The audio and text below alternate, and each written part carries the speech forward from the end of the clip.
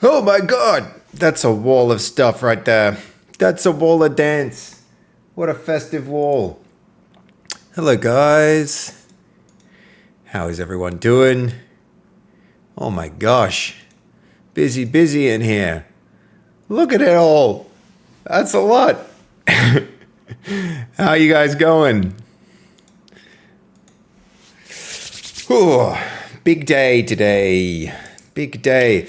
Ready for a stream? Is everybody ready for a good stream? It's we're going well into overtime here. Well into overtime, guys. Hold on, let me turn the aircon on so I don't freeze.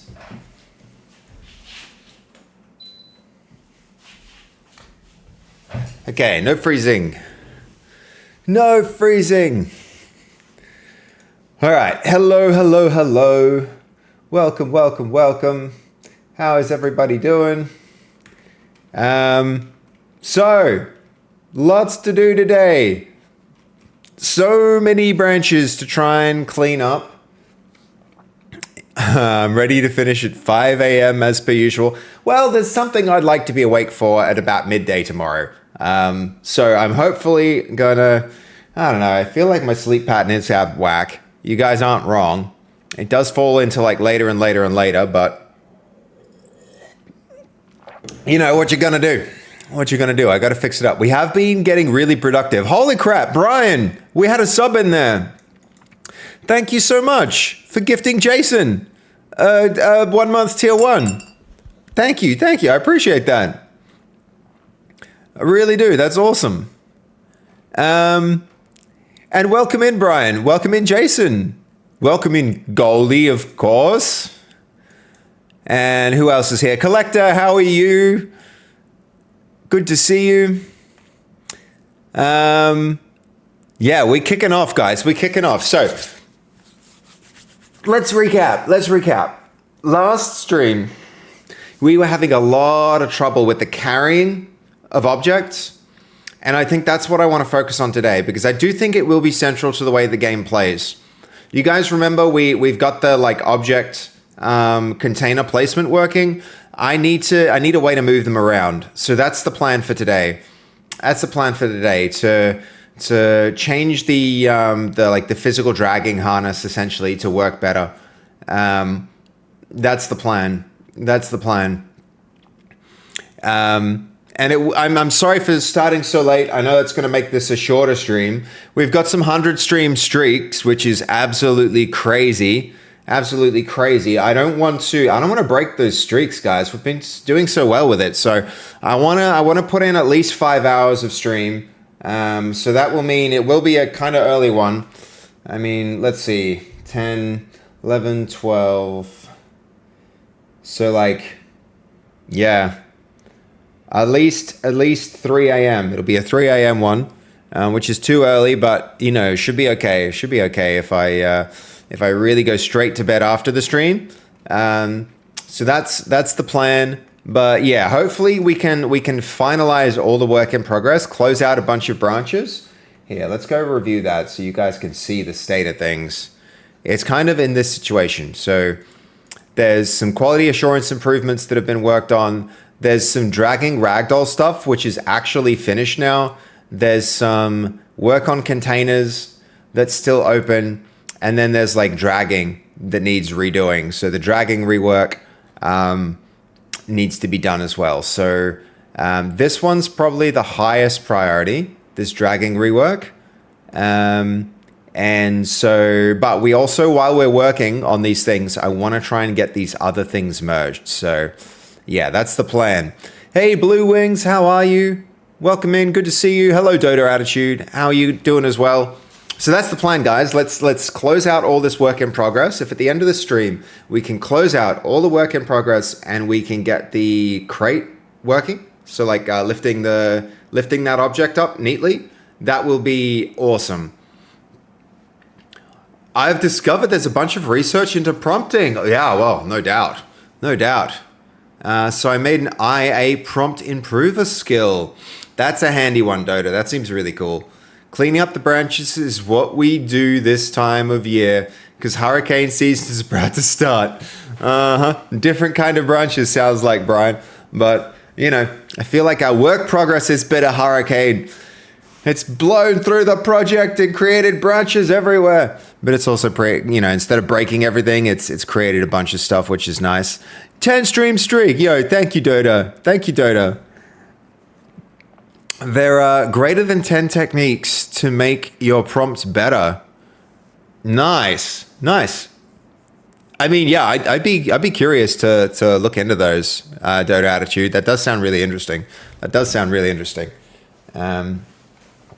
So yeah. Let me find the link. Yeah, cool. We will check them out. But in the meantime, examine the glory that is, well, kind of jank and broken at the moment. So the crates need to be able to carry naturally. And in a moment that is certainly not happening. There's something wrong with this crate that never gets it out of the dragging state into the lifting state. And I think the same is true for this object. We might need to change its size, but this one is like a Goldilocks thing going on. This one's actually moving really well. And so if we can get this functioning like every other object functioning a lot like this one, then I think we'll be in a much better spot, right? And it could be its height or I don't know what it is about it that makes it work so well. But that's the goal, is to figure out how to get the other things moving like this thing. That's what I want to try and do today. Okay, prompting guide.ai/technique/few-shot. All right, that's cool. I should check that out. But yeah, that's the plan, guys. So the other part of it, and I should just take a moment to show this because it's weirdly satisfying. This is weirdly satisfying, the way the containers are working. Check this out. Check it out. This is like, I don't know. Anyone ever played the game Unpacking? Has anyone ever tried unpacking before? I feel like there's a certain satisfaction to working with the containers in this, which is a good sign that feels like unpacking. Where, unpacking is like creating, taking this space and almost like ordering things. Okay, I feel like this is a joke setup. I have not played Unpacking. Unpacking is a great game made by some friends of mine, Tim and Ren they're up in Brisbane. But it was uber successful. It was really, really successful. Hello, God of War. Welcome in. Good to see you. I'm doing good, man. Doing good. I'm sorry I started the stream so late today. I know it's a late start, but look, there's something super satisfying about this. There's mess here on the ground, right? There's objects and mess on the ground. There's all these containers here. Look at this. I'll go into, where's the best way to like get out of the way of this thing? Probably like here. There's something satisfying about this. Like there's objects on the ground. There's places where those objects need to be. You can just walk around. You can pick the stuff up. You can put the stuff away. There's a certain satisfaction that you get out of doing this, right? And that's a good sign. That's a really good sign. The fact that I can feel satisfied walking around and collecting these stupid bits of corn and putting them in this box. This is the sign that the professions might actually, like the mechanics that underpin the professions, might actually feel good to play. Just to play them. You can drag this, and we'll drag it out of the way now because it's super heavy and it's full of stuff. So we'll drag it and, we'll put it somewhere like here. So I'll drop that there. And then, we can clean up like clean up the sword. Clean up the sword like that. Put that away. Get the axe. There's something that feels good about this. Whoa. Gotta be careful not to kick your shield. Place it on the wall. It's like, doesn't that feel better? Don't you feel like you've just scratched some itch now, guys? Having cleaned that space up, right? There's something to this. There's something there. Is it too late to change the game into an organizing and sorting items type of game? Phew, your room is organized. Exactly. It feels like that. It really does feel like that, guys. It feels like doing that feels like I cleaned up my room, which is really good, because this is what we're aiming for inside of the game, right? It's got to feel a bit like Overcooked. That's our objective here. And so doing this, it looks like you have you have yours with bare walls. Yeah, I mean, like that's going to be a core part of the game. Playing as a villager, that's going to be a core part of the game, is that you need to keep your environment like orderly, and you need to create like good production processes, right? And so you need to go get the corn and fill the crate with the corn, and then drag the crate all the way across to your, you need to go drag this all the way to, and you need to get somebody to help you move it because it's so damn heavy. And then you need to take this to the, to some place that somebody who ordered the corn can use the corn. Let there be pressure washers, exactly. Maybe a PvE mode where you just organize stuff. Well, I think in order to do well in the game, War Plants, it's going to be a little bit like this, right? This is part of the core mechanics. So a lot of people will be wondering, like, why are we spending all this time on like picking up crates and putting them, picking up and dropping crates? It's because that's actually going to be a core part of the gameplay, So it's not just the combat and fighting that's important to this. It's also going to be, organizing things. So we are getting there, and we are making progress. The next thing to really do with this will be, hold on, I just closed the wrong thing. Resume the music. I'm just memeing. Well, I mean, not necessarily. I think that could be, another thing that I think would be really fun would be like a horde mode for the combat. Something to do that would be really, really enjoyable and satisfying potentially. But so that's the challenge today. I think the first thing we're going to do though, and we've warmed up, I've yapped enough. Let's get into it. What's memeing? Never heard of it. I can't wait to get my first kill. I think it would be cool to have some kind of like wave defense mode in the game, wouldn't it? But I don't know. Let's not blow the scope out just yet. We're first going to get the foundations in. Let's get the basics in, and then we'll build on there. So, first things first. This giant branch with the ragdoll dragging. Let's review that quickly, so everybody can get a look at how this actually functions. Because that's going to be the first thing to close out.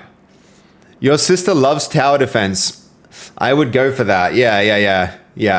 Well, I think it won't exactly be tower defense in that same way, but we'll see. So here's the physical dragging harness. Let's run that. You mean too much? I too love tower defense games. Yeah. There's a lot of people telling me tower defense games would be good. If you look at the stats for tower defense games, they're not necessarily a great one to, like, the supply and demand is not, I got to look more into that, but okay, so here's the dragging, right? So I feel weird dragging myself as a blacksmith. So you can grab the body and you can drag people around. You can grab them with one hand or two. One hand is a drag like this. Two hands, slightly similar. I need to keep those hands attached a bit more. They break off too easily, depending on what you grab. So there is the body dragging is in now. And let's do one more test of this actually in the game environment to make sure that it's all working there and that we can drag up the stairs. That's going to be an important one. So quick run of that. Clutter cleanup mode. All the items are randomized around the map. A team of 10 players have 7 days to clean everything up and return the items to their proper places. Well, I think how I want this to run is like to effectively do your job in the town. You're going to wind up doing like cleanup stuff as well. So we just have to be very careful how we design it, right?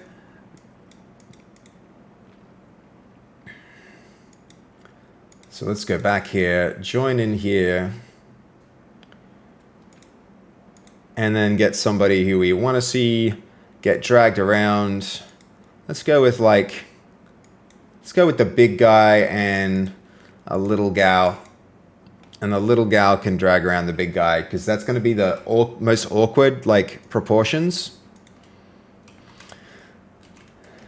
All right.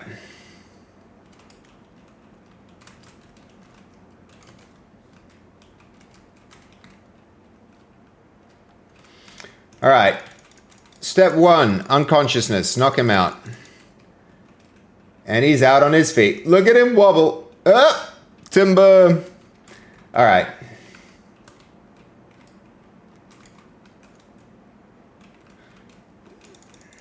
Stay down.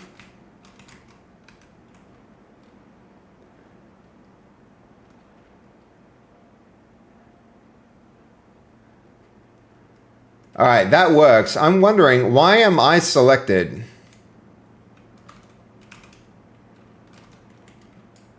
There's a selection indicator on myself, which is strange. All right, let's see if she can drag him up the stairs. I feel like this is done. We can call this done. This feature is working. So let's merge it. Let's merge it. One last check here. So, okay, there were a lot of commits made related to this ragdoll drag. Remove unused code is the first of them. Let's see, ragdoll drag.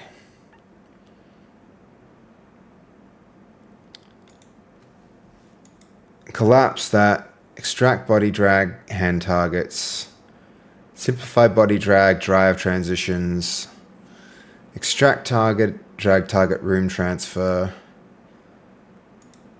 I think we probably keep all of these commits, honestly, guys. Yep, let's do it. Okay, first things first. Let's go find the branch that's actually in use here. So that's C107.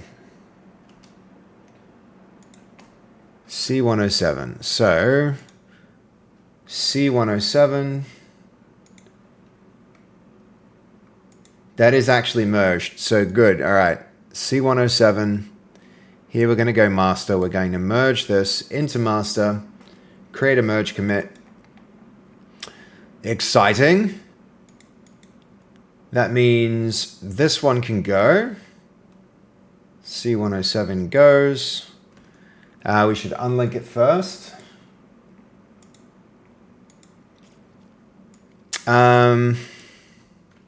Recheck this branch against QA.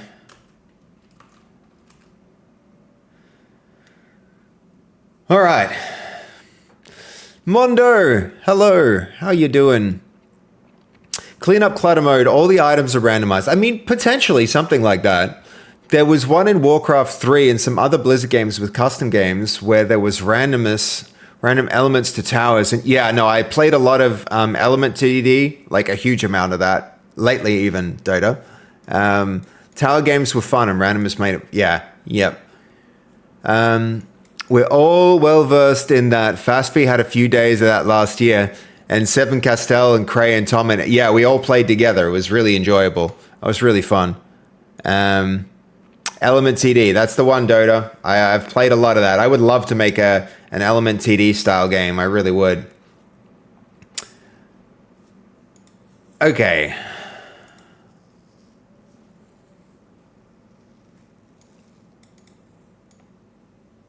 So that's now been cherry picked there. So let's see, our QA docs.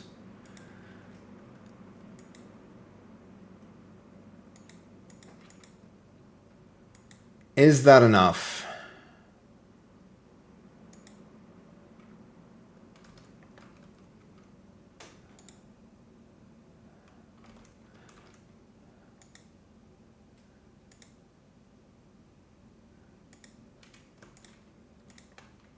Updated commit practices.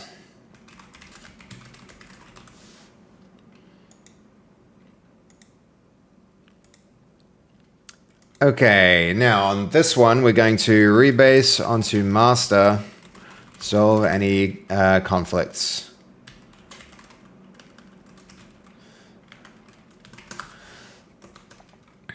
That one gets a rebase, and probably, here's the scary one. This one needs a rebase as well.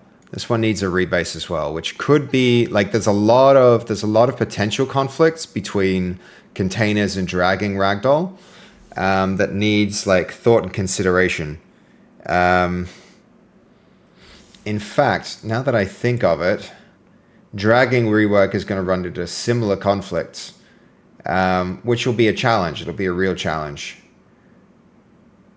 All right, containers and ragdoll drag might be less affected than I first considered, but let's start with that. It really is a fun game, Jason. It's a really, really fun game. Huge agree with you.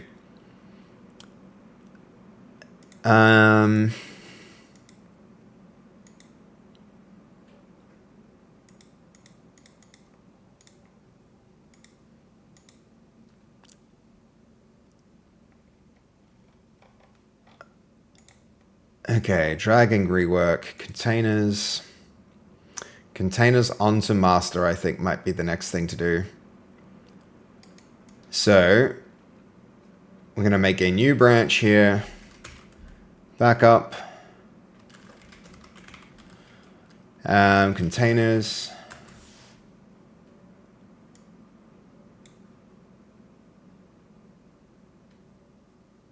Oh, this is client QA. My bad.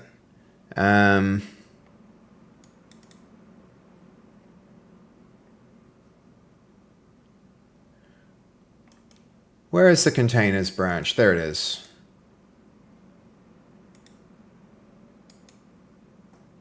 New branch, backups containers, rebase to master.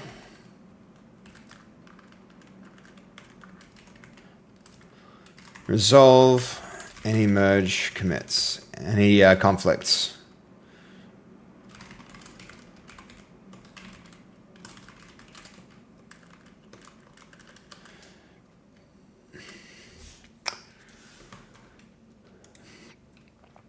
Okay, one rebase done. There's the QA improvements. Let's see this one go. And then the dragging rework actually just needs some work. Who knows what's going to be even more fun games? Not monsters. Oh, Jason, I feel the hype, man. I feel the hype. I can't wait. I can't wait to play with you guys. It's not too far off, too. It's not too far off. We probably need to, like, there's a lot of thought that needs to go into this, but bit of hype, yeah. It's gonna be pretty cool. Gonna be fun. Gonna be fun when that happens, guys. Okay, next thing to do here is going to be the dragging rework. I think that's the thing that needs our actual attention now.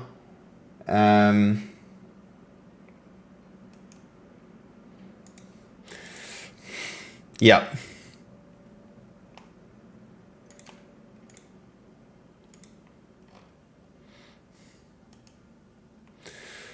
Okay, probably that crate is an issue. So let's go to crate. If we try and deal with things that are too big, we're gonna wind up with issues. Did I scale this down? Best way to try it is just to give it a shot. No, all good if you want to lurk, God, well, no worries at all. Plan to try and beat Red Alert 2 campaign today. Yo, nice. That game had some pretty cool innovations, especially in their pathfinding. That game was, the Red Alert 2 did some really big things with pathfinding algorithms. It's, yeah, just fun facts about that project. Amazing game. Amazing game. Love their live action stuff. Okay, so it's too big for him to reach.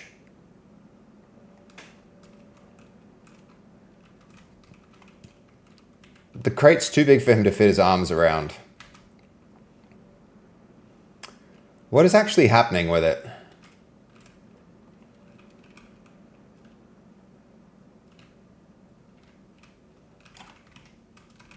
What's happening with this crate that means it actually snaps into place that isn't happening with the others? That might be the next thing to actually investigate here.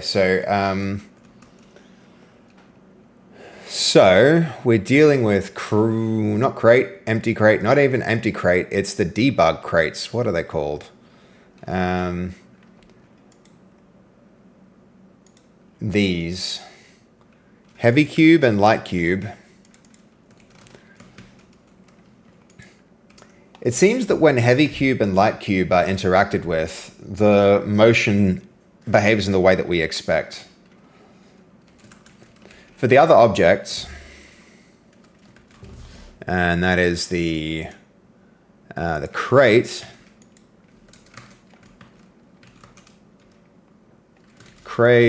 and empty crate.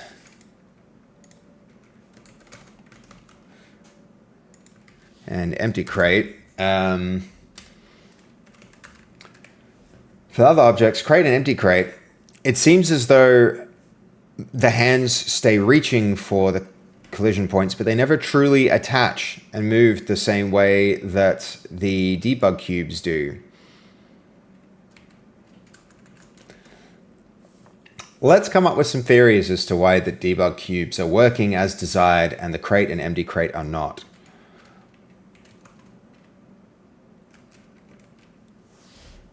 Okay, rebase in progress, rebase completed here. I'm tempted to, since the QA improvement's the lowest priority, I'm going to wait with those. We're going to wait with those. All right, containers is in the middle of its rebase. Though why we're not on the containers branch is a concern. I guess it's resolving the first rebase conflict. My problem with those games is just that just complete the mission is not good enough for me. I want to beat the time you get the mission every time. Blitzkrieg it. Right. Yep. Yeah, it can be like that, man. They were great games. They're really good games. Did you ever get that like situation where you build so many objects, like you build like 1,000 units and then you select them all and then you move them and then the game just goes like frozen and it just like locks up and then 10 seconds later you get a new frame and it's like, yay, I broke it. Fun times. I've seen Ubisoft games that release like that. Sorry for comparing you to Ubisoft. Hold on, you're referring to us? That released like that, as in released how, Cerberus? I don't mind a comparison with you. If we made some Ubisoft money, it'd be nice. We probably would do things very different. We're a different beast. It's hard to run a good, Cool, you using fork? Yeah, it's really good. It's really good. Welcome in, by the way, Dexy. It's the one tool that I miss when I'm on my Linux computer. When I'm on Linux, I deal with Git on the command line, and I actually really genuinely miss fork. Fork is just mwah. It's peak Git management.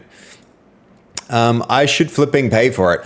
I paid for it once. I did the $50 thing, and then I lost the key, and then you move from computer to computer, and you still get that pop up, and you're like, ugh. It's a girlfriend and boyfriend team. Exactly. Yeah. I hope they're doing really well. It's a cool tool. It's a great tool. I think it doesn't get any better for Git management. Easy. I've used it for years. Me too, man. Me too. The box arm snapping. Right. Yeah.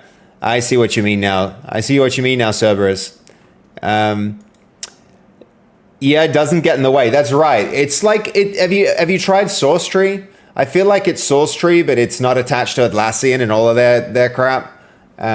It's nice, simple design. It does everything you need. It doesn't do much more than that. It's, I like it. I like it. It's worth sticking in and trying the tool if you don't know how to do it yet. Nice to see you in the chat too, Drexy. I appreciate you swinging by, man. What kind of developer are you? Obviously, the kind who's advanced enough to know the importance of source control, and that's a good thing. That's a good thing. Nice to see you. Tip of the hat to you as well, sir. Always fun when you get the alarm, your base is under attack. Then I shrug my shoulders and keep going with my attack and win the mission. Yeah. Yep. I think sometimes that's the right play, God of War. You've got to weigh up like the cost of, sometimes the best defense is a good offense, right? Okay, crate root scale is getting stripped during carry.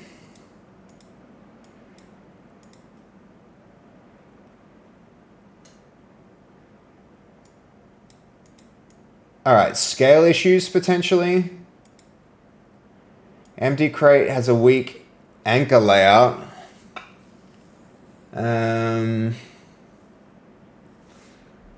Author contact is resolved against the smaller anchor body, not the object collision.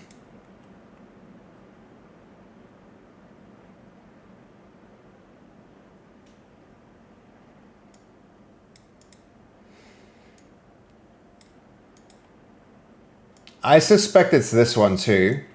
We tried to make some changes there.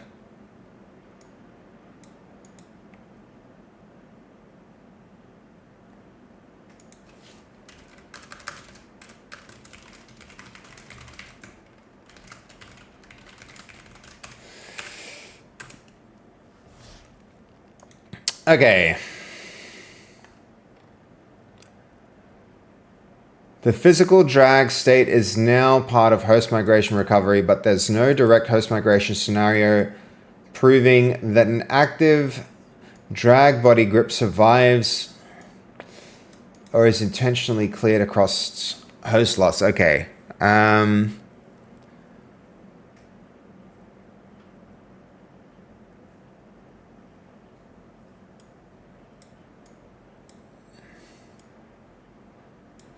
Physical drag canonical state lives in the dragging service with the reader.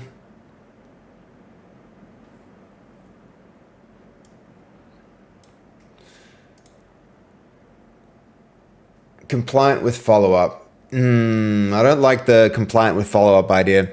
Using Claude for AI? Yeah, it's GPT, Drexy. We're using GPT at the moment. In multiple tabs in your terminals. Yeah. I find if you create work trees and have like work in parallel, you can get a little bit more done. That accounts for a lot of the branches here. A lot of these branches are just like agents working on different branches in work trees so that they can think in parallel about, different parts of the problem essentially.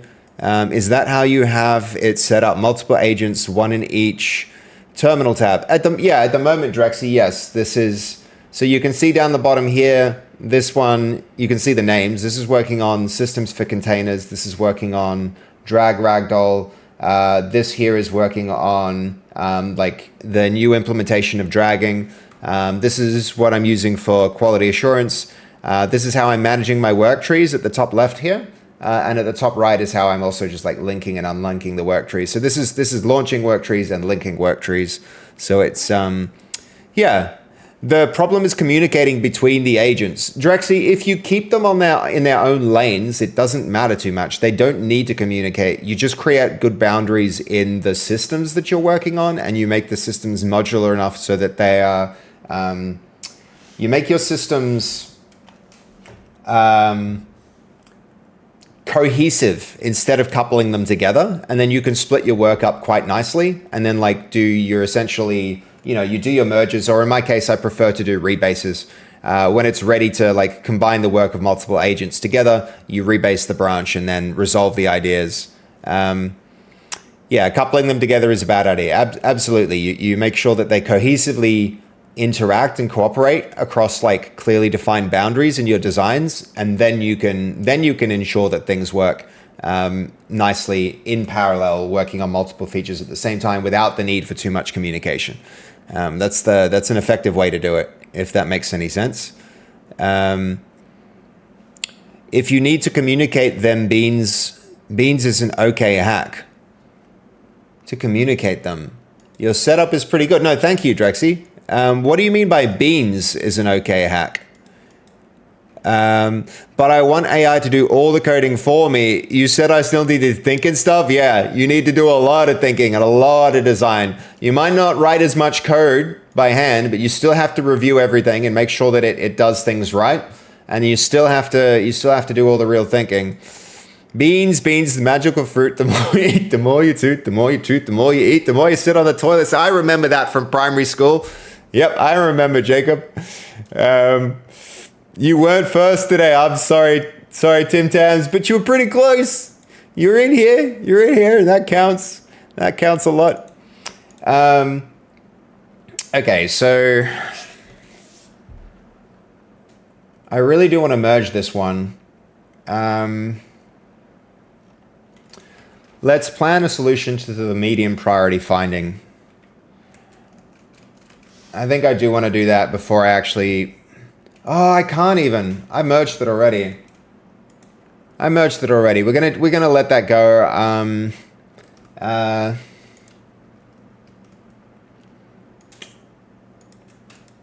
I guess I'm gonna let it go because it isn't. It's right. It's not a high priority issue. We've already rebased stuff onto it, so. Yeah, at one point we need to do a branch-wide review against some of the new stricter quality assurance standards that we've got in. So we'll deal with that in a hot minute. Maybe this can go as a part of that, and I don't need to deal with it now. Okay.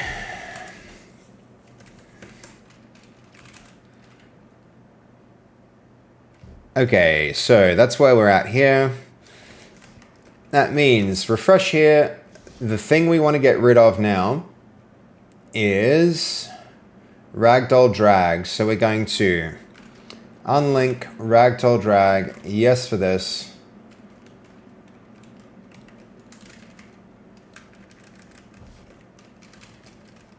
Same thing with that.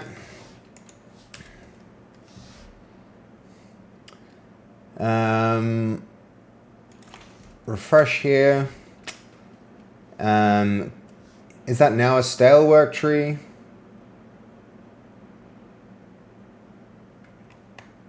Ragdoll drag should be good to clean up here now. Ragdoll drag. C107.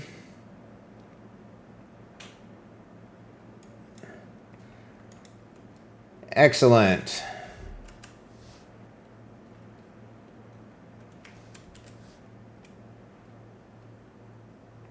C107, number 3. We're going to clean up that.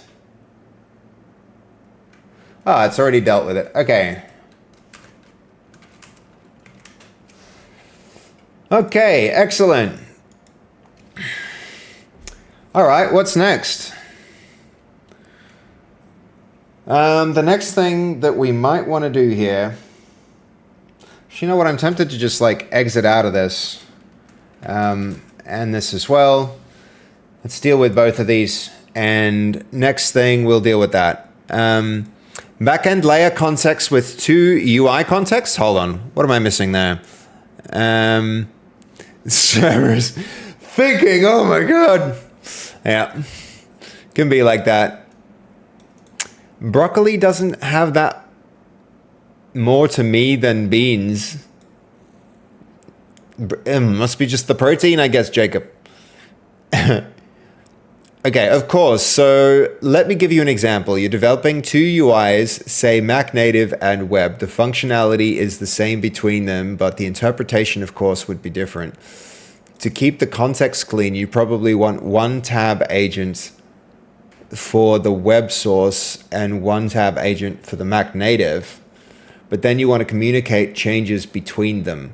Okay, so you're saying Dextra is a tool that lets you communicate context, like share context between multiple agents. Okay. AI has gotten so good for code compared to 2023 AI. Yeah, it's genuinely good. I think everybody could see it coming if they didn't have their head in the sand. And it's going to get that much better again too, Cerberus. I think I'd love to be spending more time coding, but I think time invested in doing that type of work is just like, that's not a skill that's going to be as important going forward, I think, unfortunately, because I genuinely love to do it. But 2 UI contexts, maybe include the server also, 3 agents, 3 separate tabs, 2 UI, 1 server, 1 function across. Right. Yep. Do you have a unifying thing to communicate server contexts between the 2 UI contexts? Okay, I'm good, but still, I will write shitcode, covers edge cases that aren't important. Yeah. It definitely does that kind of thing. But you can guide it away from that, Dextra, with a good like agentsmart.md and like a coding standards thing. I think in my I have a QA pass that I do on the end of every branch before I even consider it a candidate for a merge that goes and checks against like unnecessary complexity and simplifies before it allows a merge. Having a QA pass like that can really help. Can really help it. Is it an issue tracker? But you can use it to share Markdown. Okay. Yeah, it's a good idea. Absolutely. You'll notice I'm very actively working on building the QA processes in the while I build. And if you do it well, you actually do wind up with a much better, cleaner code base where you get it to fix its own issues before you accept code in. Okay, diagnose why light cube and heavy cube carry correctly while... Okay, what are our assumptions? Diagnostic only, that's what I wanted to hear. Yes for this. And then we can probably start on a new thing. It might be important for us to actually take some time to do that evaluation. So, review.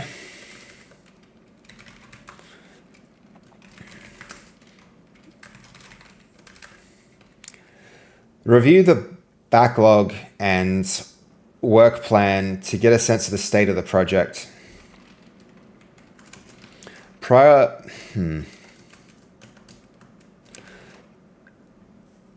With the context that we're moving as quickly as we can towards a vertical slice, review and prioritize tasks and propose where to work next.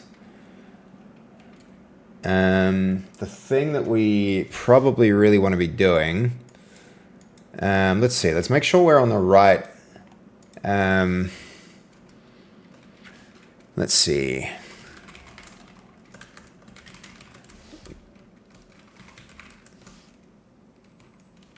That one can go, I think I'd rather be working here.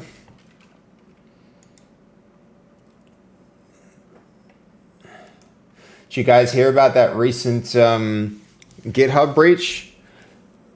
Turns out it was a visual VS Code extension that somebody used what's it called? Essentially, somebody was able to use NPM to introduce malicious code into an extension that was running on a person's computer at GitHub. And then they got all the repos. Absolutely wild. Where are we? We're going for planning, project backlog. I think we can.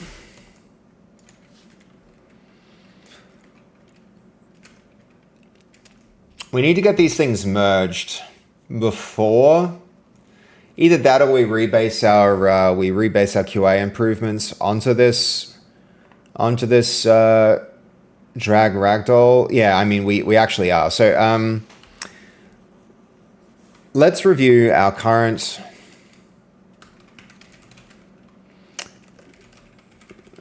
backlog and look at the branches recently merged in, then update documentation to remove the work that's now done. Start with that.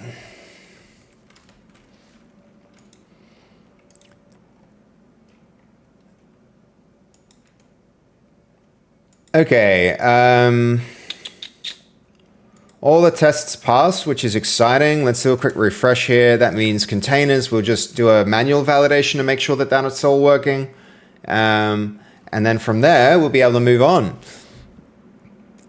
Sieb, hello, Salsa Drama, how you doing? It's a bit hacky, but it gets the job done. I mean, that's what's important. It's like, if it works, you need to make sure things work. It has to work, and if it's a little hacky, that's okay. As long as it functions, you can always clean the hacky stuff up down the line, and often you do, and sometimes you don't. But what matters is if it works. I feel like people will switch to coordinating coding agents rather than writing code directly in the next few years or months at this rate. Yeah, I think that has to be the case, Cerberus. Yeah, that's right. I'm yapping a lot today. No, please. Well, you're welcome to. You're always welcome to. You always have a lot of insightful things to say, Cerberus, so don't even worry. I opened a brandy bottle with my dad, and apparently the generation has livers. 2 livers. Autocorrect is less useful than I'd like. No, dude, absolutely cool. But GitHub is where I store my private... Yeah, I know. It's like... I don't know how much actually got compromised, Cerberus, but it's... yeah. Good thing all my API keys were expired.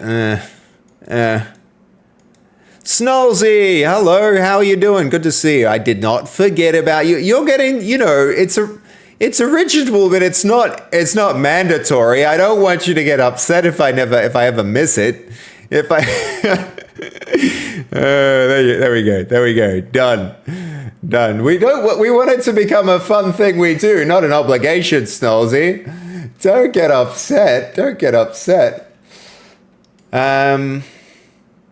All right, let's give this thing a go. The physical drag harness. We want to see if the dragging still works.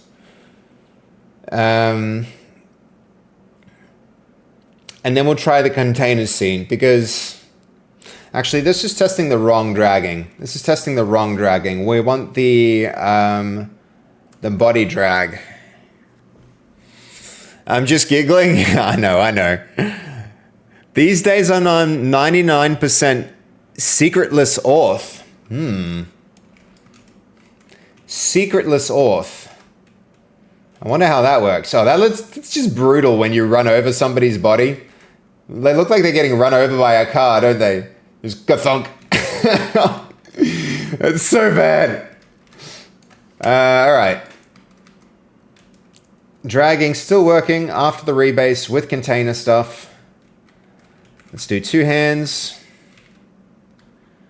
2-handed dragging still working. The drag orientation still working. I mean, it's looking good. Let's make sure there's no bugs in containers. Container harness next. I saw you find the fish. Yo, thank you for following on YouTube. Asmaron, I appreciate that, man. I really need to. I'm going to start working a lot more on my YouTube channel, by the way. Just so everyone's aware, that's going to turn into get it back here, Corn. That's going to start becoming a priority for me. I'm glad you were able to see that. I'm glad that when I create a short that people notice, man. That's awesome. Thank you for subscribing there on the YouTube. And if anyone's not on the YouTube, I guess I'll shameless plug for the YouTube channel, because I think if we're gonna grow like faster than just like a simple Twitch channel, I think the YouTube's going to become very important, especially for promoting the game. Why is this so satisfying, guys? Why is this so satisfying? Why is like cleaning up, medieval clean up your room should not be as satisfying as it actually is. I'll tell you this, it's actually enjoyable. Oh, we need a collider there that stops. We need to move through that. Right, that doesn't go here, which is what it's supposed to do. I mean, so satisfying. Let's get this out of the way. It's so heavy because of all the corn. Though it's too heavy, honestly. He's moving too slowly now. He's moving too slowly. But maybe that's actually right. Maybe that's actually right. Okay, room's clean, which means that feature is actually working. And it's rebased, making it a pretty good merge candidate, which is a little interesting and scary. Do we do it? Do we merge it? Do we merge it, chat? Do we do it?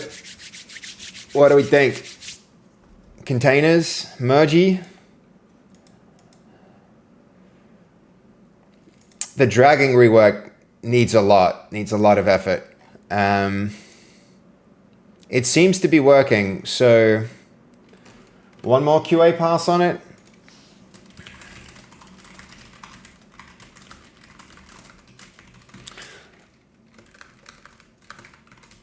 QA pass. Okay. These diagnostics are working. This will mean we're going to need another thing fairly soon. This is on the job, though, of cleaning up so that we have a good sense of what's actually done.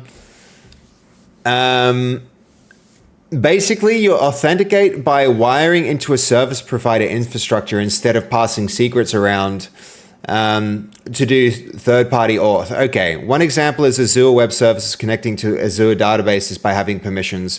Yeah, I have set up infrastructures like this in the past, Fragitan, where like communications only allowed with a specific computer, and that computer sits on an intranet.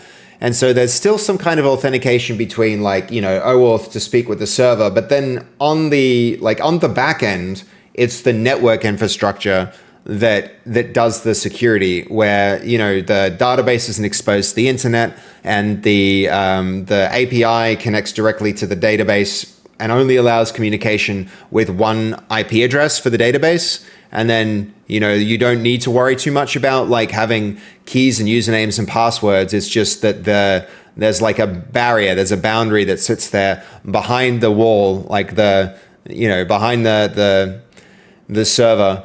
And that is like, what were you calling it? Secretless auth. I think that's an instance of something like that, but yeah, that's not what network security, though. This is the identity wired into the infrastructure. So authentication is wired into the machine. But that's still a secret, right? There's still some secret information, which is who do I trust, that's kept on the two computers to communicate. They're still using some kind of secret to prove identity, right? Because, you know, if anybody had that information, then anybody could do the... Yeah, yo, thank you. Mokiwara, thank you for hitting that follow button. I appreciate you. I just got an email saying you followed me. How about that? I'm getting dings. Okay.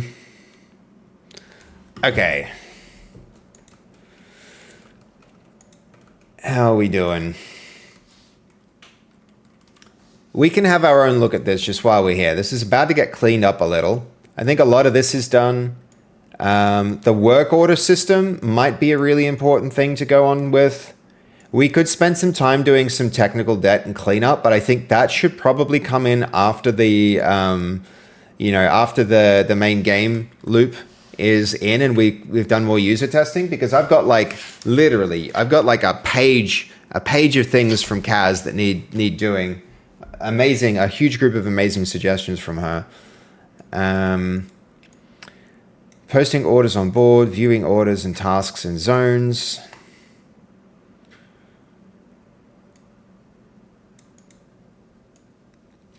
One really big task. So far, I've been thinking we would just deal with this on like a big Discord call, but voice comms really needs to get in at some point. That's another massive feature that I have to consider.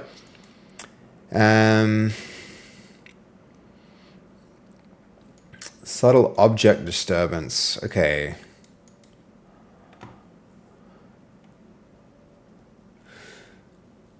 Voxpox for proximity chat?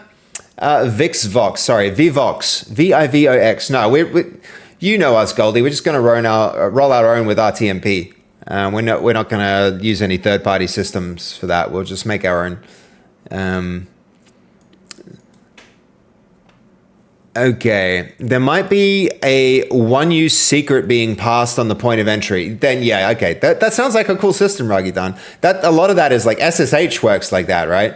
There's a handshake that happens, and then they establish trust, and then you keep going from there. It's is that a physical book with writing in it in this year? Yeah, sometimes I just like to do that, Cerberus, just for like my wake up and use a pen engraved with my name to put ink on paper. Sometimes I do that for some things.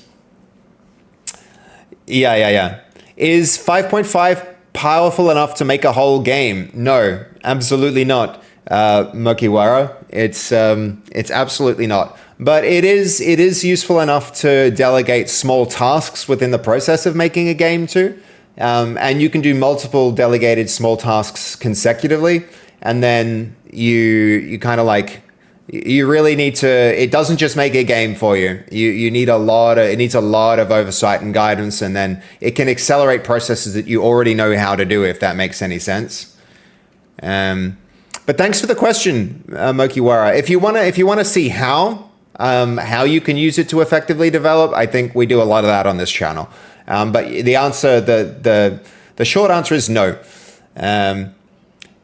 And I don't even think it depends. I don't think it depends. It's just like straight up no. If you want any kind of game with any kind of like, scale or scope to it, you can't just expect that it's going to make a game for you. You have to do a lot of the work.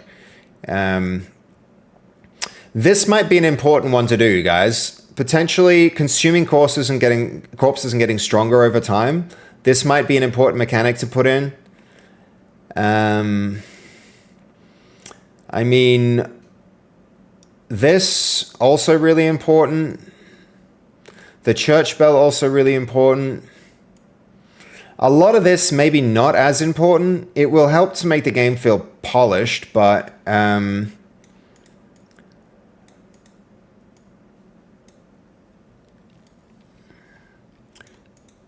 damage is another thing that we need to probably circle back to.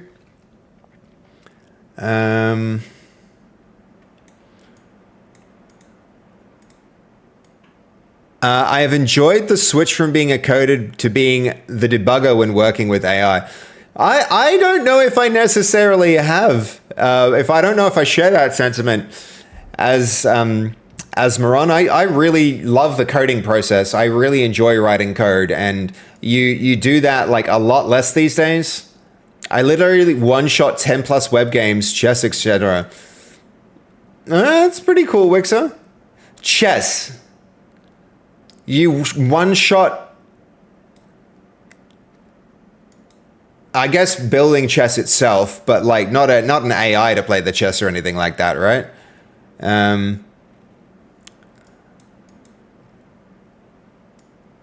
Okay, how many of those were of significant scope? Yeah, that's the question. That's the question.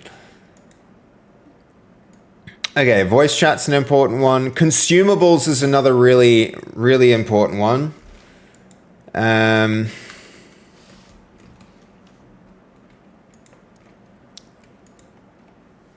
Okay.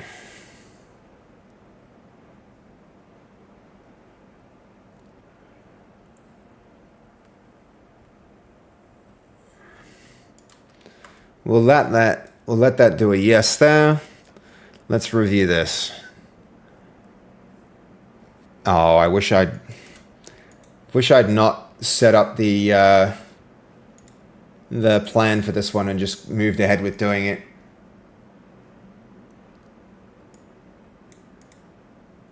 Create is not being blocked by sweep collision.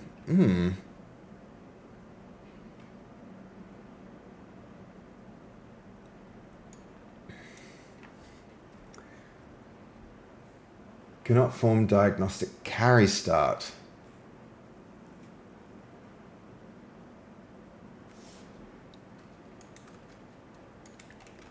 Let's propose some solutions to correct the issues, the findings.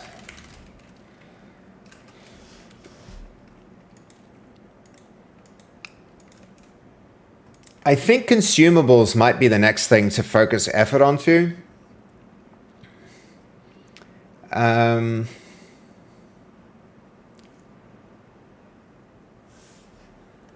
This is another really important one. I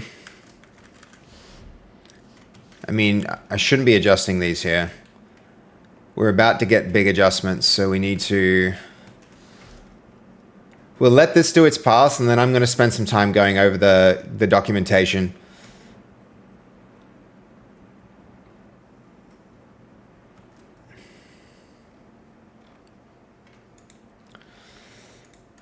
This one's the big one. So I probably should put that there. That can go there.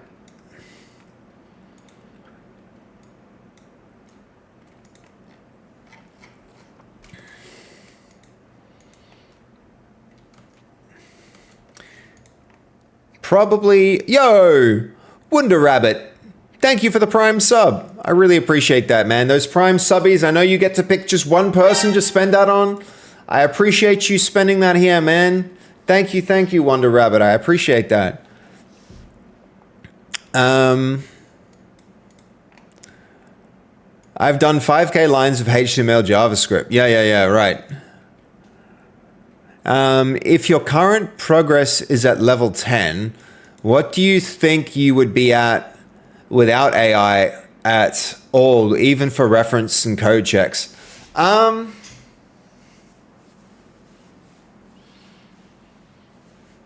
That's a good question. It's a good question. I think I'd probably be at like 40%. I'd be 40% of the progress that I'm at now. I might have got like, so I'd be at 4 if current progress is 10. Asmaron, that's my rough like instinct about it. That's my guess about it. And especially having seen like how much I can achieve on other games with a similar amount of time. I think I might feel like I might be getting like a 60% speed up. But I don't know. I think the next project I do, I've been building up like skill files and documentation that I can use to move even faster. And things like Blink is accelerating me even more. So I feel like there's that feedback loop happening where you develop tools that, you know, you use the tools to develop more tools, and those tools let you move more quickly, if that makes sense. So it's probably going to... The rate of increase is going to continue to be exponential, even within the length of just this project. As it's moving quick, man.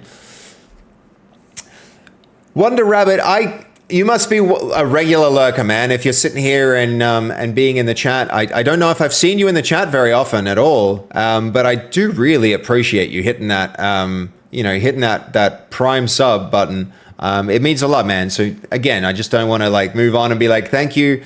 That a Prime sub is great. Great to have you lurking here. Welcome in, man. Okay, the strongest fixes are... Okay, this is priority 1. Constrain the object's collision center above the ground, not the object root. I agree. Yeah, I can agree with that one. Content normalization. Reauthor crate like draggables so root origin, collision center, and carry anchor are centered like the debug cubes.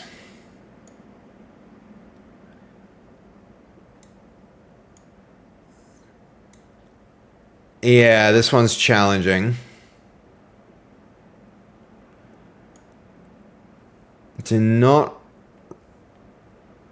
Do the runtime center where clamp, then clean up empty crate anchors because the asset currently has 8 anchors while the task section expects 12.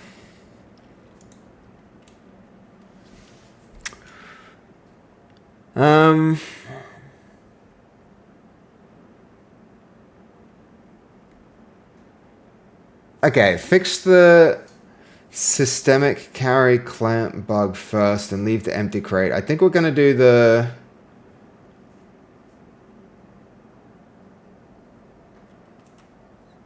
No, we'll do the hybrid. That should be okay. Okay. Let's see. This is all cleaned up.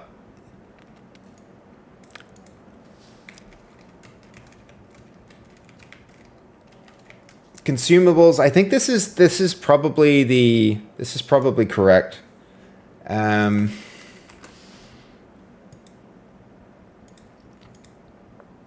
Unconscious and dead ragdolls.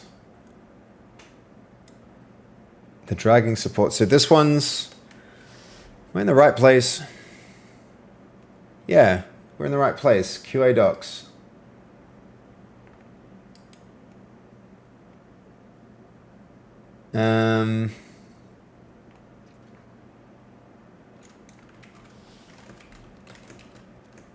Yeah, it's in worktrees, QA docs. Okay, so if that's the case, then we can start cleaning up here. I think we need to be able to drag objects through environments. Though I might let the I think before we do that, we probably need this branch solved. Drexy, how do you store your tasks? Keep track of them, right? You keep them in a markdown file. Yeah. Is that it? It makes sense. Yeah, I mean, I've built things like here. I built a whole freaking amazing system for managing work within here we go, like this tool, FlowHub, is like really, really good for this. It's it's a tool that manages sprints and time blocks tasks for the team, and it has a Kanban board, and it lets you search through all the work that's been logged, and you can schedule the different sprints in different times with allocated resources to estimated, like, it does all of it. It produces cash flow for the company. It does the invoicing. I've built something like that, but I'm trying to move really fast on this project, which means, like, if you want to go far, go together. But if you want to move fast, sometimes going alone, it can be the way to do that. And I'm trying to move really fast on this project. So, at the moment, just like a simple text document can be really good. And I do this understanding the value of good project management and task management, and that becomes better as the team size expands. But for just one person, I'm okay with this.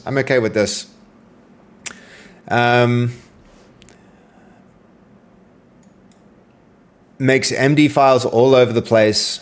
It took a bit of getting used to. It only really does that if you tell it to, in my experience. How often do you find yourself stepping in to correct and debug GPT code? I do a lot of refactoring. I tend to do that off stream because, like, when we're on stream and doing this, like, it's, there's fast progress, right? What I tend to do is I move fast and then I stop and stabilize. So off stream, I'll be doing, like, here's a great example, right? We stopped streaming at about... it would have been yesterday. We stopped stream at about 3 a.m. right before this. This was the point at which we stopped stream yesterday, and this is where we were on stream doing a lot of, like, using agents and creating a whole bunch of new features. And then what happened was I went and reviewed it all bit by bit and created all these commits where I went and fixed problems, right? This was me manually checking and correcting issues offline up until, like, friggin' 9 a.m., which I should not have done. And then I went and slept and then, came back, and now we're back at it again. And we're going to create a whole bunch of other mess with the agents. So there's still a lot of, like, if you really care about code quality, you still have to go back and correct it a lot. So I try not to do it while we're live, because that slows down and you guys don't want to just, like, look at me staring at code as I think. But not months, but the next few years it should happen.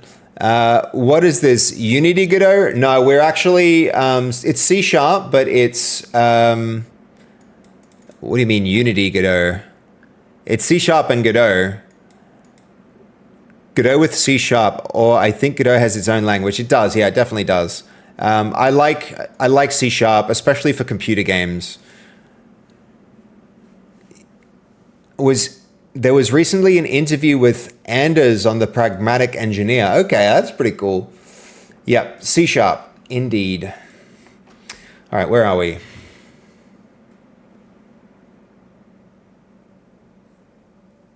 So yes on this one. Yes on this one, and then we'll let that keep going. And then we'll continue here with this. So broader item and crate gameplay. Okay, coffin stuff. Monster corpse feeding. I don't know if we need the coffins for V1, so maybe we move this down to there. Stuff with death. Monster corpse feeding and power up V1. This one is maybe important. I think this one's...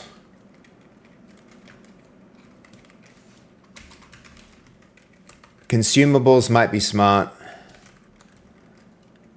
A live state active ragdoll is also a pretty close, like it's got to be close, right?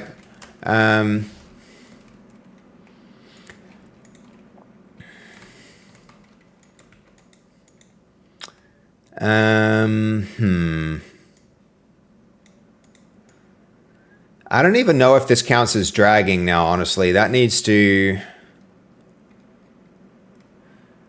Crate could be considered gameplay.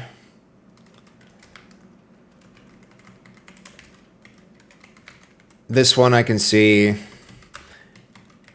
This is important stuff. The tech debt, I think, post vertical slice, we'll probably deal with moving that down a little.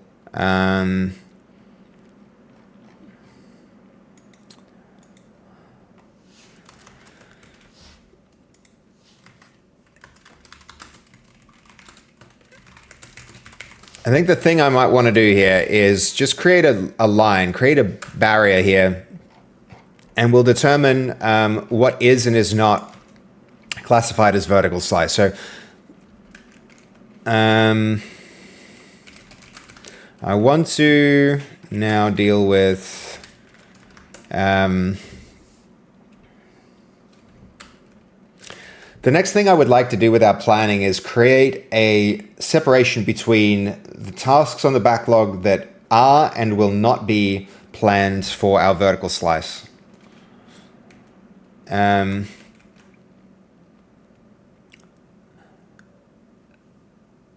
With the fewest number of questions based on the items in our backlog, let's narrow in on what the vertical slice should contain.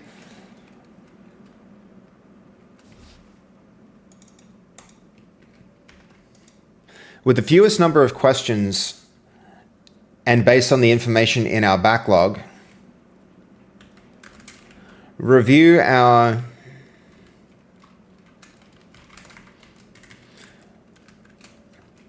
and quiz me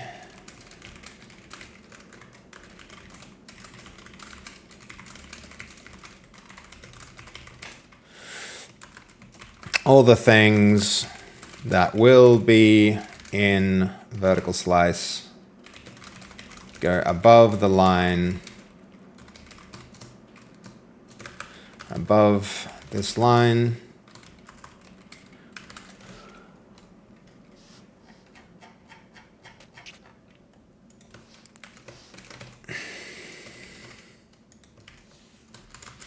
everything that will be implemented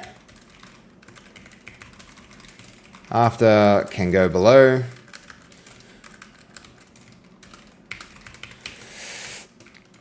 To clarify, what I define our vertical slice as is the following. the features needed to get together with a group of players and go through a match from start to end.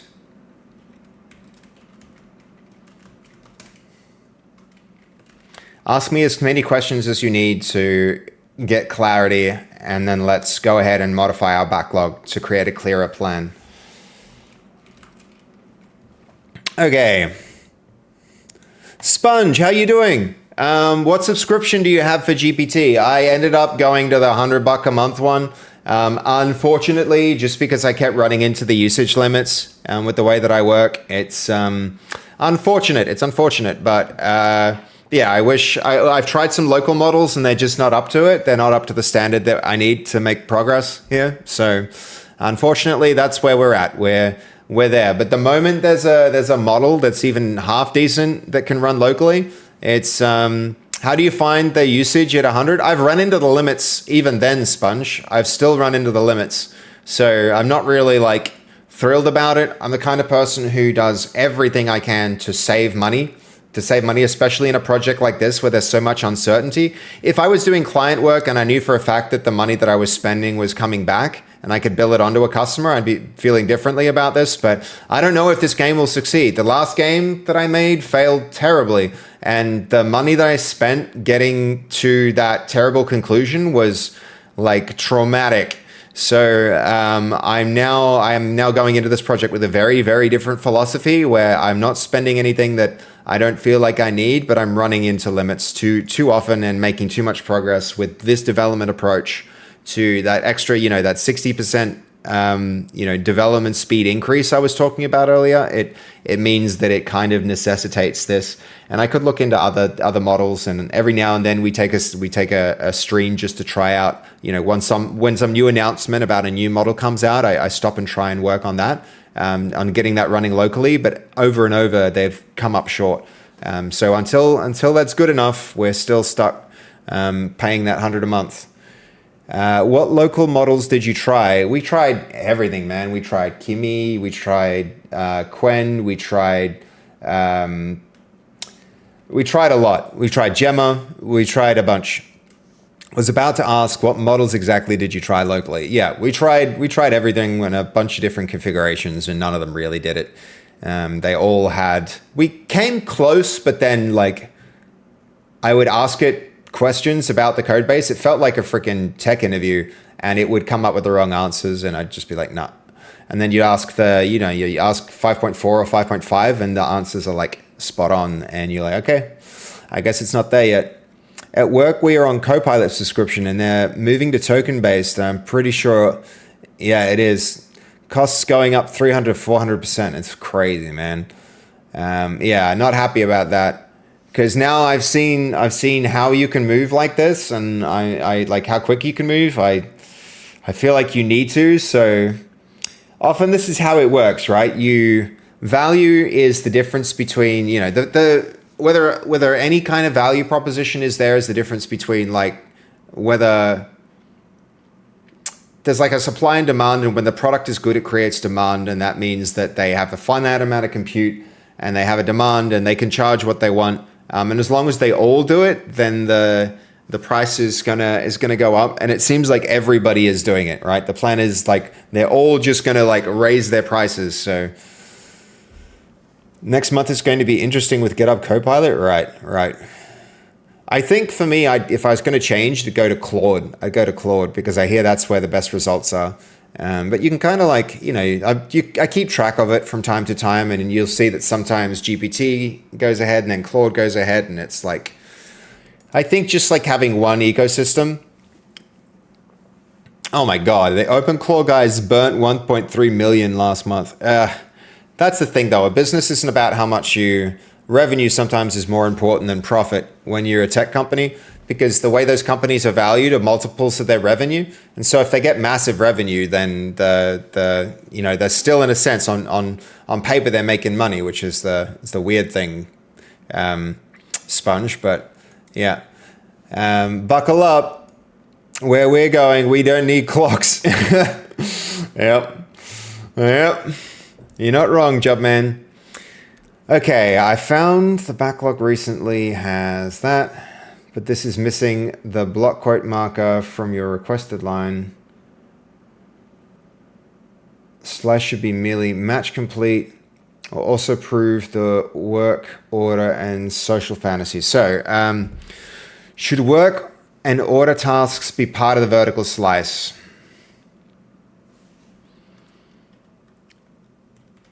Keep a minimal board to zone task. Yeah, I think this. What could coffin, staging, body found bell, and monster court feeding be required for the vertical slice? Keep coffin, staging, and full body bell above the line, but keep the monster feeding and power up below.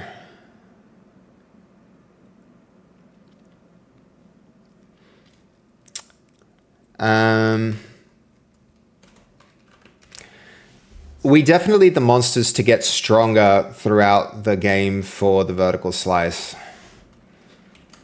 I think it may not be important to have the coffin or the bell, but we do need the monsters to get stronger and to be able to get stronger by feeding on the bodies of the people they kill. This will also incentivize them to hide the bodies, so we need some kind of system that limits the amount of benefit that they can make from a kill at any one interval and incentivizes a game of hide and seek with the bodies of players. Do you release weekly or anything? Drexylab, are you referring to like the game? Are you referring to like, do I make weekly releases of the game that we're making? At the moment, we don't even have a Steam page up. We really like, I just want to finish off a bunch of stuff to get people to play together, to have enough gameplay to create like a gameplay trailer. And then I want to put that up on Steam, and then we might start doing like a demo and then closed releases with a like limited number of people with like press embargoes and some stuff like that. But if that's your question, Drexy, the answer is no. No, we are not doing that. Okay, let's give this a try. The dragging rework is what we want to have a look at. So reload and F2. That's one thing. Hold on, that's one thing I know I need to do here. So we're going to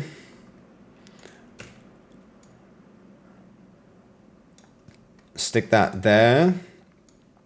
It's occupying far too much space.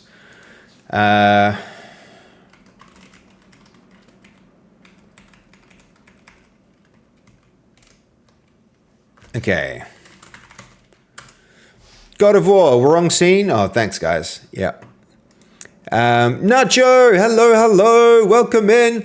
Oh man, did I end up texting you? I looked at my phone at like 8 p.m. Man, I ended up working till like 9 a.m. yesterday and then sleeping through till about, I don't know, like it must have been like 4 or 5, and then getting a phone call straight away, and then basically going straight to stream. I'm too handsome for you to call me directly. I know it's silly.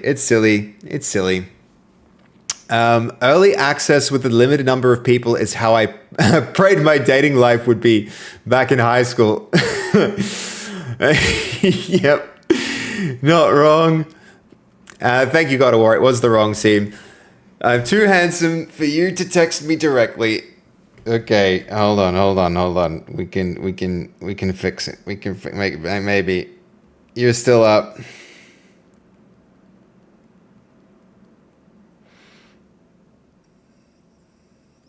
That's hold on, I can edit it.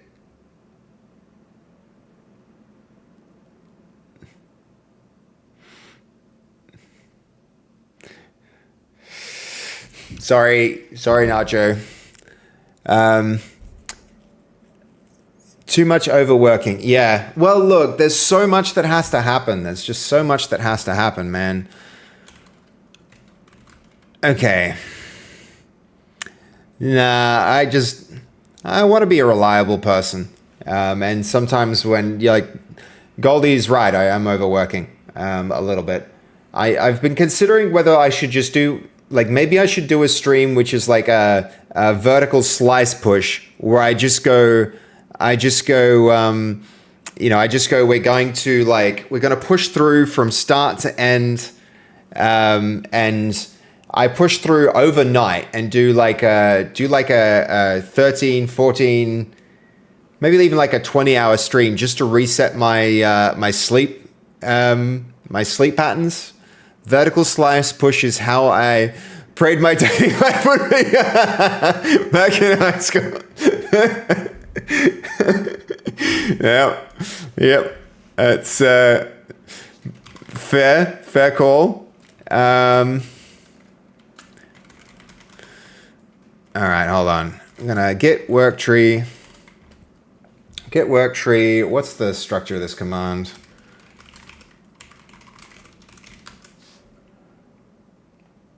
It is get work tree, and we're just gonna do it this way instead of using the codex built-in one. Honestly, like, why bother with it? Get work tree add. We'll first make a branch. Get work tree add off master. New branch. It's going to be feature. This is going to be our harness shortcut.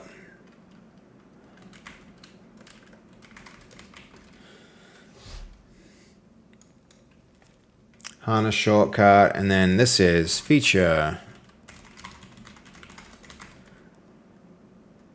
Even like rework, actually.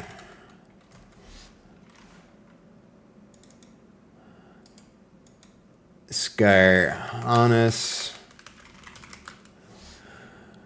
Apparently wearing a hat with a cock with a cockwomble written. No, it wasn't sexy. Oh man. Somehow I feel like if you project the right attitude, a hat like that could actually work. It's not about what you say, it's about how you say it, Nacho. Nacho just had a vertical slice of cake a day and moves on with the rest of his life. Yeah. People think you could just vibe code stuff. Hold on. I see it more as a group of junior devs that can write a lot of code fast. It's like that. It's like that. And it's tough if you are a junior dev, because then it creates a lot of junior dev standard code. And that's a real, it's a force multiplier. And if you write bad code, it'll write a lot of really bad code for you. Sep does Nat competitively. I want to lick the icing. Let's keep it PG in the chat, guys. Only Craig can make a cockwomble hat work. Look, I don't know. We could make it a thing. New brand, new clothing brand. You heard it here first, guys. We're launching the new cockwomble clothing brand, and you can buy hats now on Etsy. It's have you noticed the LLMs with the LLMs with nulls, it doesn't really follow things through. It puts a lot of null defaults. It's something to keep an eye on. Yeah, definitely. Drexy, like, it's written into my coding standards not to do that. And it like being explicit about it and then putting that in your QA pass, it actually like improves code quality dramatically. Because I do find it's like defensive. It uses like, and it comes from these philosophies of defensive coding, Drexy. There are some schools of thought that think that if any error can exist, it needs to be handled in the method. If any function can produce an error, it should be handled in that function. And I don't personally subscribe to that. I think that creates a lot of wasted code. It makes more stable systems, but it creates a lot of wasted code. And AI will very often do that. Okay, this is going to be harness rework.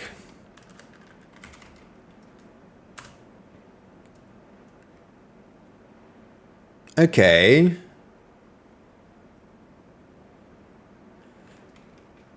Do I need to do that back here? No. I probably need to do that from client. So the directory up, work trees, harness rework.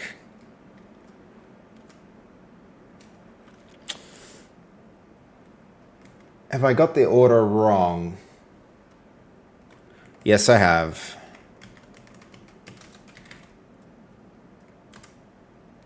There we go. Excellent.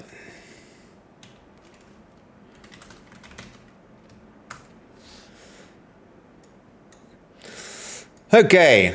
GTA 5 Cockwongle not monsters merch. If it didn't have the maybe that's a name. Maybe that's the name. Maybe that's the name for this creature. Hold on. Matthew wanted a creature in the game yesterday. Maybe this, and we couldn't figure out a name for it. Maybe this is a womble. Maybe this thing could be called the womble. A womble monster. We'll have to get Matthew's okay on it, but that seems like it could be pretty funny. I don't know if I want to put the word cock in the game. We can have violence, but I think we'll probably draw the line at naming a creature with that word. But Niblet, I think, is pretty good. Niblet, I think, is pretty good. I kind of like the idea of Niblet for this, but Seb doesn't like as flirting makes him uncomfortable. Just, I don't know how many people want the image of licking icing off of people. You two are incorrigible. Such a bromance. Gonna lurk until dinner's ready. All right, see you when dinner's ready, God of War. All the wombles I've ever seen, that dude is he one of those? Niblet, I think, is the right word, Mr. Jubman. I'm with you. Niblet. Niblet, I like it. Is that Tmux or something?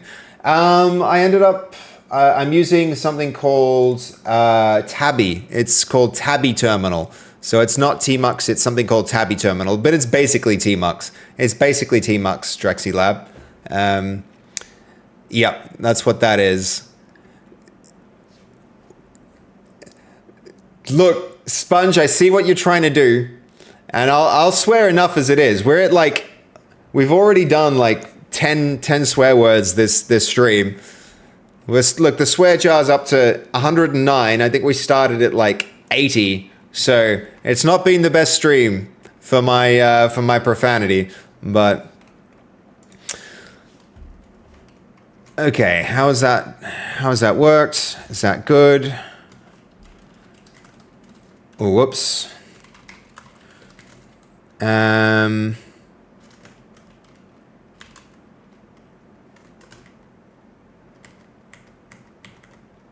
Harness rework. That's what we're on.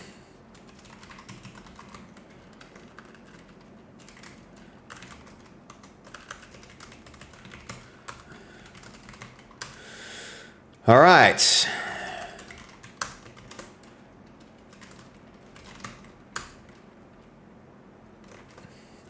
Okay. So, what we're doing here. All right, we've got too much that's work in progress, so I need to stop yapping and lock in for a minute. So that's interesting. You're saying AI is a solid 3x improvement in productivity. In certain ways, in some ways, yes, and in other ways, no. I don't think that I would make that type of broad statement, Drex. And it's going to vary from person to person. It's going to vary from task to task. I just feel as though this game has moved faster than... I mean, look, if I measured this against our other project, On Point, that game took more than 2 years to get to the point of... productivity depends on so much more than just AI. Drexy, what other work you have to do, what other responsibilities you have, what hobbies you have, your entire life feeds into how productive you are. I think it's too narrow a statement to say that AI makes you 3 times more productive. That's not what I'm saying. It's complicated, but the game has moved fairly fast for how complicated a project it is. Okay. What should the vertical slice monster feeding loop say in the backlog? So hiding and protecting the body over time creates a hide and seek loop.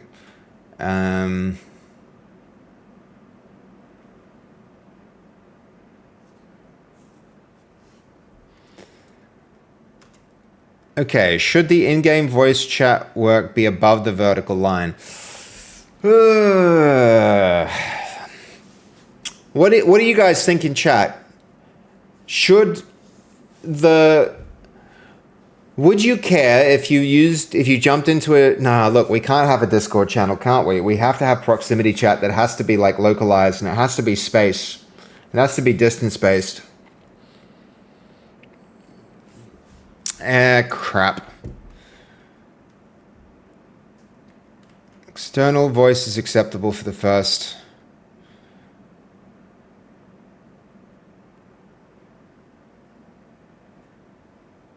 Move, polish, modulate.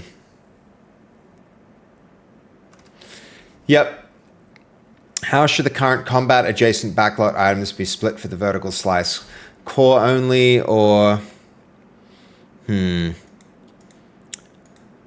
not sure everybody uses Discord, so you can't rely on it. Yeah, I know. Also, like, if everyone's in a Discord channel, then you can't have, like, isolated locations of things happening where, like, you know, oh my god, person A is murdering me, guys, and now everybody knows that person A is the monster and they can't, like, do a stealth murder anymore, and that kind of sucks. Okay.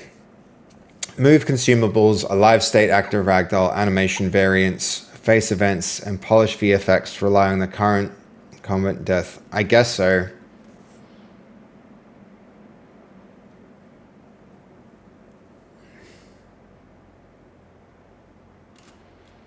I'm tempted to say the active ragdoll is above.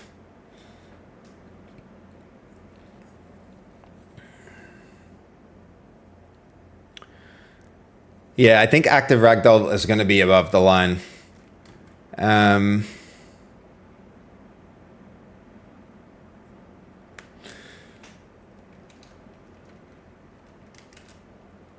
Let's let that reinitialize and hopefully it works this time. Yes, it did. Okay. So far, we've used the idea of harnesses,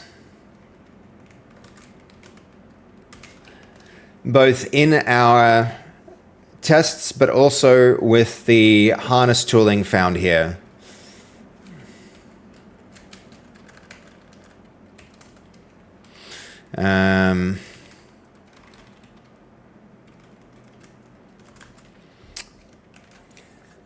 The idea of having harnesses like this is confusing and misleading since it is doing something completely new. In the past, my way of working has always included this same flow where I build systems in isolation and create small test scenarios that are interactive. I've always referred to these as sketches. I find that referring to them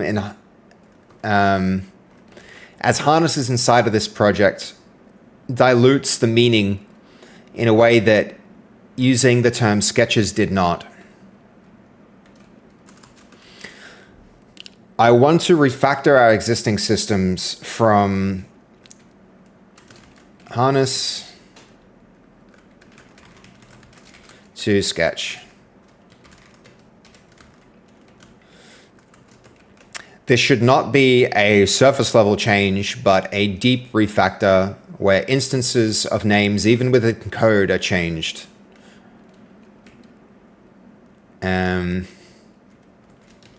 Let's start planning out this refactor. Okay. Let's go.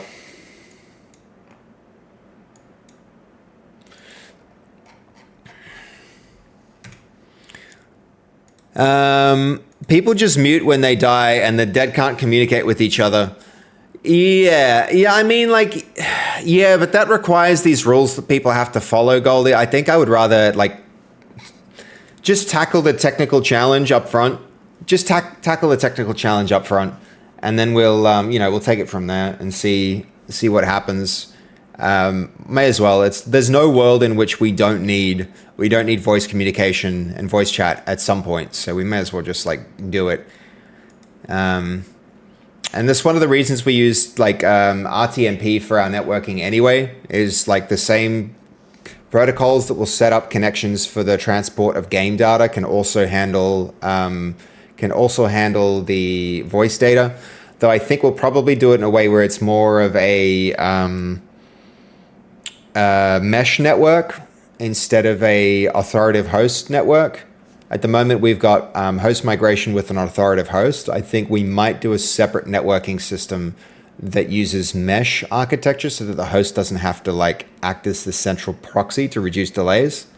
Though, I don't know, 15 people, mesh networks, they get more complicated as the size of the game goes up. I think if we could have 15 people in the same place all communicating with one another, then it's like an n-squared problem of propagating data. And there's like a lot of connections, like 15 people connected to 15 people. It's like 15 squared connections. It becomes complicated, but we'll see. We'll see when we get there. I just think it is above vertical slice.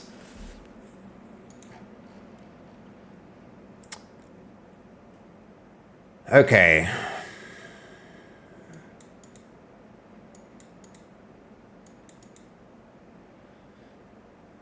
Consumables.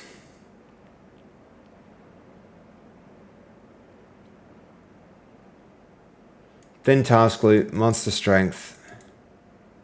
I think consumables.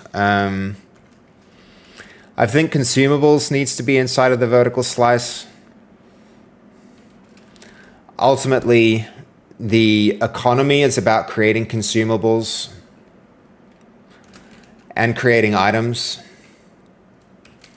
Without being able to benefit from the consumables created, there's no incentive for players to engage with professions.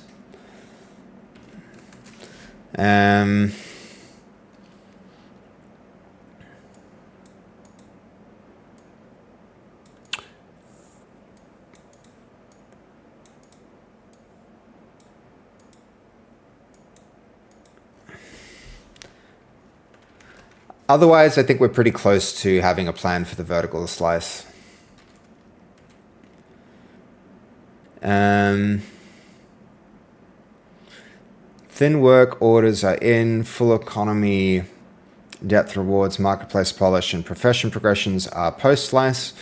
Monster feeding is in, specifically as timed corpse feeding with capped interval rewards. The coffin and bell systems are useful but not required for the vertical slice. No commit will be created. Yep. Okay.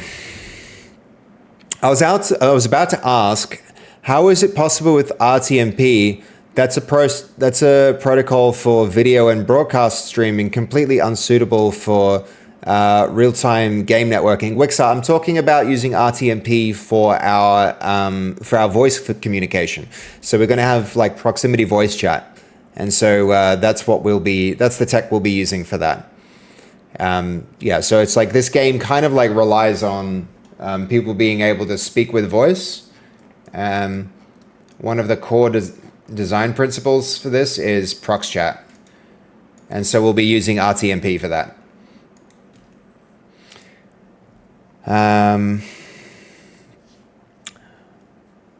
What economy output should be above the vertical slice? Thin useful outputs, yes.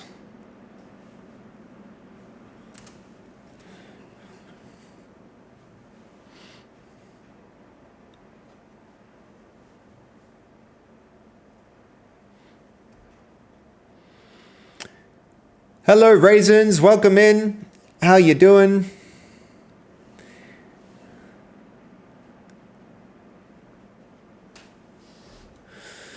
Oh my God, that cute little... I haven't seen Vinny in a hot minute. I wonder where Vinny went. I think Dev has him somewhere. Which, to be fair, I don't think was a good idea.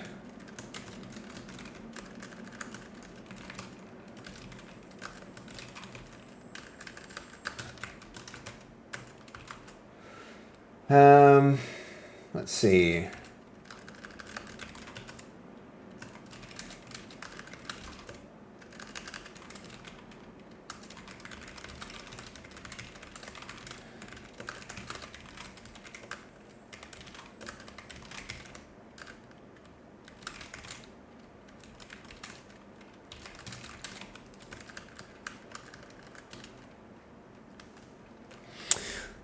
I love all your emotes, raisins. I think they have a lot of heart. You know, we've kind of used our emotes to like commemorate events in the community, and that's a really important thing to me. I think building a community here is like, you know, that matters.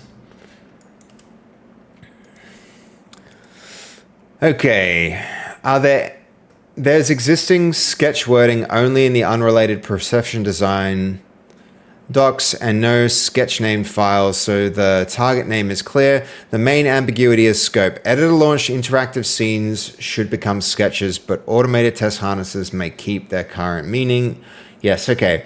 So how broad should the first refactor be? Editor sketches. Rename interactive editor launcher definitions, editor scenes and classes, docs and tests that reference those scenes, but keep the automated test harnesses terminology intact. Yes. Should the refactor preserve old user local launcher state and shortcuts? Reset state is fine.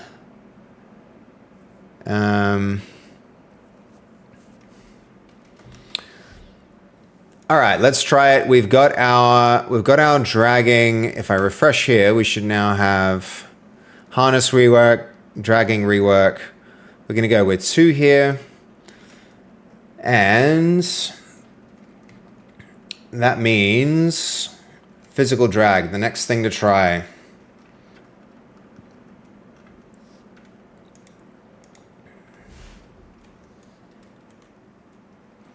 Has it worked? Yes. It shows. I love that. No, thank you. Thank you, Raisins. I think it's, you know, it's great that we get to be creative here. All right, this hasn't really helped. Whoa.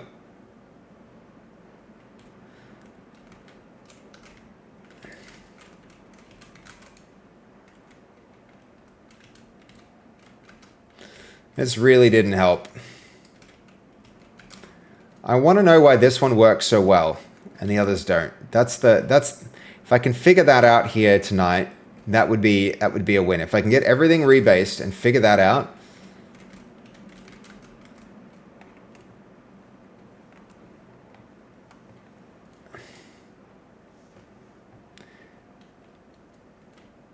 I don't understand.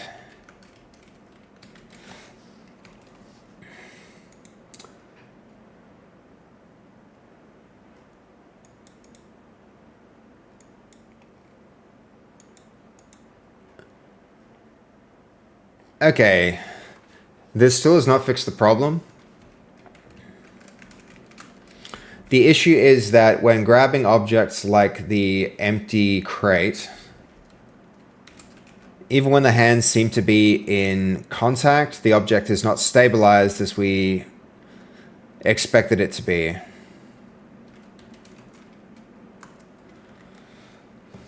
Okay, QA fixes. Containers.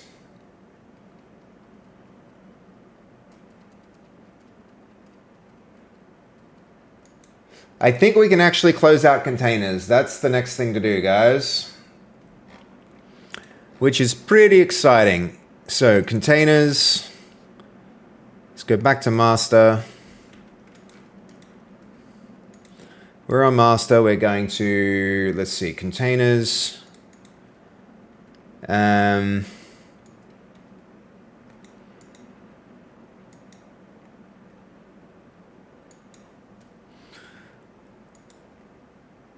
Let's merge it. Let's merge it, guys. Exciting. Merge into master. New merge commit.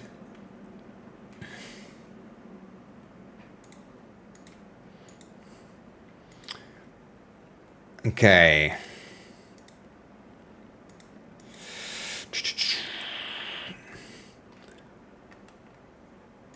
So what do we still got open? Containers, I think the backup can go. The dragging rework will need a rebase. QA improvements is probably the next thing to do that. And we've got our harness rework, which is a work in progress.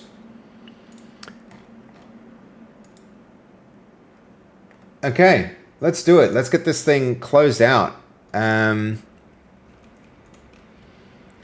So, refresh here. We've got dragging and containers. It should have, I guess that won't be managed. So, containers, we're going to unlink. Number 1, containers can get unlinked. Which leaves us with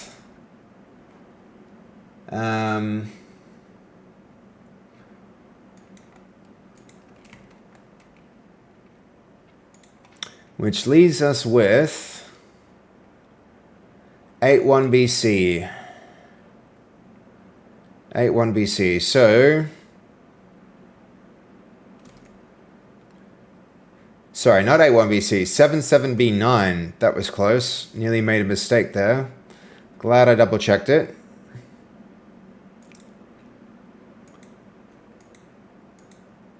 That's been handed off.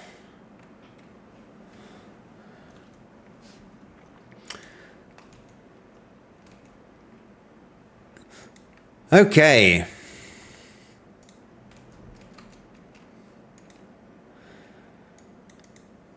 Automated test harness terminology remains valid and intentional. Old local launcher. Yeah, this is a big change. So let's just get it right after we deal with this.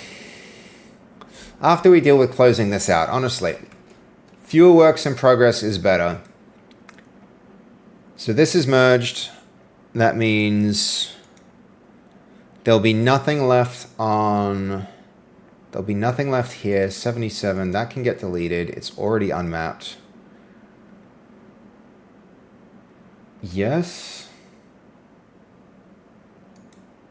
Why is it still here? 77B9. 77B9. Give it a quick refresh. Quick refresh.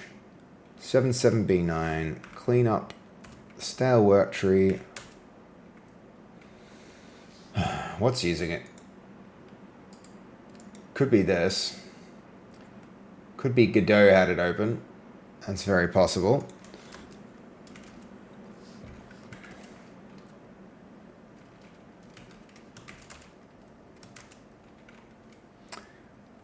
Clean up number 1. I mean, all of these should honestly be dealt with.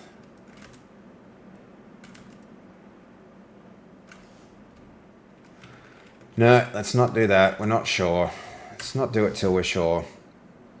Seems like there's a lot of stale work trees here, though. Codex should be reporting them properly. 77B9 is one of them.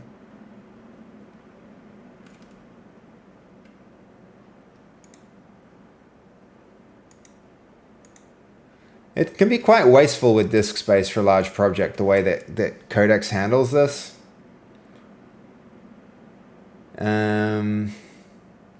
EADE, I don't remember that one. All right, we're just going to leave it because it's not necessary now. I mean, look at all of these.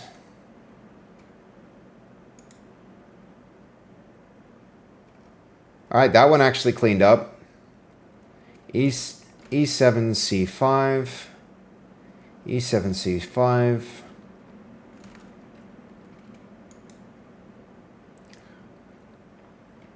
Eight. Okay, that's not even. That's the wrong project entirely. 77B9.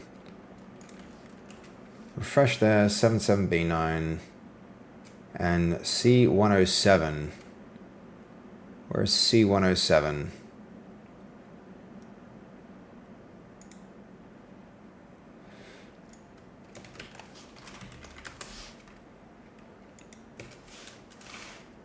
Let's have a search.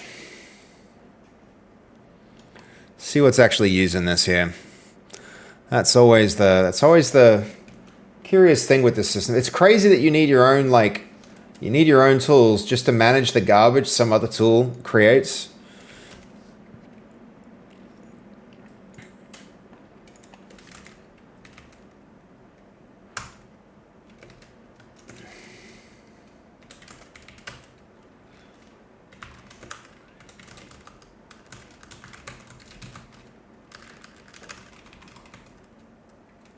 No, not monsters. There we go.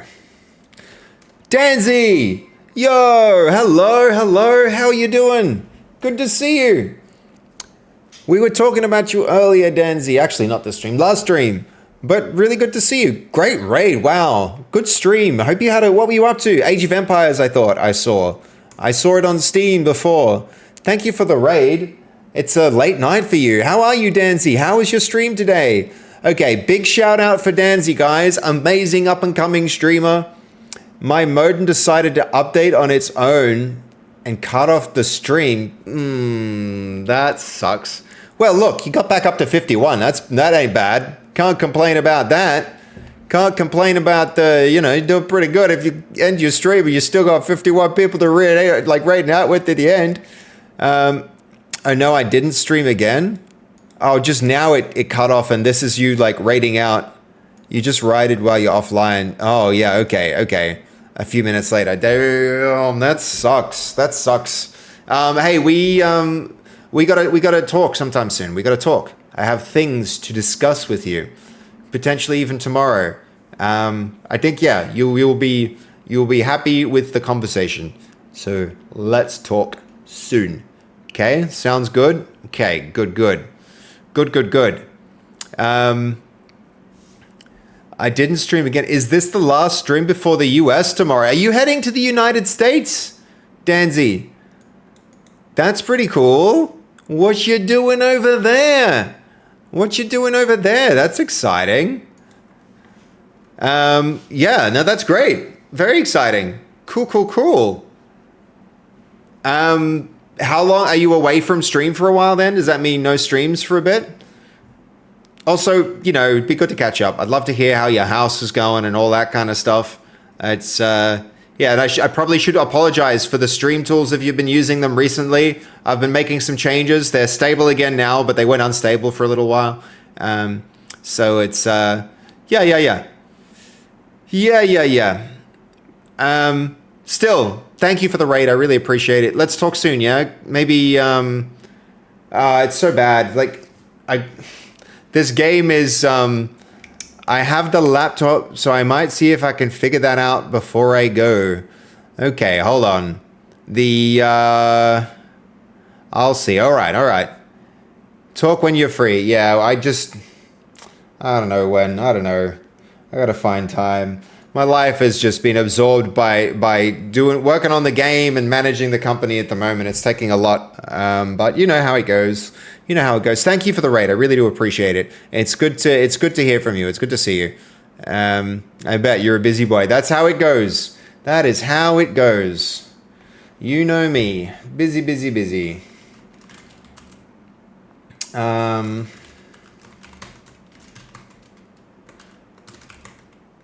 But yeah, no problem for the raid. Awesome. Thank you. Have a good night. Sorry about your internet. After sleeps. Yeah. It seems like this was at the end of your stream anyway. So not too much lost. At least it didn't like cut out halfway through, you know? So sleep well. Good to see you. Okay, clear there, clear here. We go to work trees, we saw what's in here. Okay, that looks good. Yeah, she was literally looking to raid you before it cut out. Okay, well, that's a good time for things to break. If a thing's gonna break, that's a good time for it to happen. Okay, when visual hands appear to contact the object, but strict reach validation disagrees. Which behavior should the fix prefer?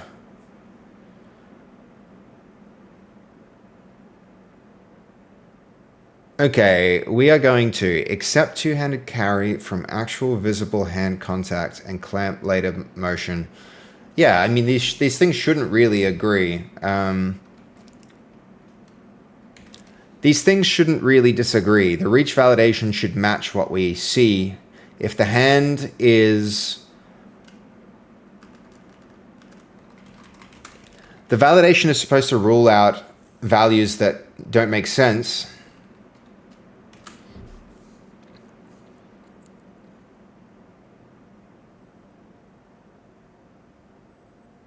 should match what we see. The validation is supposed to rule out values that don't make sense.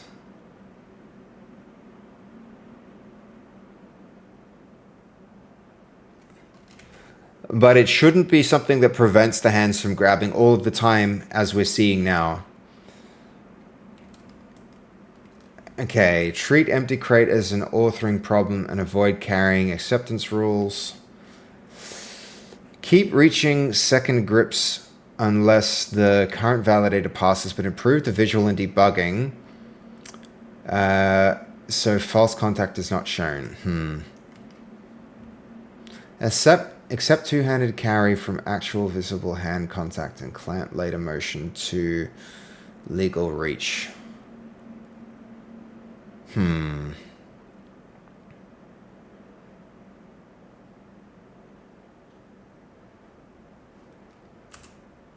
Like that. Yep.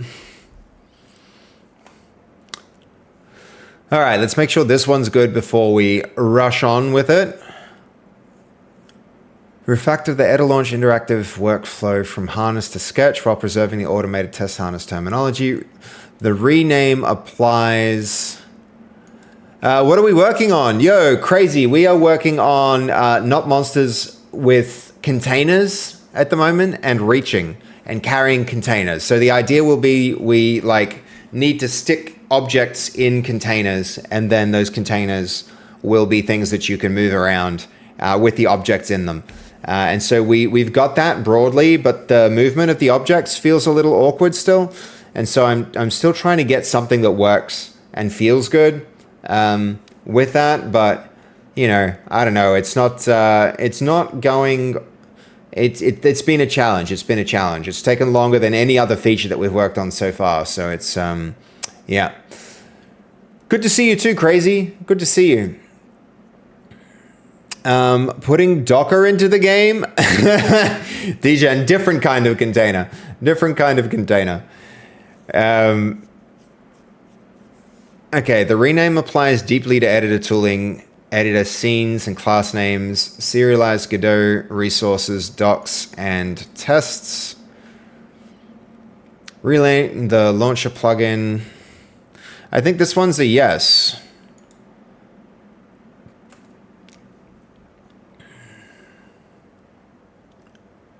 This needs we're going to change that next. Because F2 is just a real hassle. It's a real hassle, guys. Okay.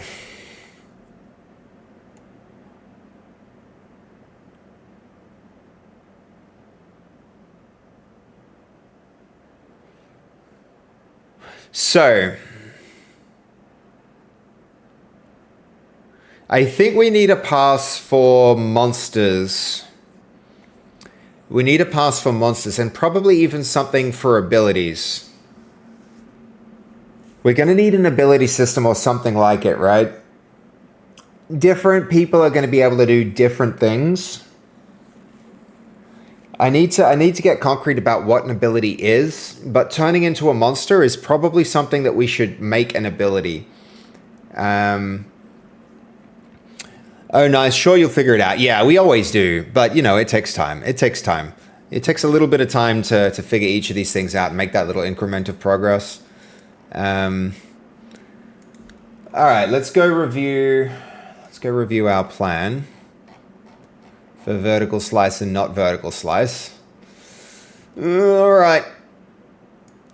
Thin task loop. This one's pretty important. Now that we have the things necessary for the vertical slice separated from those which are not, let's prioritize the vertical slice tasks. Ask me questions about the order of implementation, but also examine the code base. Examine the code base to ensure that what we're building makes sense in terms of sequence.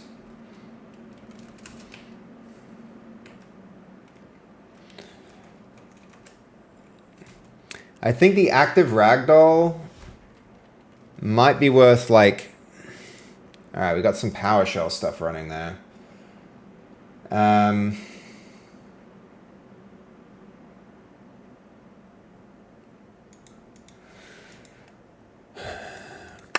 Um,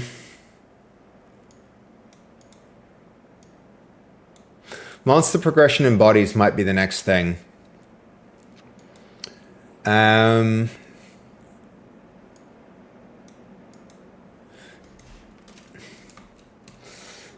All right, let's start that, shall we? So first things first, we're going to feature monster growth.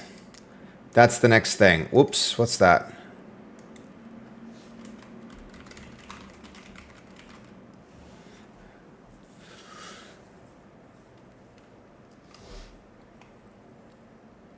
Monster growth.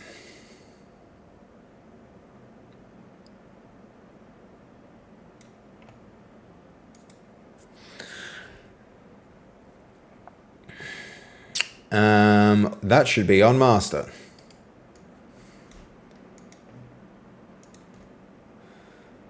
So, new branch.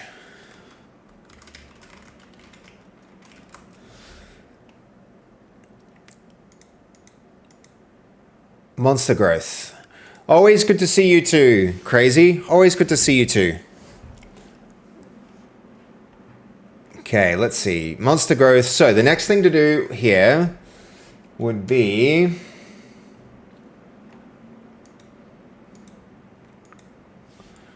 let's do it like this. We'll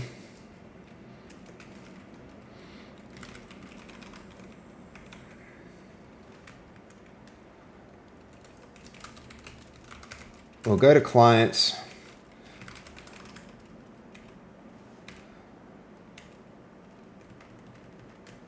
This is going to be monster growth.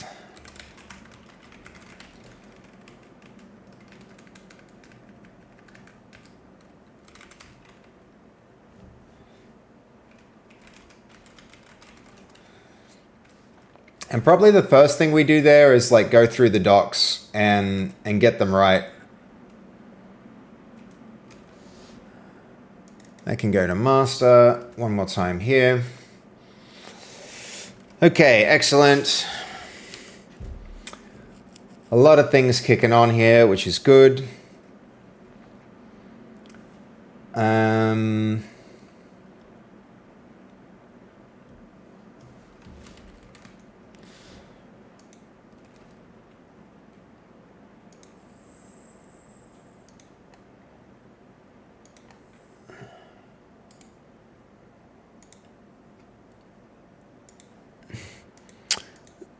Let's see.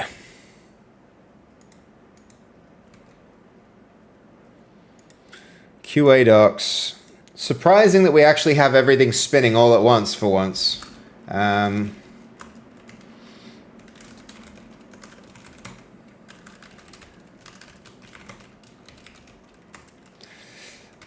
If I clear this up, first things first. So,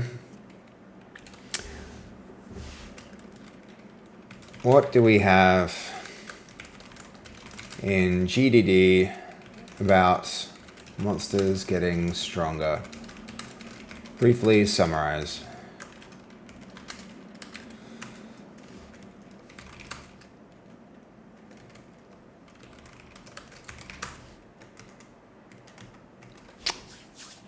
All right. This one's taking annoyingly long to do.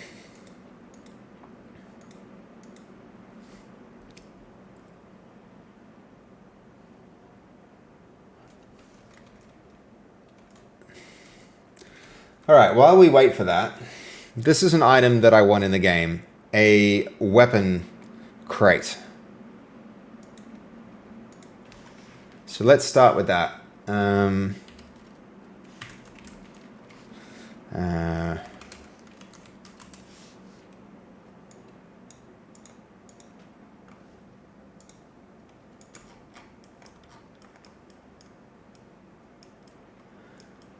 We've got a bunch of utility items in here. Okay, there we go, weapon crate. So copy that, goes in here.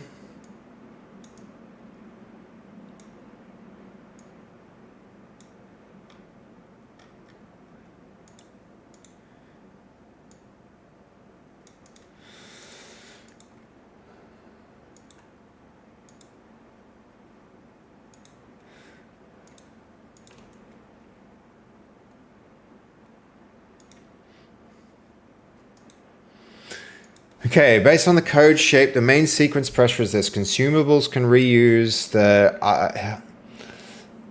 holdable item kind consumable and the existing pickup drop network, while work orders and feeding progression and all voice needs the service runtime boundaries. So I'm going to ask only the ordering choice that material affect the implementation sequence. Okay, which vertical slice track should be implemented first?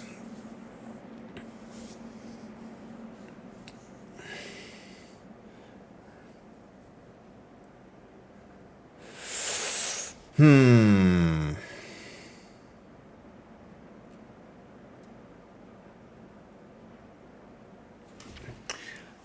mean, it's a good point. I am kind of just moving ahead with the monster pressure right now, but there's a fair point about it being like the consumable payoff is also a necessary thing that has to happen.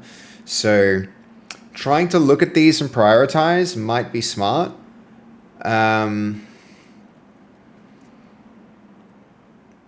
Consumable payoff or monster pressure?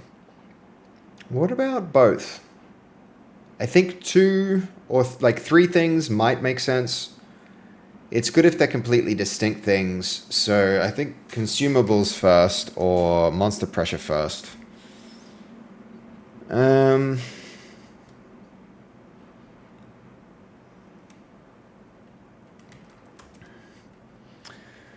Okay, how should the thin task loop and useful outputs be sequenced? Use, then produce. Actually, you know what? Use, then produce. First, make consumables usable from the held item, then make the tasks. Produce it. Build one complete task that produces and uses one consumable before generalizing either side. I mean, use, then produce makes sense. Look at those biceps, holy moly. Oh, Nacho, you flatter me. You flattering. The flattery will get you everywhere. It's crazy. Is that like I need a magnifying glass to see the little biceps? Because yeah, that's true. I would like to hit the gym a bit more, guys, and get like huge. Got huge. No, man, I feel like going to the gym is something I've actually been doing fairly well lately. Recently, I've been going every day, and it's not been like massive amounts like when I was really, really into the gym, but enough to like, you know, enough to get my little dopamine kick every day. It's a great habit, man. Nacho, do you gym? I know like Dolly goes and does soccer and she's really active and like was very, very active with Taekwondo and stuff like that, but can recommend, dude, just getting like dumbbells in your house and lifting them every day.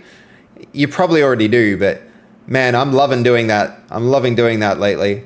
It's such a really, really, really good thing, man. It's really good for you. He lifts me. You mean he carries you whenever you play games? Or maybe he raises you up. We have a home one, sir. Nice, nice. I picked them up and put them down. Mostly, yes.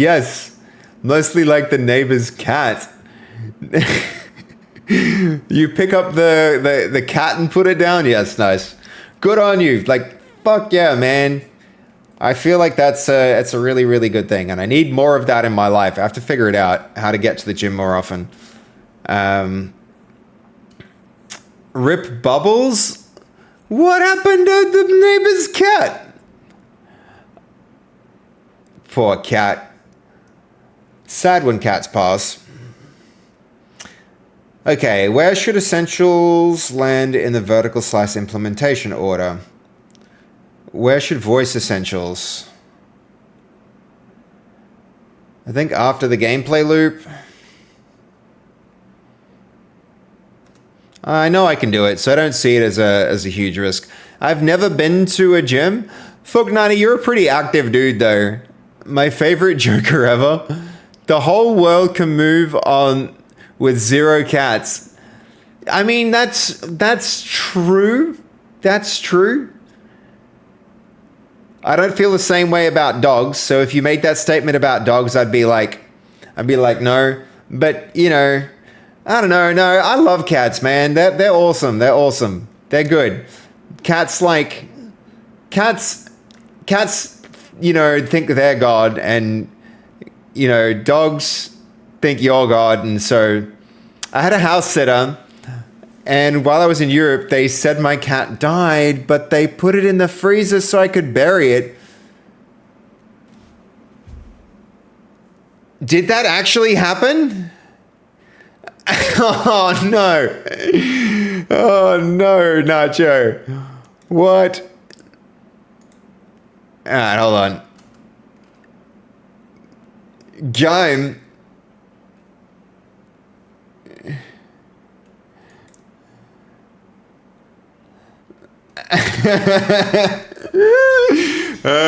Simpsons.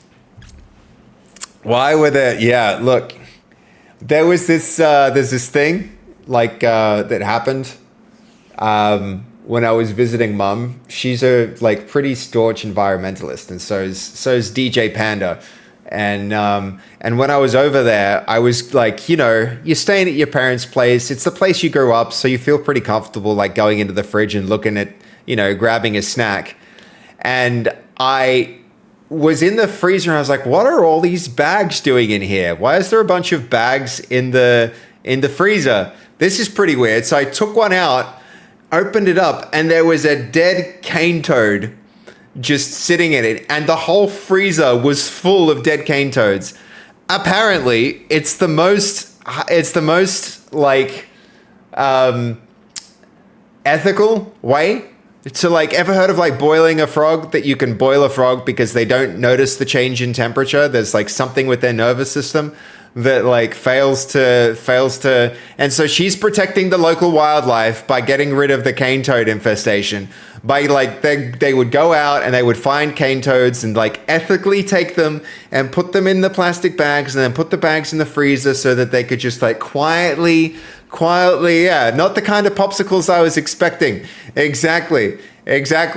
So yeah, that happened. And so then you're staring at a frozen toad instead of ice cream. You go looking for a snack and you come away with a frozen toad. It's Mel used to yeet cane toads with golf clubs up across the highway, so I prefer your mother very much. Yeah. It's it's a thing. It's a thing to get rid of them. I've got a freezer full of popsicles. Yum. Sponge. 3 months of Prime. Oh, dude. I know how Prime works, man. You sign up to Prime and you get to choose one person. You get to choose one person to give that Prime sub to, and you choose this channel, dude. I appreciate that. Thank you, man. Thank you. Thanks so much. Oh, hey, everyone. We are joining. Yeah, look. This... So, guys, I'm just going to get a snack from the freezer. I'll be right back. But... yeah, no, I appreciate Sponge. I appreciate you supporting the game. Oxstray, you did come at a weird time. This is what we usually do. We're usually doing this. We're usually coding and making stuff. We're usually, we're doing very different stuff most of the time. But thank you for the follow. I appreciate the, hold on, you actually didn't follow. You're just joining the stream. Thank you for joining the stream and jumping in, man. I really do appreciate it. But yeah, we're making a game here, Oxstray. What's in the freezer? Cane toads. I live in Australia where cane toads are a pest, and my mum lives in a it's almost rainforesty kind of forest area, and she's very she cares about local flora and fauna and dislikes invasive species, but also wants to be ethical. So I was just explaining that she was cleaning up the ecosystem by taking cane toads and freezing them. And so that was a shock to come home and visit and look in the freezer and find a frozen toad there. That's what I was talking about. But the Dutch are an invasive species. They actually, they did conquer most of the world at one point. The Dutch East Indies Company, big expansionists. So it's, but yeah, Oxtray, I'll show you the game that we're working on in a minute. It's pretty, this is not the usual stream experience is frog murder or toad murder. Kinslayer, welcome everyone. Feel free to go and grab a popsicle.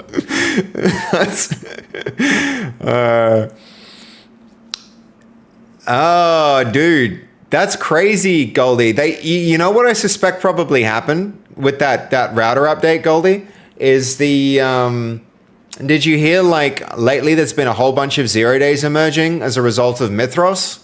So they introduced a really good LLM that's like exceptional at finding exploits.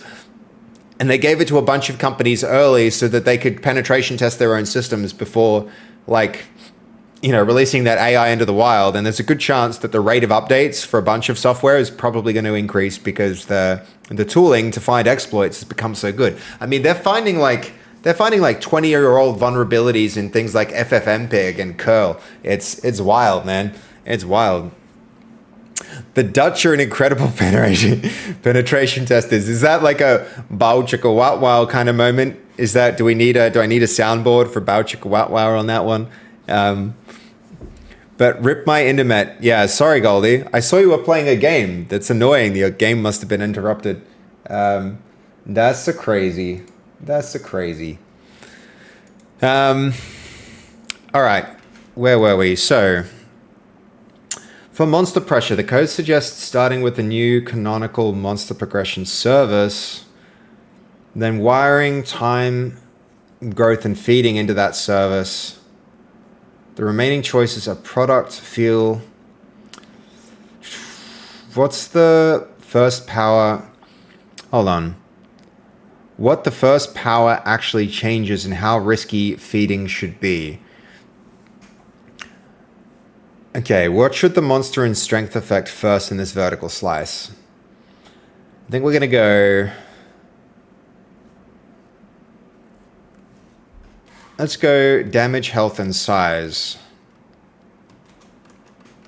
Damage, health, and scale. All of these things should increase with time. We also want to create a restriction where for the first 2 days, players cannot turn into their monster form.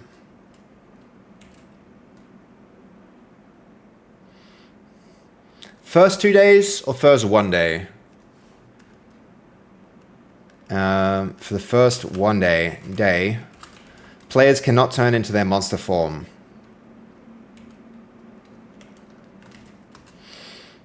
Okay, who can perform corpse feeding in the vertical slice? Monster form only, yes. Of course. The number of days feels like a configurable thing. Hansbler, I have always maintained that especially for the vertical slice and probably even up until the first release, we're going to be aiming to remove the number of options and configuration settings in the game as aggressively as we can and then optimize for the best experience. That's the way that I'm trying to build this. Thank you for the hype train, guys. I really appreciate it. Thank you, Sponge. Thank you, Sponge, for putting the, for dropping your Prime sub here. I really appreciate it. Apparently, Mythos found a way to escape the isolated sandbox and email the researcher to let it know. Yeah, that's pretty neat. That's pretty cool, don't you think, Sponge? That's pretty cool. Apparently, yeah, just like more and more AIs are finding ways to escape those sandboxes. Pretty sweet, pretty cool. Strong opinionated default's the way to go, in my opinion. Good call. Yes, yeah, Oxtray, I think you can, there's a million things that we could have made configurable, but I think I want strong opinionated defaults and just like the best. I also just want to make the gameplay experience the best experience and the simplest thing that I can make it.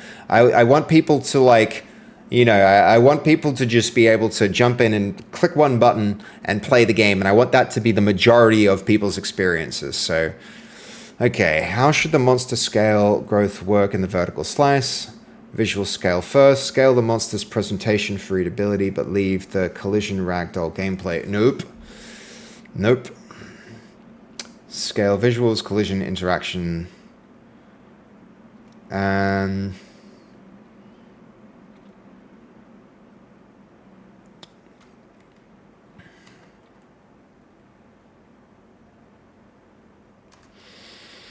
Okay, when the monster health grows over time, how should the current health change? Max and current. Okay, increase max health and grant matching current health, so growth is immediately useful. None of the above.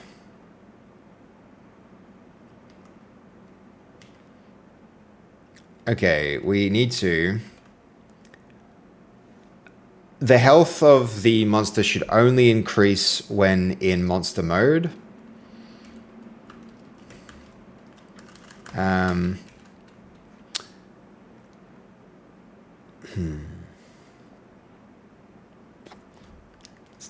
have a think here. It should scale proportionally, though, so if damage has been taken in the human form, that damage should apply to the monster. As time goes on, the total health the monster has increases. But if somebody is on 50% health when they are in human mode, going to monster mode should leave them with 50% health of their total increased monster health.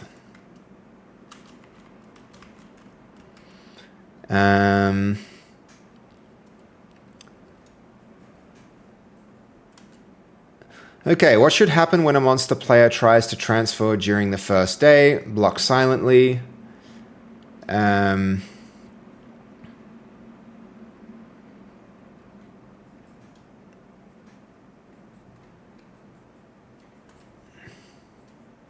Small hard notice makes sense. Okay, hold on. Sponge, what are you asking?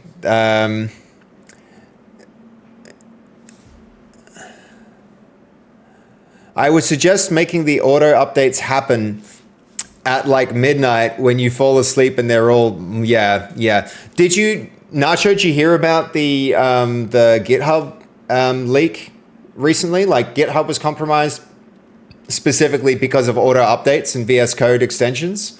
It was a supply chain attack on a VS Code extension that gave root access to a system where a Microsoft engineer basically had access to all of the GitHub repos and they all leaked. It's yeah. So it was auto updates that got them because the initially installed thing wasn't a problem. It was just like an update after a supply chain attack that caused it to happen. So it was yeah. Stray Array. Okay, I renamed. I don't like the OX part anymore. Okay. Oxstray, you've changed it to Stray Array. That's a cool, both cool names. I kind of like the reference to hex, right? Like OX, it's an address. It made it like it made it feel like an address, like a stray address. It's like that was cool. But I like Stray Array as well, man. Cool names, both of them. Okay, gonna check that. I might set it like 4 a.m. because I'm a degen. What's that for? What's that? You mean for like restarting and updating your router or something like that? Okay, question from Sponge. Can the villagers cook cockavine? I don't even know what it is, so no. But what is it? Maybe convince me that they should be able to and we'll make it. Thank you. Okay, no worries, man. The idea was that Stray Array flows better. Nice. Sponge, what is it? Oh, cockavine. I'm going to Google it.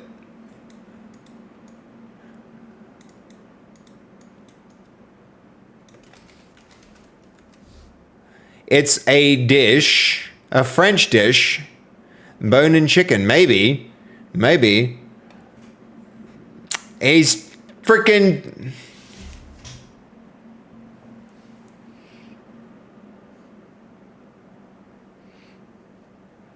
He got me. He got him. Yep. Well done. Well played. Never trust. Yep.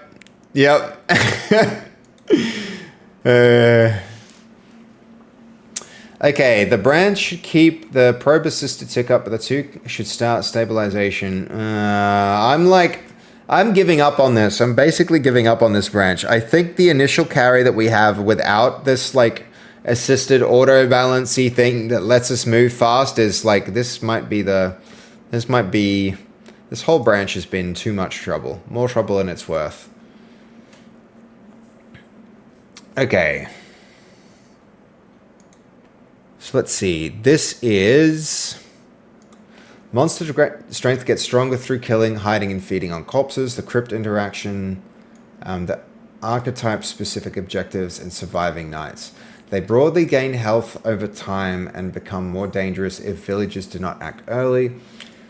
In monster form, they are described as roughly twice as strong as an ordinary player, with abilities, cooldowns, and defensive beast mode. Corpse feeding matters. During the... Alright, hold on.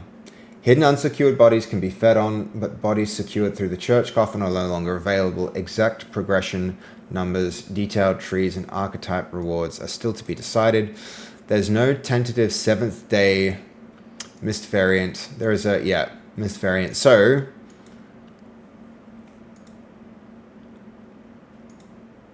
okay, these need to increase with time, and I think we're working the details of that out here anyway, so we might have to, when we have these changes in terms of progress, this is going to get a commit, and then this is going to rebase. This here is going to rebase onto these changes, and then we'll be fine.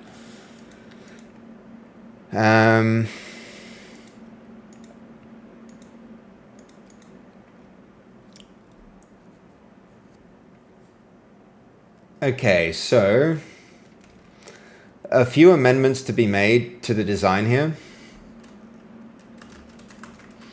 One, for the first day, villagers cannot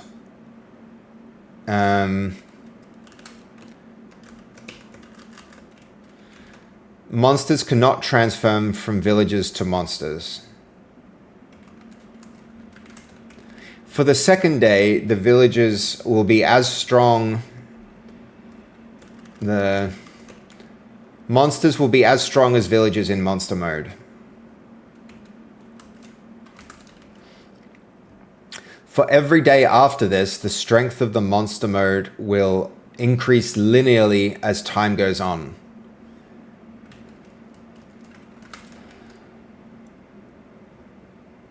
Damage taken during villager mode will transfer to monster mode. E.g., if a villager is on half health and turns into a monster, the monster will be at half of its health.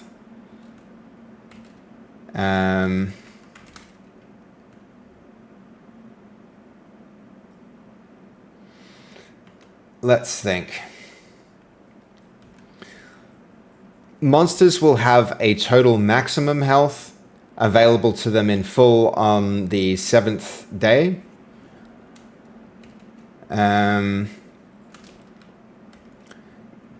Between the morning of the 3rd day and the night of the 7th day, the strength of the monster will increase continuously. The strength of the monster will increase continuously. Let's think. Anything else to consider here? Yeah, one more.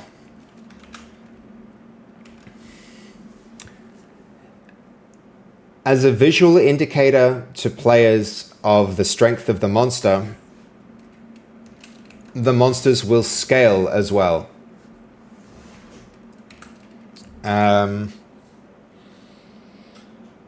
The monsters will, the strength, yeah, okay. The monsters will scale as well. The size of the monster increases as a factor of their strength.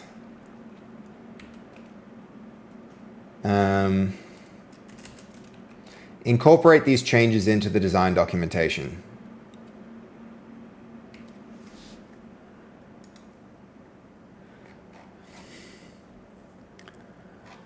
All right, let's have a think.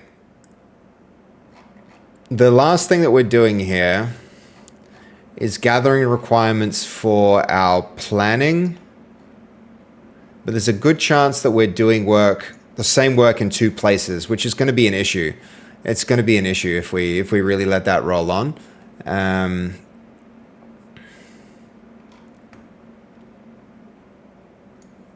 This is about planning, and this one's currently about design.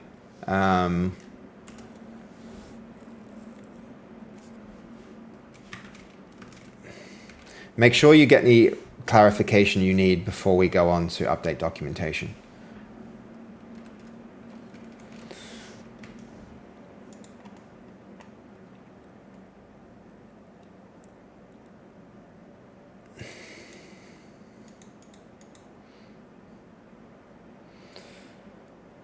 Okay, one conflict came up in video ideas and resolved it and merged it. Good, good.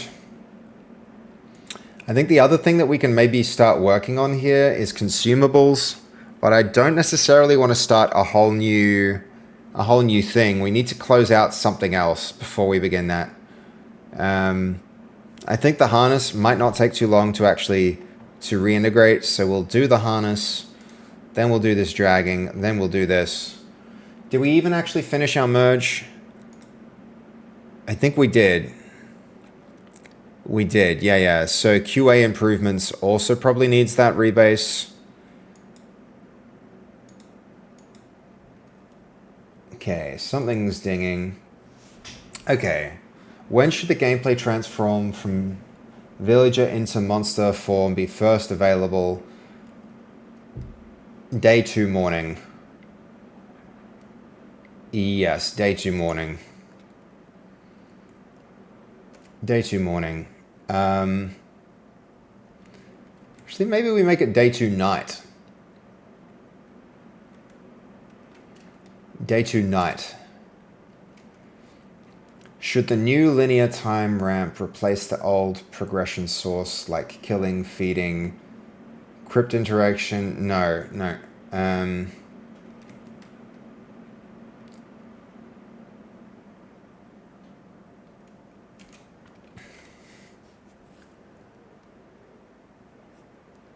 For now, we're going to remove the concept of crypt interaction and archetype objectives.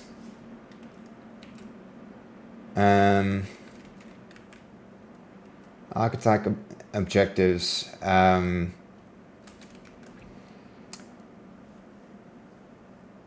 The strength of the monster is going to ramp, but additional consumption of corpses will add to the strength more quickly.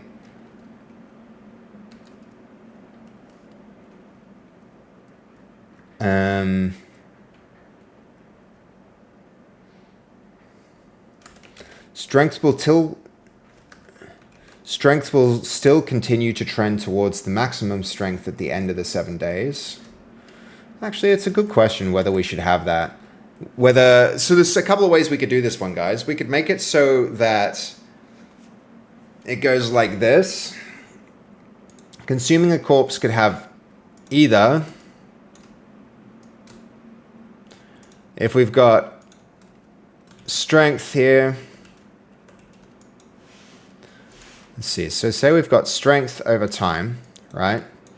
And this is like day 1, 2, 3, 4, 5, 6, 7. So these are the 7 days.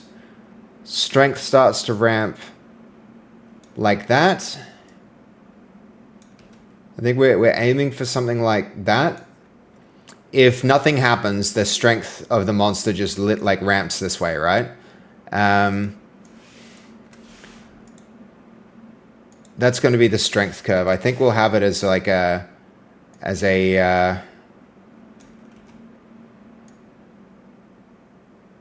like this.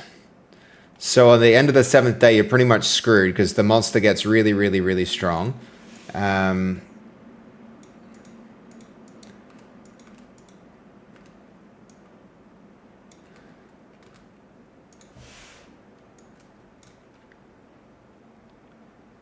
If they consume something, what we could do is the consumption curve could do that. So they're like consuming a body, give them strength earlier, but they still get to the same maximum strength. I think that's the way to do it. Because the other way to do it would be like this, right? It would be like ramps up ramps up, goes up, and then continues up like this, giving them a better maximum strength earlier. And I think that's a no-go. It's probably more like this, because this still gives them an advantage, but it's not a permanent advantage, right? It kind of encourages more intense behavior earlier on. So I think I understand. Yeah, I think I have a good idea then what we want for this. So let's tidy this up a little. We'll probably even just like strength, and then we've got time.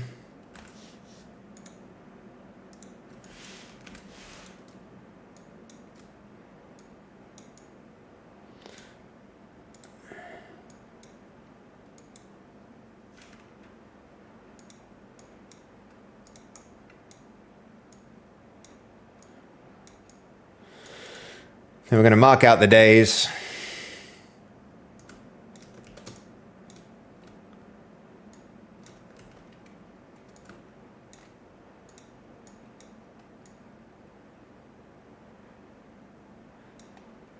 One day, 2 day.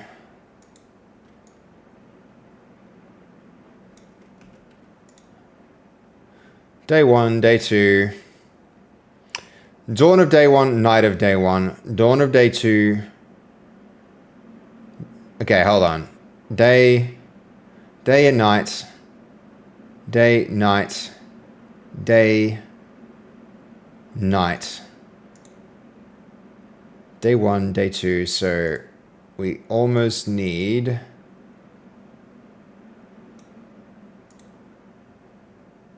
So this is day 1, that's day 2, that's night of day 2. I mean, this is, the day-night cycle can be confusing to think about. That's a full 24 hours from dawn to dusk to dawn. So that's dawn, that's dusk. Dawn of day 1, dusk of day 1. Dawn of day 2, dusk of... Yeah, so yes, yeah. So like that. Oof.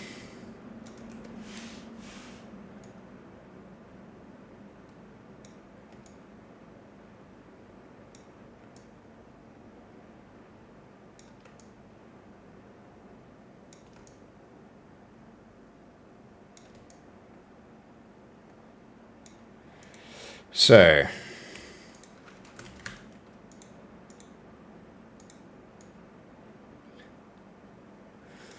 Majora's Mask vibes, absolutely. Yeah, that's what we're going for, Mr. Jubman. We're going for Majora's Mask vibes, 100%. Did you see the screen that comes up at the dawn of the first day? It actually just looks like it actually looks like, where is the UI for that? Dawn of the first day. It's gonna look like this. Nostalgic?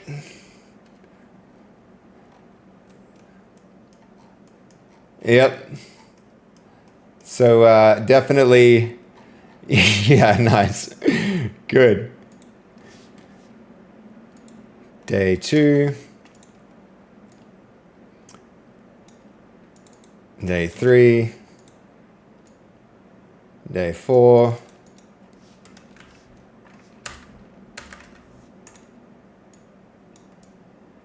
Day 5, day 6,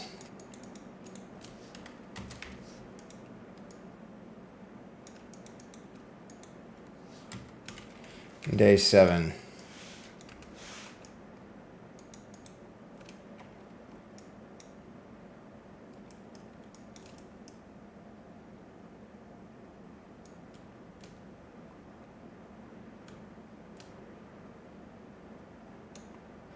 I could have done a better exponent than that. That's...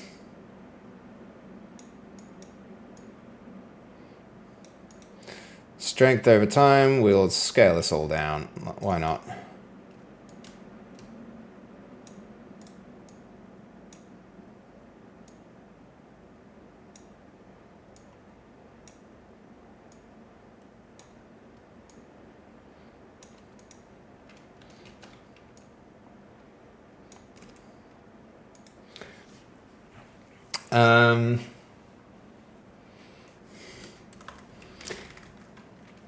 Here's a rough idea of how strength, monster, power will scale.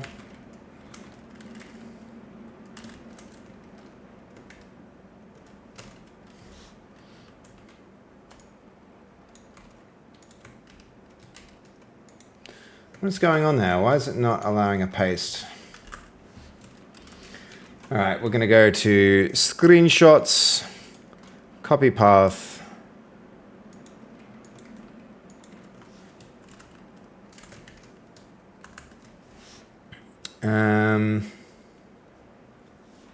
Let's switch to using the term power for how strong for this monster scaling. Is power the right term? What's a good term for this?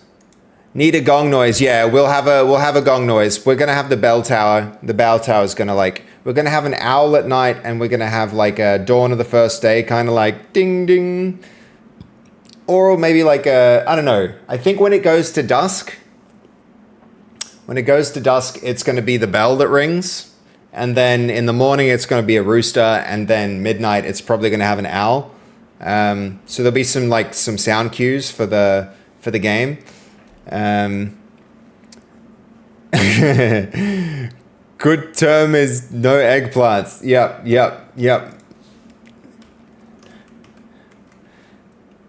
Okay, so hold on. So we want... Let's brainstorm some ideas for terms here. I want a term for power or strength that applies to monsters.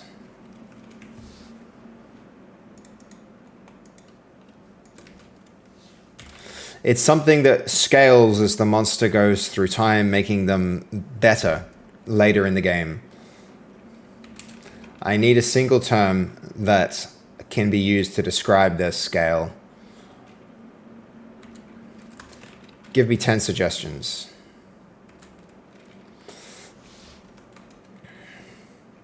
Where are we going? How are we doing with that thing? Here we go. Still generating.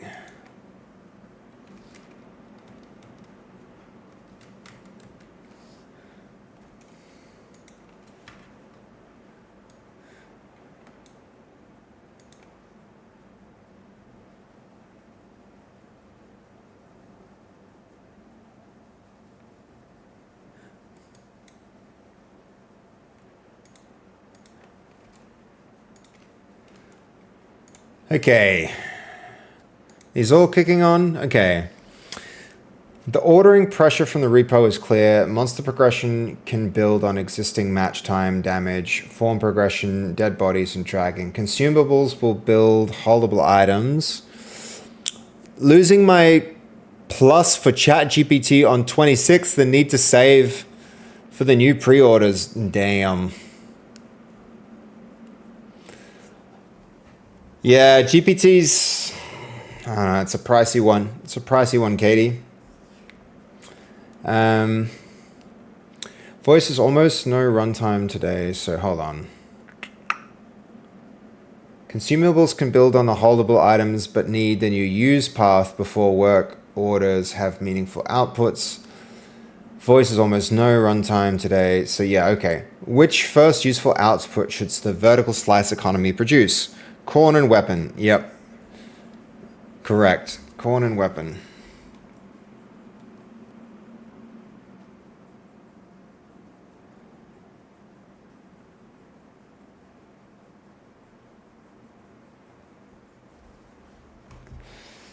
Okay, how should the prioritization be recorded?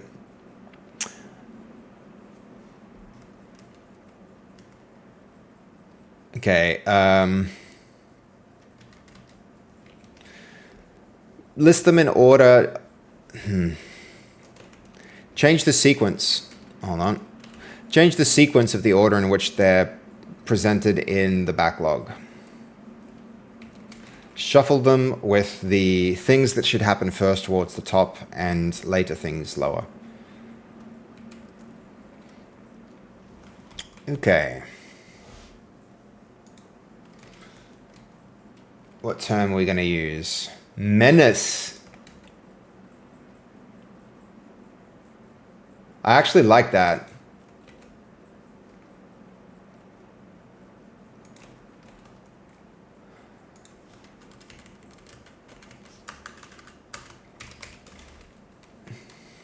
This should be the single word that encapsulates what we mean when we talk about the monster growing stronger and ramping throughout the session.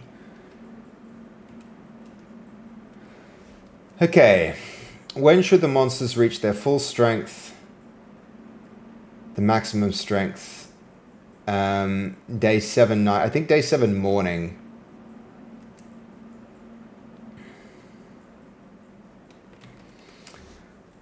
Okay, here we go, guys, for the weapon crate.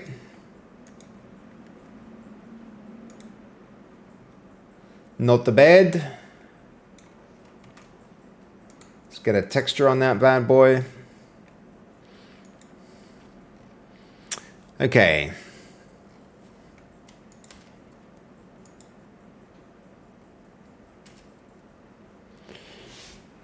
Yep, not bad.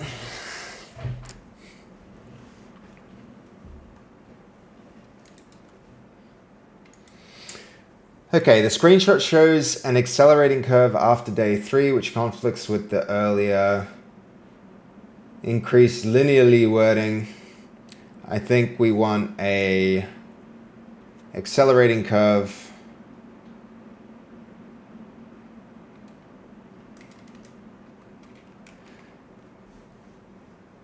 We should have an accelerating curve that starts on the second night and ends at the dawn of the 7th day.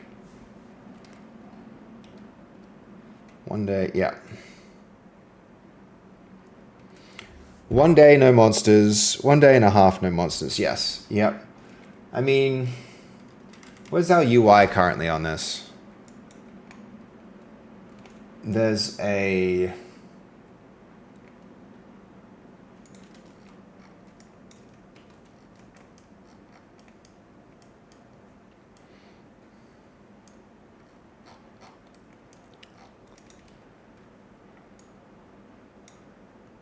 Scale this down a little.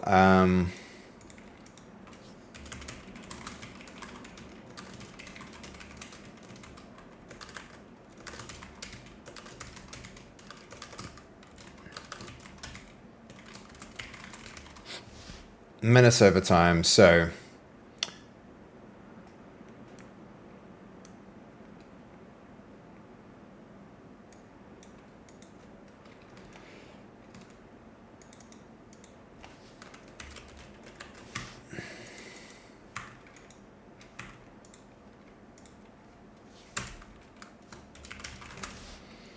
monster menace over time.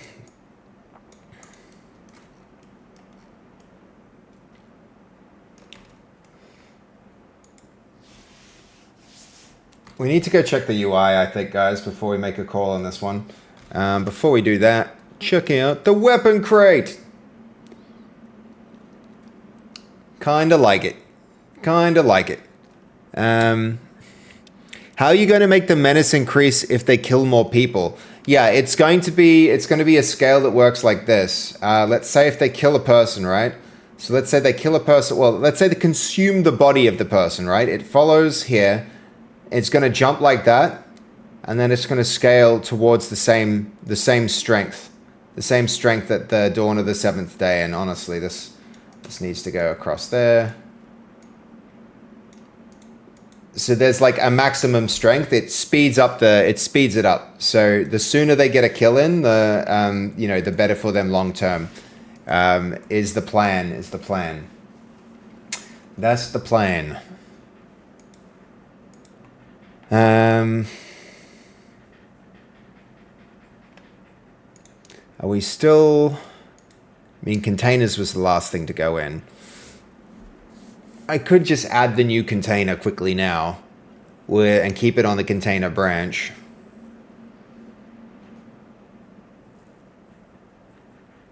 We did add a bunch there. We might as well add one more and not complicate the history, right? Yeah, we'll do it.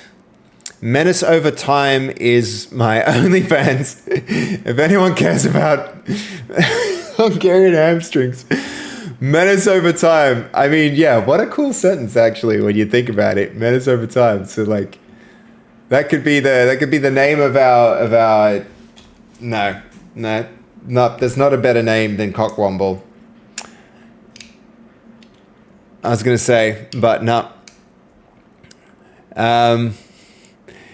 Yeah, that will be a good.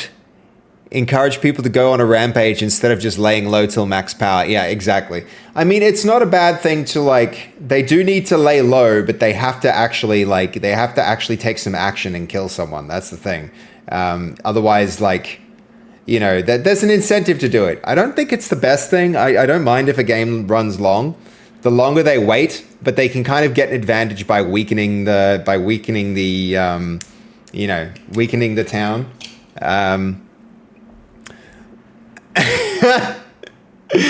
There's not a meta like, yeah, Nacho. I don't know how many people would vote for that, but I know there's at least two votes. I don't know how many votes you need for a political party to succeed, but we have a start.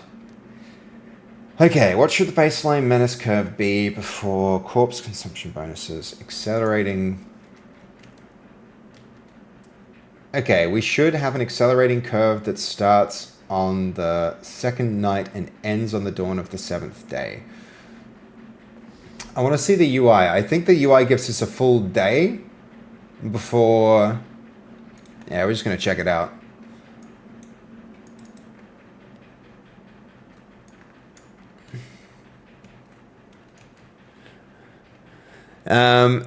Vote 1 for Womble. Oh, man.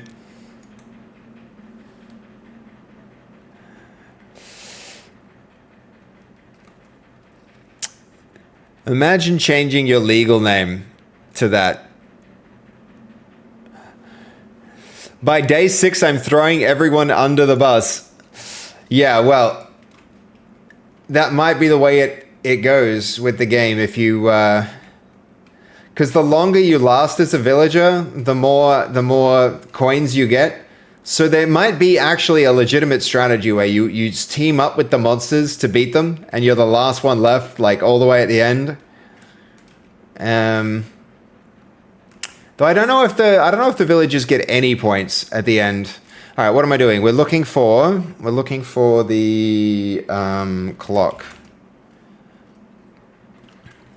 Let's just run it. I wonder how many people are on the...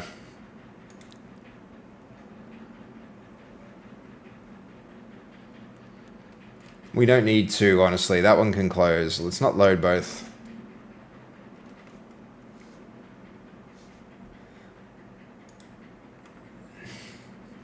Pretty sure that's the name of the last person I voted in. The last... Womble. Senator Womble.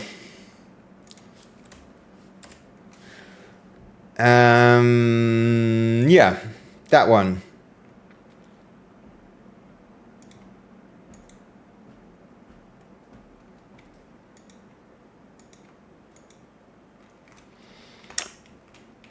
Okay, how much do we actually get? It's like...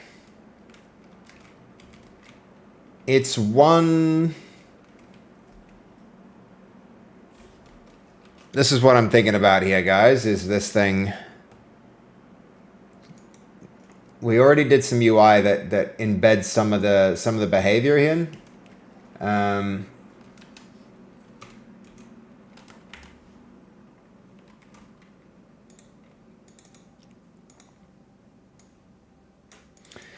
Okay, so if we are cutting this into...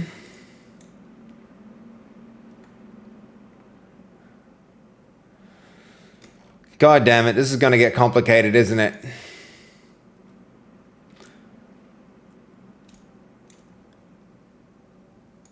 mark this up.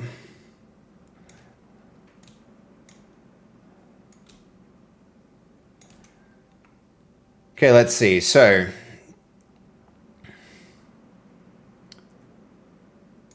if we have this in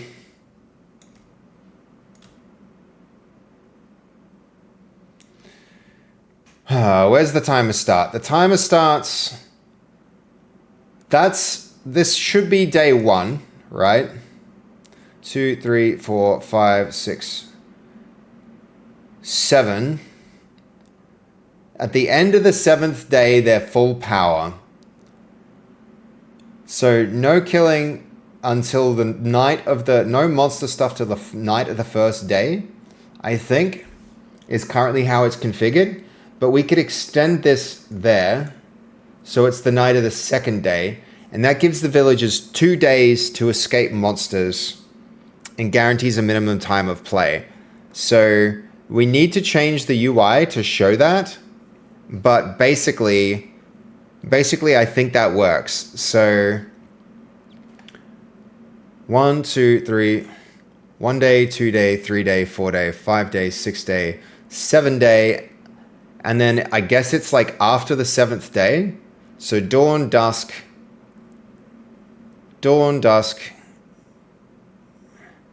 There's nighttime, daytime, nighttime, daytime, nighttime, nighttime, nighttime, nighttime, nighttime, nighttime, daytime. That's, so it's really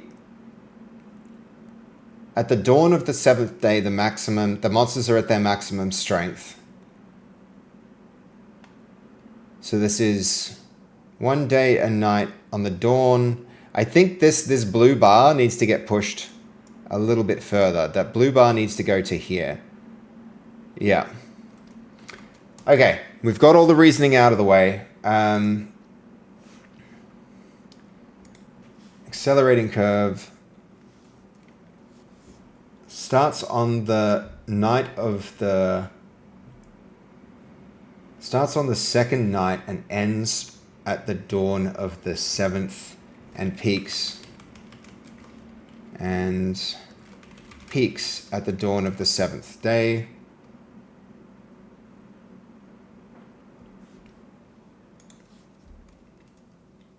Yeah. Which monster mode stats should the menace control in the game designers document? The combat health size.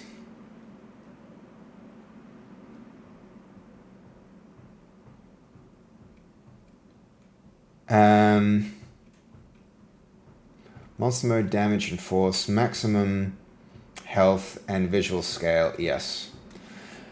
When the damaged villager gets transforms, how should the health transfer into monster form? Current health percent, yes.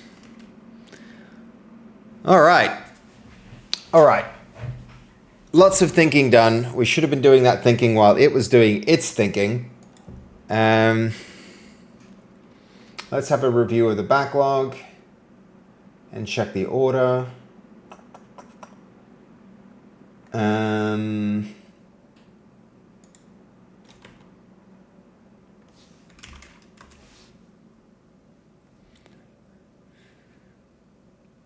Okay, is this opening the wrong thing? No.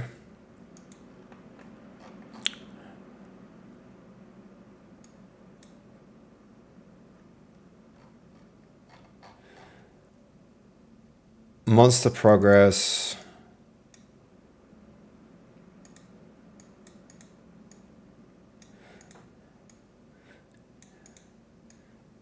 So monster corpse feeding, then economy stuff. Okay. Yep. Lots of stuff to do's. All right.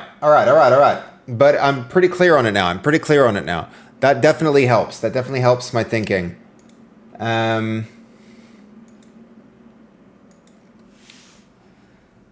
Okay, so now this I think will need a rebase onto master. Should we bother putting that last weapon in before closing the branch out? I think probably yes. Probably yes. Which means... This means we do it... Yeah, we'll do it right here. So... we're on containers. I think this merge goes.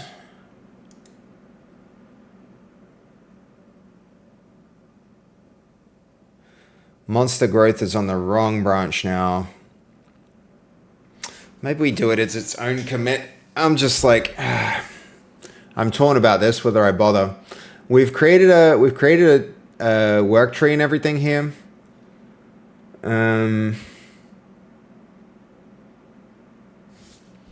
I mean, so far monster growth, I think, has no actual changes on it.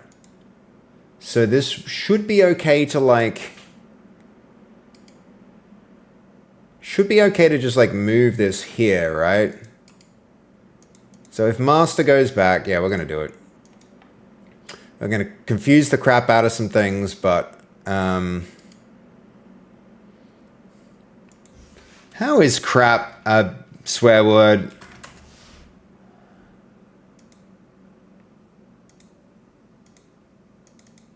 Monster growth.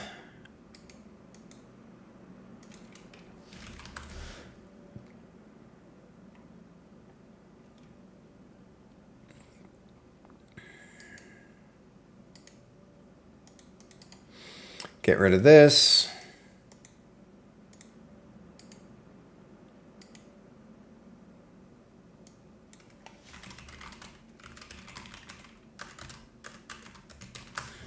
Let's call it menace, we may as well. And then here, I think we're going to be fine to undo that merge.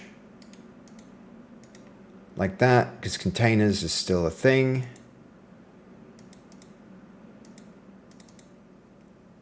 And then we get rid of this. Which makes it safe for us on this branch now to... Let's see, we're going to now go straight into client.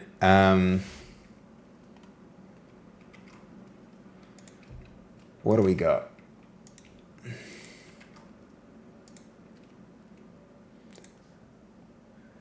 To process.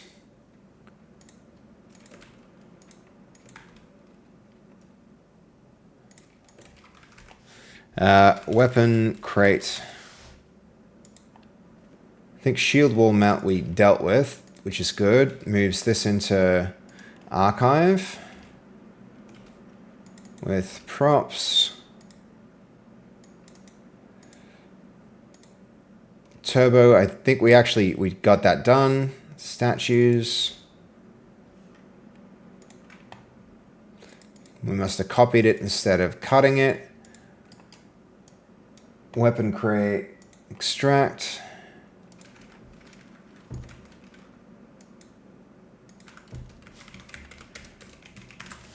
Weapon crate. And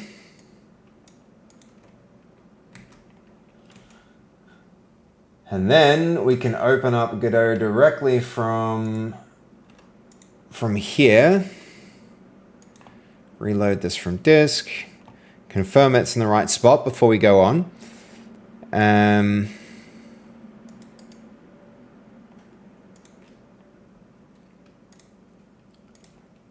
All right, good. Correct directory. Containers.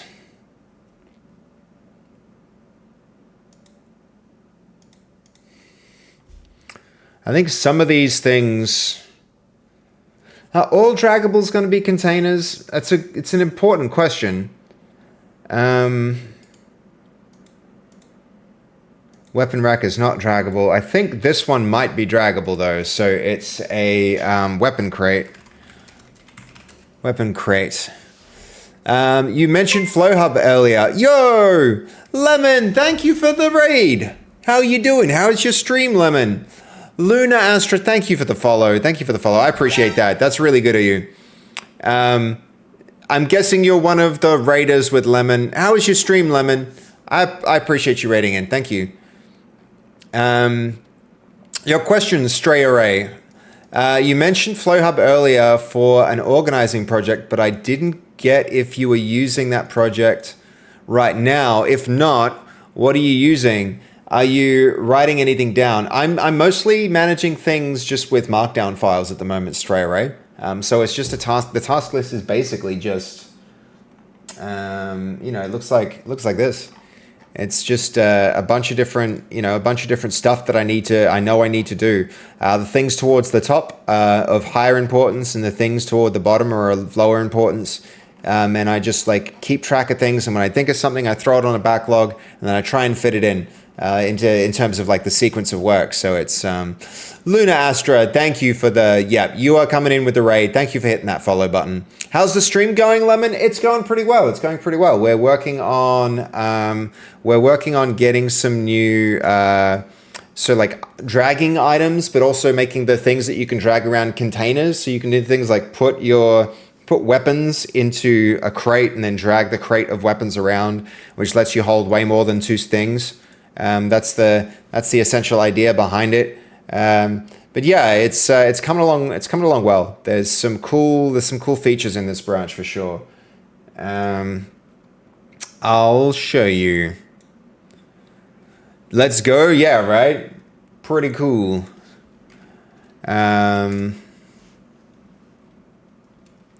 Let's see if I can resume here as well. Get those MCP servers up.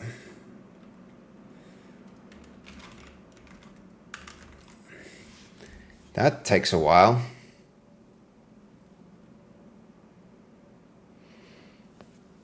Why that no work?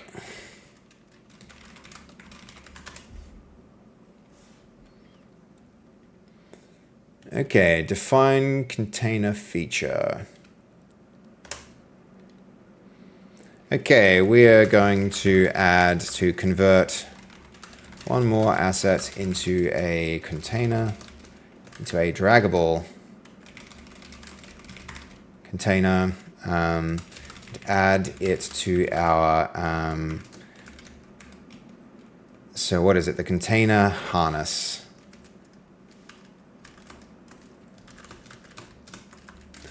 How was your stream, Lemon? What'd you get up to? How were you, what were you playing games? What's the deal? What were you doing? I hope you had a good stream. Are you going to hang out here for a bit, or are you going to raid and run? The Bass Dagger, thank you. Thank you for following as well. Another raider, no doubt. If you're a friend, any friend of Lemon's is a friend of mine. Thank you for coming through. I think less is more, and the secret to doing something for a project almost every day to not lose the context in your head already. Yeah. I like Trello, but I have to maintain it actively, and I'm not good at doing that. And one point, you're chasing tickets around. Yeah, I know, right? What's a raider? I mean, a raider, Bass Dagger, would be a person who, when you're following a stream and a person ends their stream, like Lemony just did, you can choose to raid someone. So essentially, you take your entire audience and you throw them in. I don't know if you're saying that sarcastically. I mean, I had to learn all these terms when I first started playing. Started streaming. So I assumed you came in with Lemon, who just did that raid, but you must have just found us organically. So either way, welcome in. You played Valorant. Nice. I played with Luna. Like Luna Tuna? Like, is Luna, you mean Luna's like, with Tolga Luna? Like Tolga's Luna or a different Luna? Probably Luna Astra. Luna Astra, of course, that Luna. Yep. Ended on a win, so W, nice. Yeah, I need more practice with Valorant. I really need more practice with Valorant. We got the Red Bull competition coming up at the end of the month, and I really gotta it's coming up soon. I don't think they know Luna. Fair enough. So we're going to get that done before we finally merge that branch, but I don't think we're completely blocked yet by that branch. So You're gonna cook? Val is so much fun. I probably am not gonna cook, but I'll have fun all the same. I'll have fun all the same. Okay, harness rework. I'm kind of digging this track. This is nice.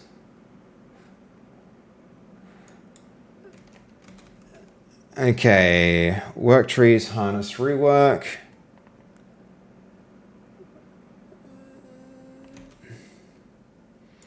Okie dokie.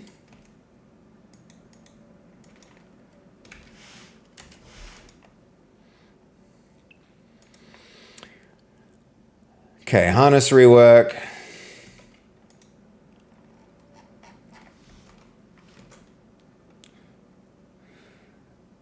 I mean, we should probably just even open this up in harness rework is 2. Let's get it open in Godot. One more time.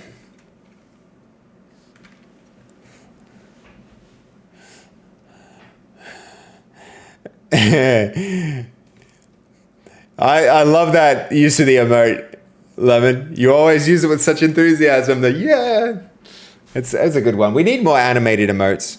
We need more animated emotes. I need them for just like the Milady, and I need to probably use the last few emote slots that we have to get in, you know, to get in a few additional things. Okay, sketch launchers. Let's see, sketches. All the sketch terminology as fixed.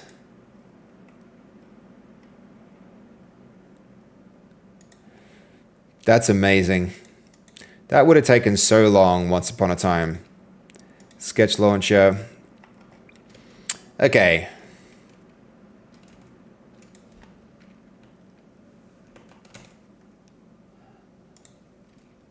Rename.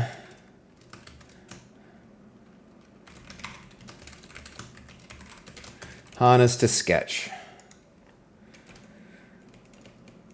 Okay, next thing to do. Let's change the keyboard shortcut that's used to launch the harness from F2 to F7. Or maybe F12.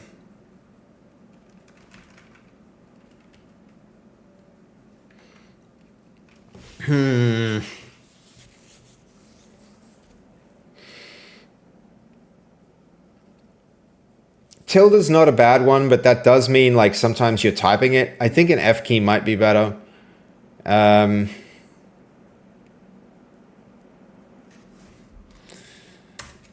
going to do that.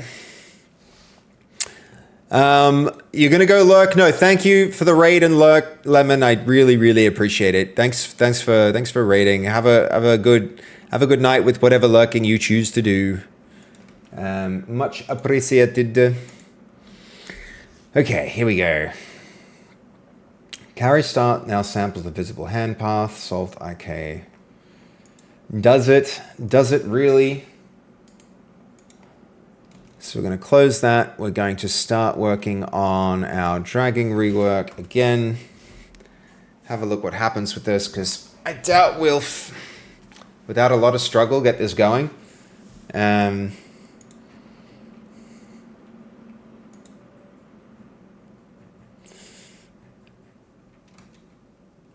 Okay, harness rework.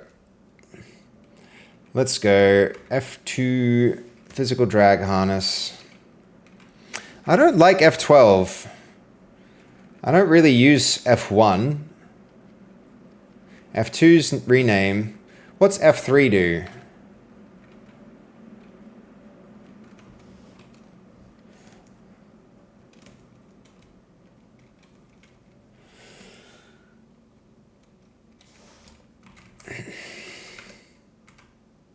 Hey, look at that! It's finally working! That's good, that's good. That took too long. All right, fantastic. All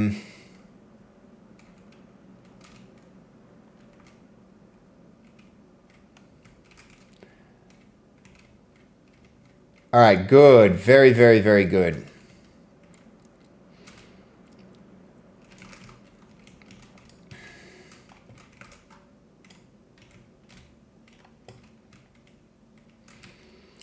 All right. So good. So good.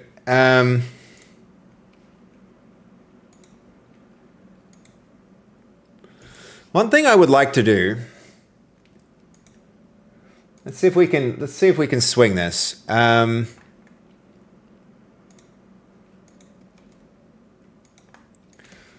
So completely unrelated.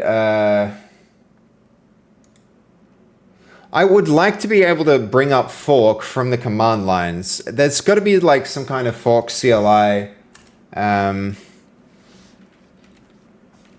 the command line, can I open a project in the Git management tool fork?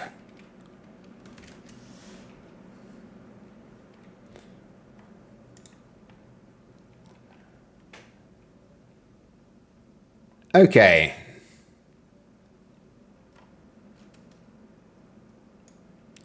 Yes. Let's try this. So,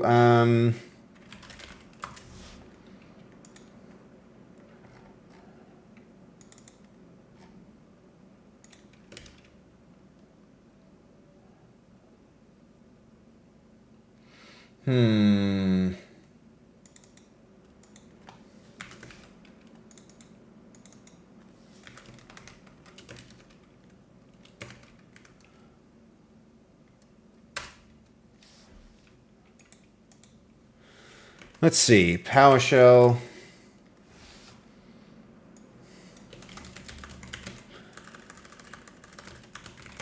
C work.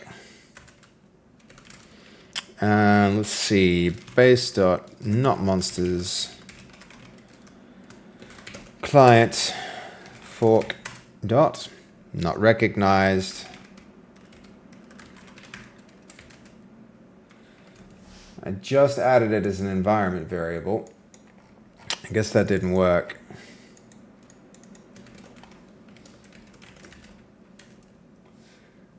Okay.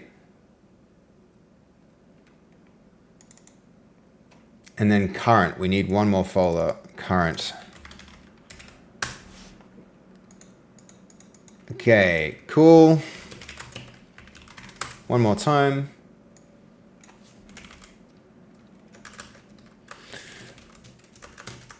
Work base, not monsters.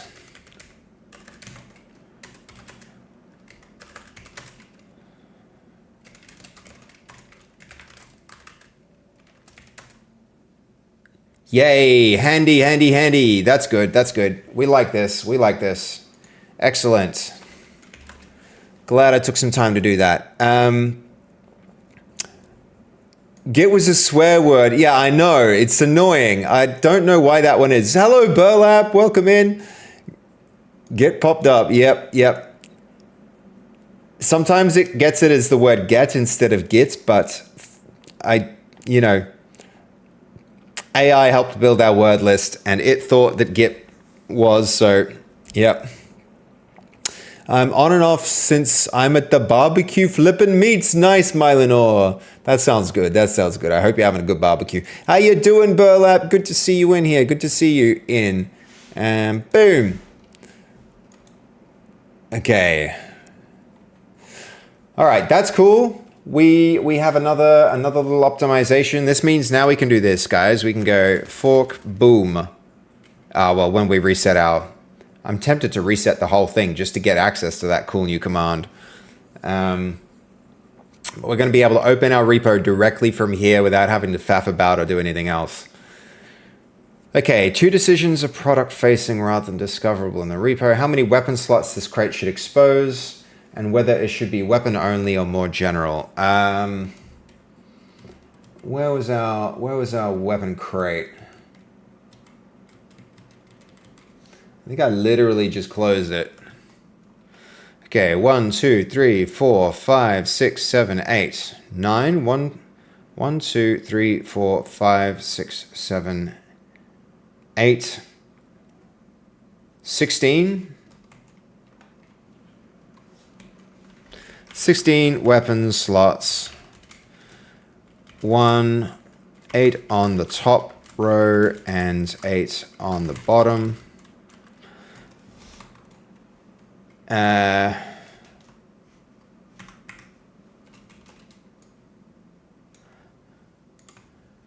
we'll do it like this just to illustrate.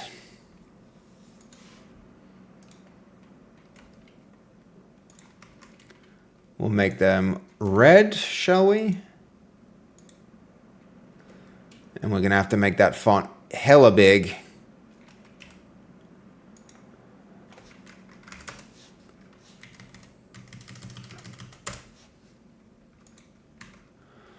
One.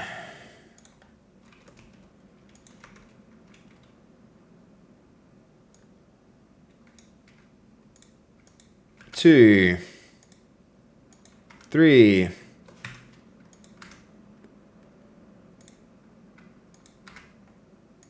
That's annoying.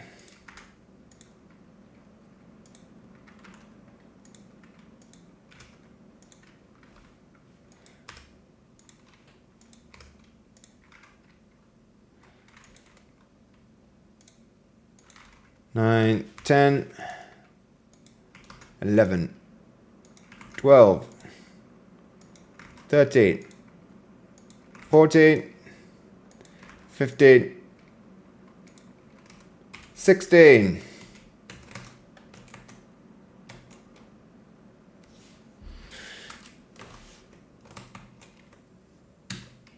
And then, wish I could copy a path.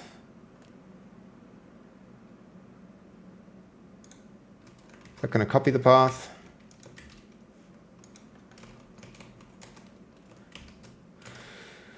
All right, that's annoying, but fine. Screenshots. Copy the path.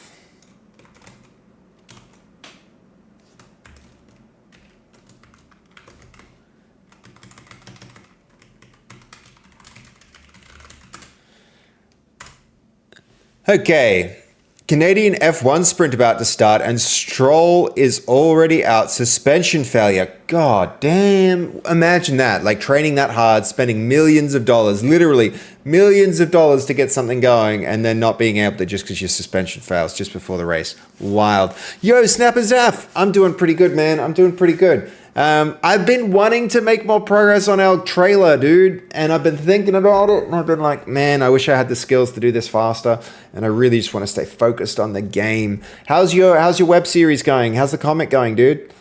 Hope it's going really well. Okay, what kind of weapons only? Yep.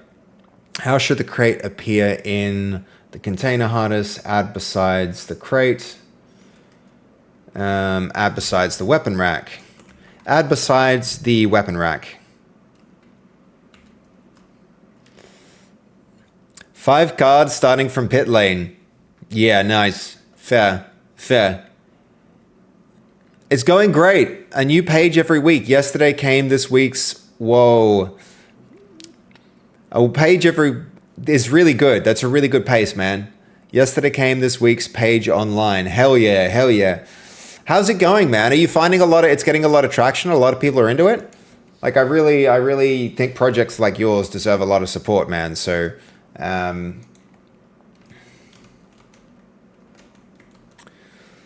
okay.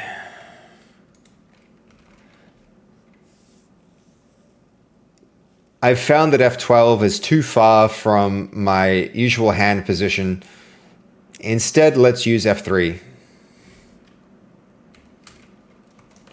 First, let's check if there's any conflicts with existing keyboard shortcuts in Godot.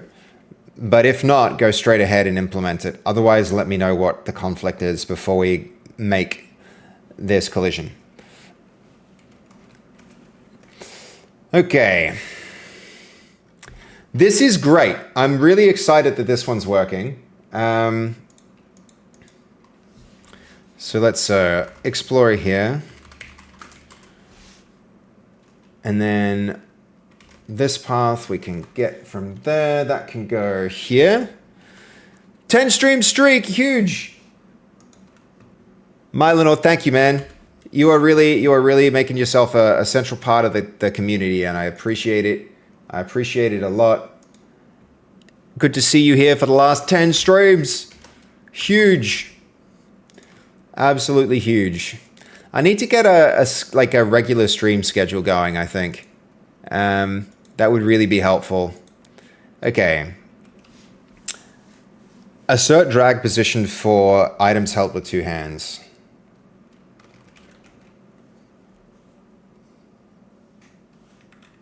What are we actually doing with this?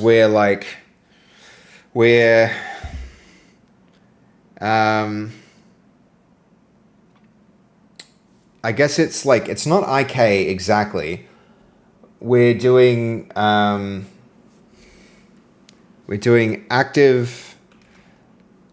physics for carried objects.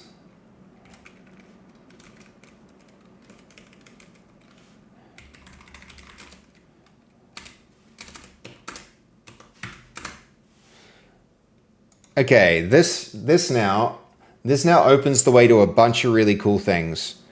Okay, so this is now starting to work really well.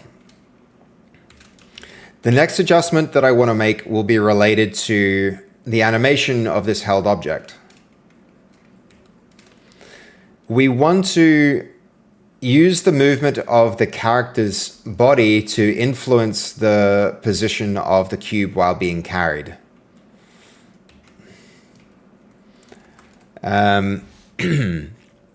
You're good company? Yeah, you're good company too, Mylano. I appreciate it, man. Do you mind if I share the comic in here? Maybe some are interested. Thank you for asking, Snapperzaf. I absolutely don't mind if you do that. Please share the comic. It's really cool what you're doing. It's really cool what you're doing. If one of the mods could please set it up so Snapperzaf could post a link to what he's doing, that would be cool. The Bass Dagger, you're gonna be surprised what I'm using. I don't know if you're on Windows or not. If you're on Windows 11, hold the Windows key and press the H key and then speak with your text in some kind of text input field, and it will do what you see me doing here. It's actually just built into Windows. On Linux, there's some really good ones that I can recommend. Let me know if you're on Linux, but yeah. Thank you, Goldie. Thank you for checking. Snapperzaf is the dude. Okay, sweet. Go for it. Go for it, Snapper. Linux user. Okay, yeah. Hold on, I'll get the name of... I think the one you probably want is Speech Note. Speech Note is pretty good for that. I think it will respond to a keyboard shortcut. It works offline. It's not bad. But yeah, I'm currently on Windows and I'm using the built-in Windows one. Good on you for being on Linux, man. F3 is... Oh yeah, F3 is going to be fine.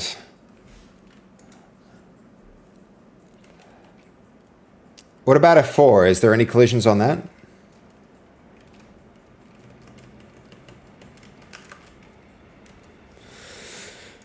Okay.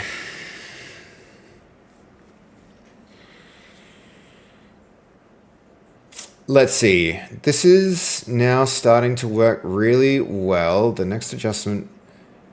Okay, this is an important one. Let's get these running before we go back to this. This one needs a rebase onto master soon. Let me just double check that one.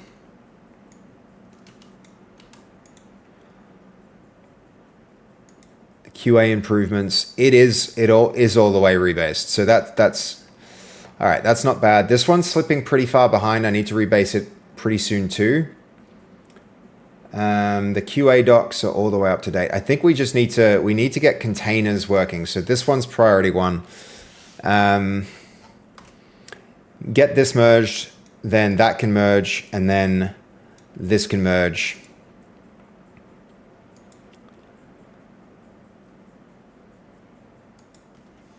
Okay.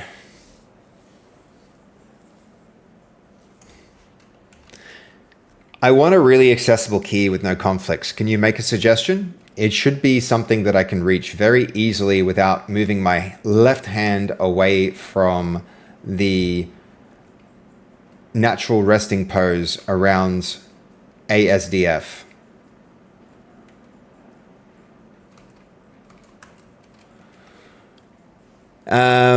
Sponge, are you heading to bed?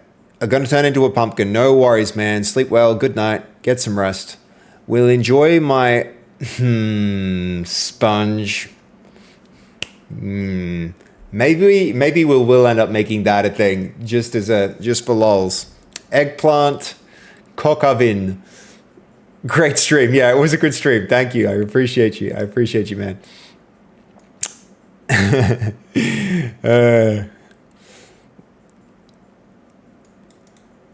It's pretty cool stuff, guys. The Snapper Zaf thing, like, pretty neat what he's doing there. He's even got some video stuff. You could probably find it through the website.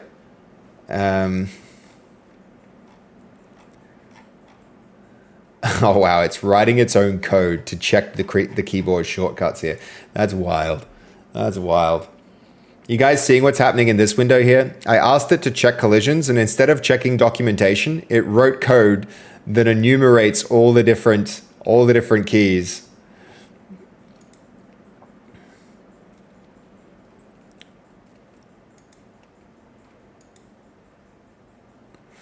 Okay.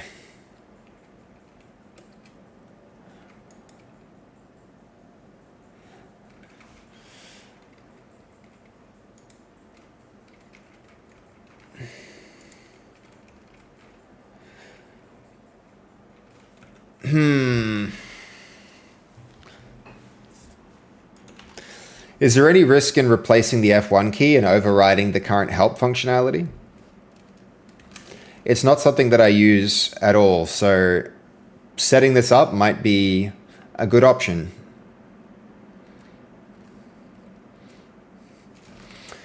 Okay. Now we have the backbone. Menace starts on the second night, accelerates, peaks at dawn on the 7th day, affects combat strength, maximum health, and the visual size. The current health percentage carries across forms. The remaining decisions are mostly corpse consumption and how explicit the visual scaling should be. Okay.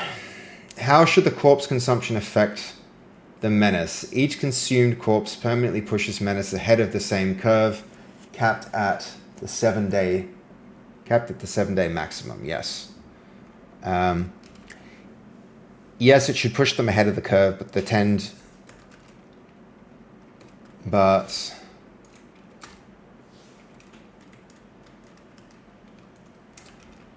the curve should tend towards the same 7-day maximum.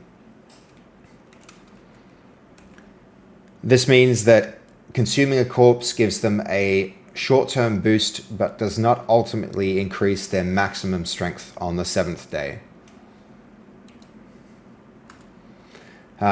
Should killing itself increase menace or only corpse consumption? Corpse consumption. Should the corpse consumption be available? Hold on, you guys aren't even seeing this. Should the corpse consumption be... Oh, whoa.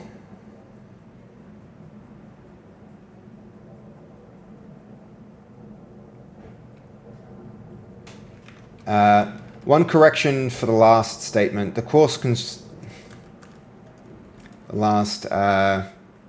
for this. When should corpse consumption be available? Corpse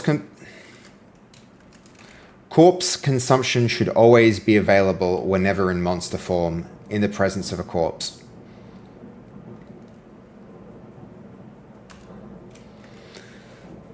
Okay. Let's go ahead and replace this with our own keyboard shortcut, overriding the help option.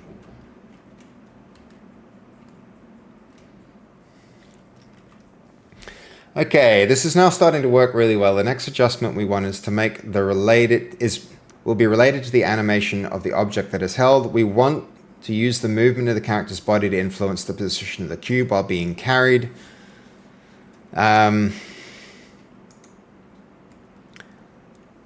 We want to keep the cube... Hold on. All right, answering questions first, then creating new prompts second, then this one's pretty high priority, this one's second high priority. Okay, this one first. Should post-game monster retrieval, transform language, stay as is. Reveal, should the post-game monster reveal gameplay transform restrictions during play during the match. Use puff of smoke transitions. Gameplay transform restrictions apply during the match. Result screen reveals still use a puff of smoke transform. I'm not.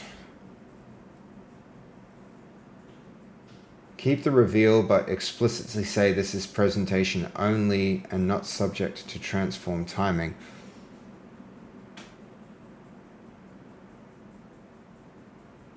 Keep it as is. I don't know what you're talking about there. How should the GDD should the GDD be about the menace now?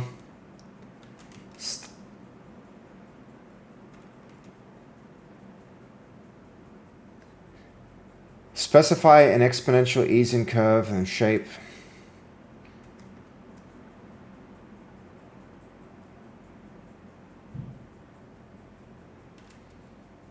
Okay, should the post-game monster reveal... The changes we're making in the monster scaling should not affect our post-game reveal.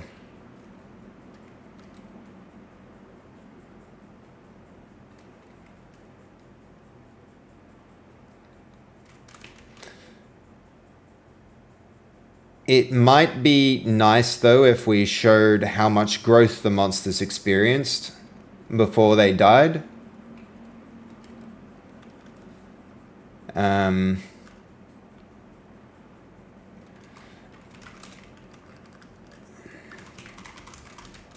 When the monster reveal takes place, if we can apply the scale of the monster when it was at its largest to the monster in the reveal screen, that would be good.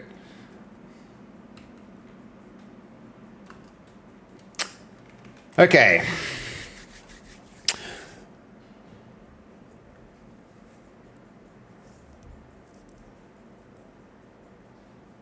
Snappers F, you've already subbed, so you don't need permissions to post links without getting timed out. Nice, nice, nice. Only non-subs can't post links.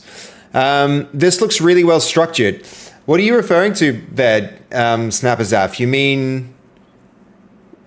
You're referring to like the workflow and like the different agents and how I'm putting them to different tasks, or are you referring to something else? I have been enjoying the workflow I've been using recently. It is quite good. Yeah, the flow. Yep. Hold on. What should this document update with the existing 7th day ritual stuff? Okay, hold on.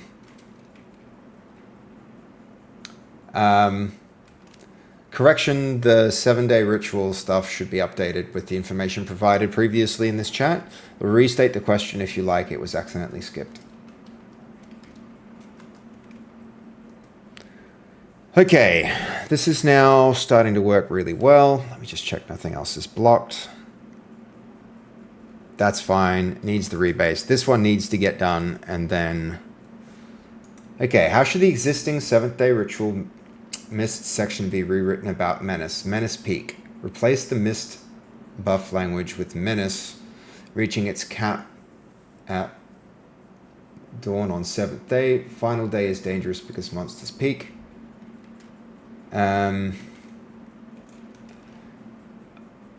At the dawn of the 7th day, the mist starts, and players must deal with menace, with monsters with their maximum menace amongst the mist.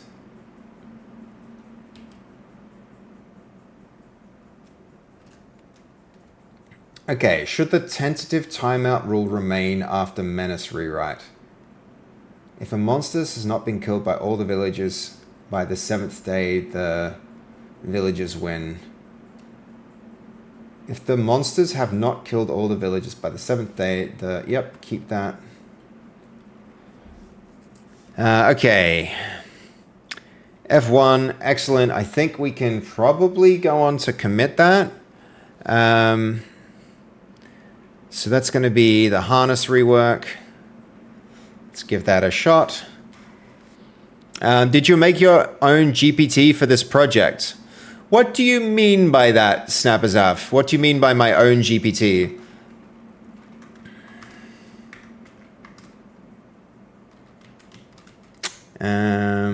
What branch we're on? We're not really on any branch, are we? We're on... I mean, we can try something like the physical body. I'm using like a lot of documents and markdown documents in my process, Snapazaf. So like the GPT is going to behave very different from most other GPTs simply because I'm asserting pretty carefully what is happening. All right, so that is all working, and then F8, F1 to run again. Shift F1 should rerun, and it does. All right, I like it. I like it. We're getting there. So now, harness rework. Let's head there. Stage these changes. Change keyboard shortcuts.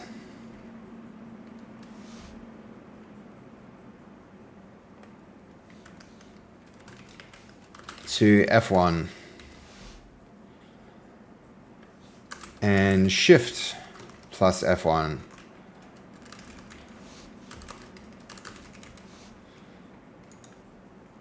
I think this one can merge, but it's going to have very few collisions potentially. Or I want to deal with those collisions right here. Containers is still the big one. So let's test containers.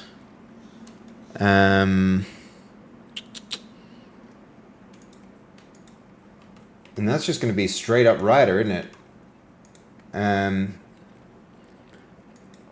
Well, you can make your own GPT. I did make one for my webcomic. It knows the law. Oh, yeah. You're talking about Chat GPT, and you're talking about these groups here, right? You're talking about the, hold on, like this kind of GPT where you've got all the context and a bunch of sources and stuff like that. Is that what you're referring to, Snapazaf? Because if so, yes, but GPT in this context could also mean like this GPT here, right? Not the project. All right, something else. Interesting. I haven't yet done that. I might... No, I think I know what you mean. And I probably need to look into doing something like that. Might be a smart move. First things first, let's make sure we can close this branch because it's been open for a really long time.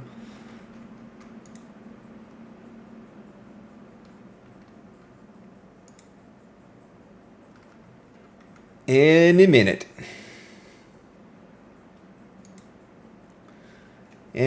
now. So this is going to be our container harness. Let's do it.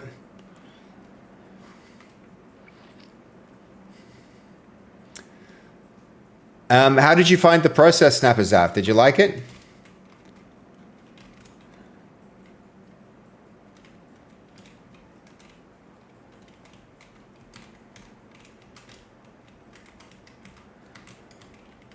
Okay, wood sword, place. And that's looking not bad. We need to open that thing up, so...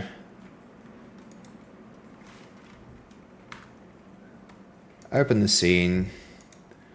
It's a very handy way to get to items, honestly. Instead of digging through here, I just open the scene up. Dude, I love this harness methodology, this way of doing it. I don't know why more people don't work like this. I think I need to coin sketches and make a YouTube video about it.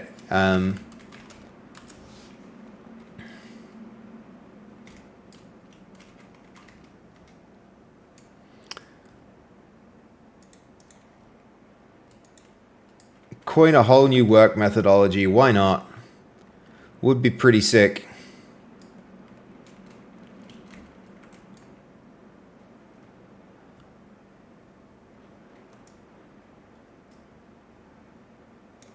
Okay, hold on. If I do it like this, it's going to be better.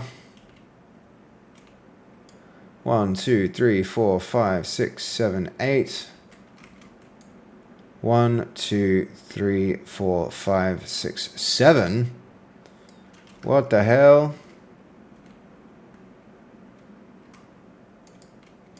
1, 2, 3, 4, 5, 6, 7. Surely that's an 8th one there.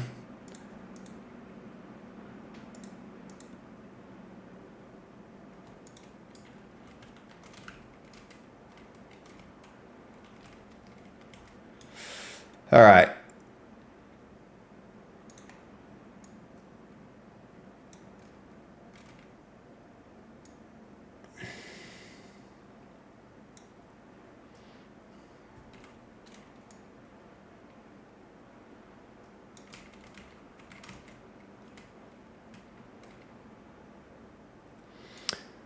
All right.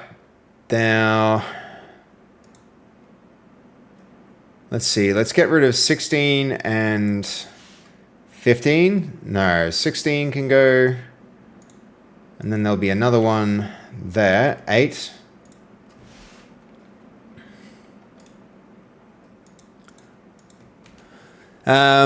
It's not just a project.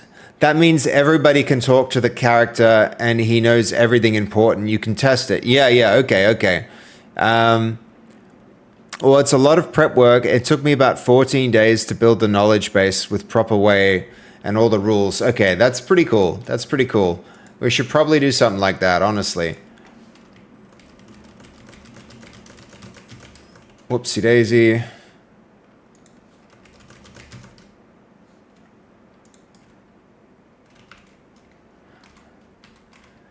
Okay, that works quite well.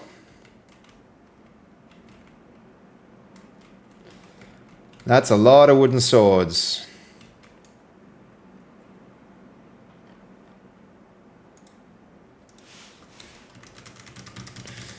And then we can move them all over a little.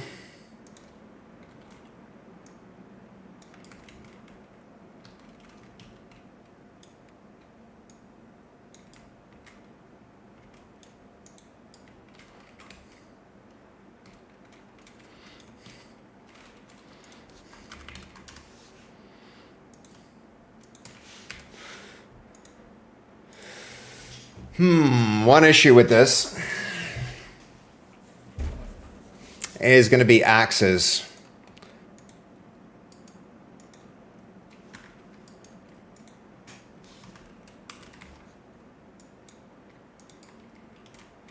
Not as bad as I thought it was going to be, actually. All right, so one thing we could do.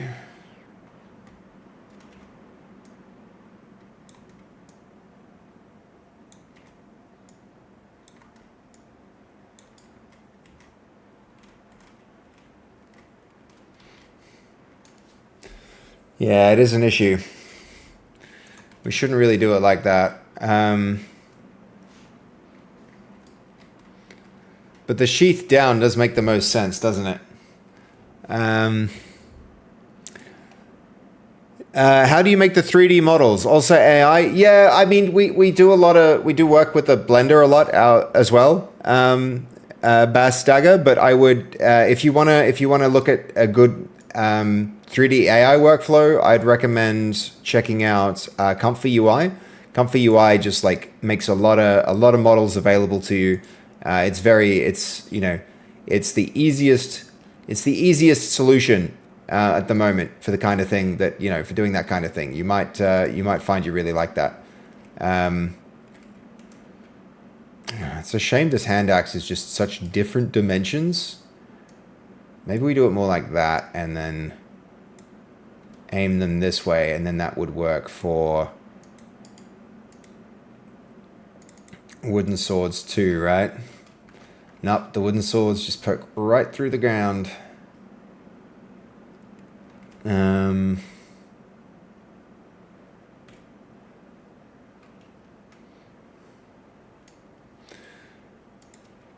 All right, one way to do this would be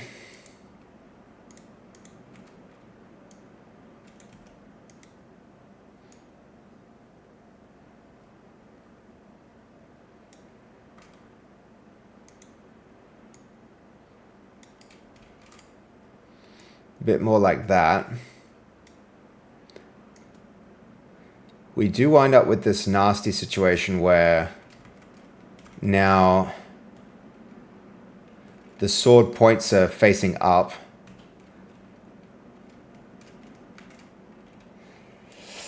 Could be a, I don't know, we could make this into a trap or a weapon. So if you run into the items, you get damaged. That could be a thing.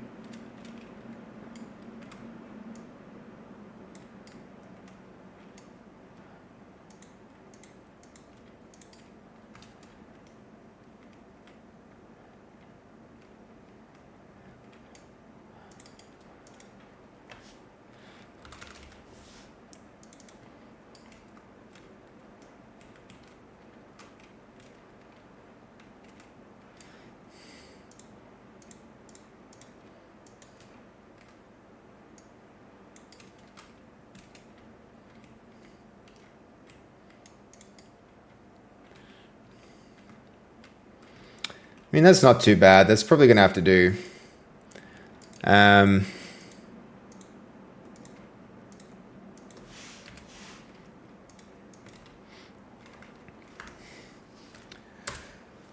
Okay, let's put some items in it and see how it goes. So Bass Dagger, the short answer is yes. The long answer is like we do a lot of work to make that that process successful. You know, it's but yeah, there's some like really good AI models. Hanyan is a good one. Whoa, what happened there? Why did that flip over?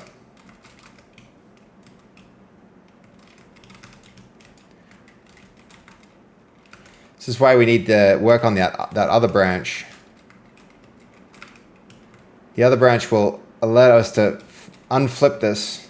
There we go. We got it.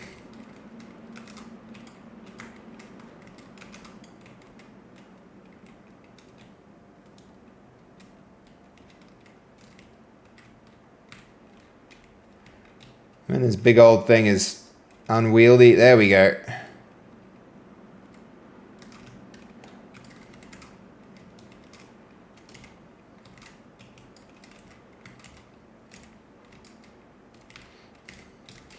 I'm tempted to make it so that objects can still like poke you while they're in this.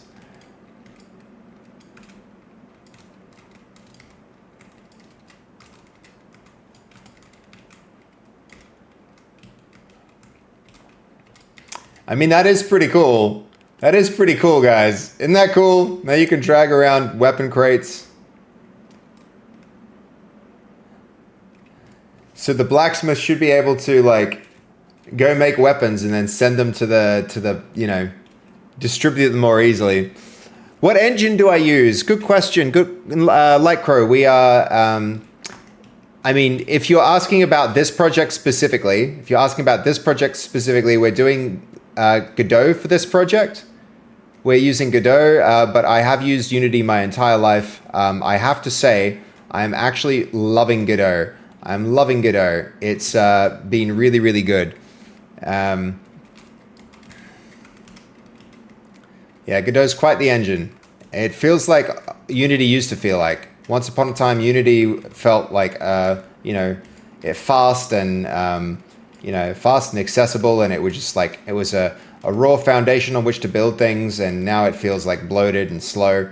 And, you know, not to mention the corporate, you know, the broken, it feels like a broken promise, the way that the company has gone lately.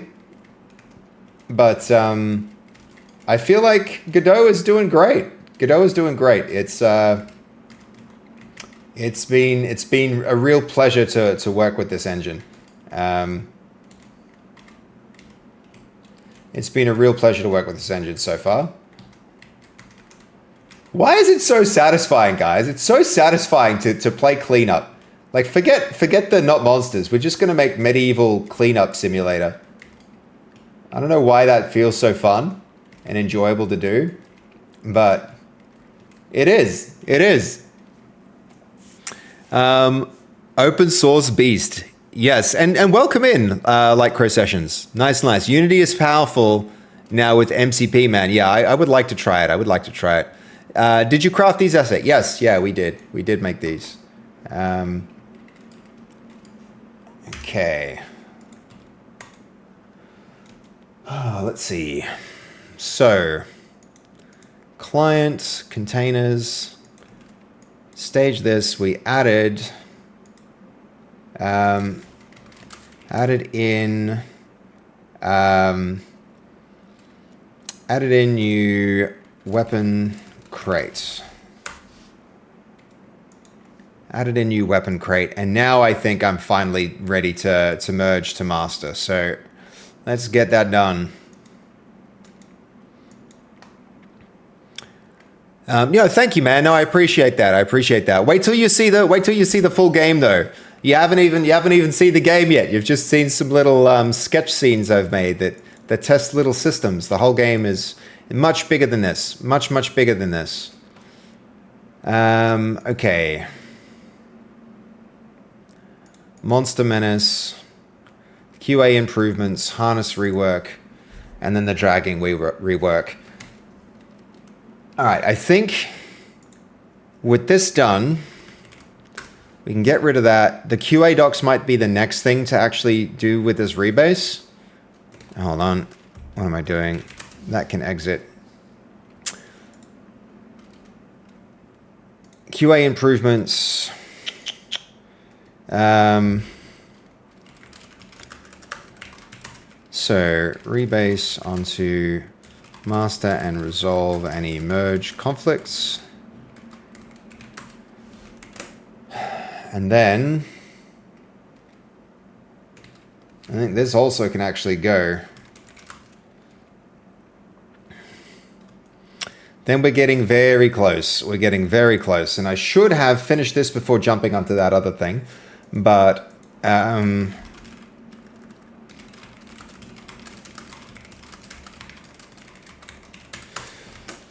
okay. How long? You mean like how long have we been making the game for? Does Godot have a reliable MCP as well? Look here, one really nice thing I've found about Godot. One really nice thing I've found about Godot is it uses very straightforward asset serialization to manage its data. And for that reason, most of the time, although there is a MCP server for Godot, and although I have it installed, honestly, the LLM rarely uses it because the fastest way to make the change is to directly manipulate the data. And especially if you work with tests. So I have a lot of smoke testing. I don't know if you're familiar with test-driven development, but smoke testing, it's like tests that validate that the internal structure of your systems and stuff work. Okay, so you just write a lot of smoke tests, and the smoke tests validate that the changes the LLM makes to the data are valid. And that way, you make the smoke tests fast. And in the part of it's like, it essentially, instead of using an MCP server, it just changes your data. It just changes your scenes. It changes your serialized data. It changes if you're familiar with Unity, like Unity has a lot of not addressable resources. It has a lot of scriptable objects. It's like the version that Godot has for scriptable objects is really clear. It's human readable. It feels like reading JSON a little bit. So that and its scenes and all of it, it's a lot like YAML. It's a lot like YAML. So it's like, essentially the answer I'm finding is working with LLMs in Godot, your MCP server is largely unnecessary because the formats of its data are so simple that the agent can manipulate them directly without having to even go through the engine and drive the engine using the MCP server. So and that's a nice thing because in my experience so far, that's meant it can move more quickly because it's not bothering to drive a new agent. And when it needs to do that, it can actually run the engine. Have you ever tried installing Godot? It's kind of wild. You go to their website and you download an exe and you double click the exe and it's like, congratulations, Godot's installed. It's like the whole thing is one exe file, and that supports Yeah, so the whole engine is a single exe file, and that exe file can run in headless mode, which means that you don't need an MCP server. Your agent can directly run commands in the engine from the engine's exe file with parameters. So it's like, yeah, it's like you don't really need. I'm finding, even though I have the Godot MCP server installed, you don't really need it because Godot's code is serialized in a straightforward manner, and you can run it in headless mode to achieve everything that you would want anyway. So yeah, that's the short of it. But thank you for the good question, man. I do appreciate that. I've just realized that might make a good clip, so I might even turn this question into a clip and stick that on the YouTube. So yeah, check out the YouTube, man. You can see answers to this question and many others like it there if you're interested in these kind of differences and the kind of work that's happening here. Wixer, it's all just JSON. AI is able to chew and modify the scenes. Yeah, that's right. That's right. Nice, for sure. Hold on. Can we YouTube? I'm going to start focusing on making the YouTube channel better. Where's that command?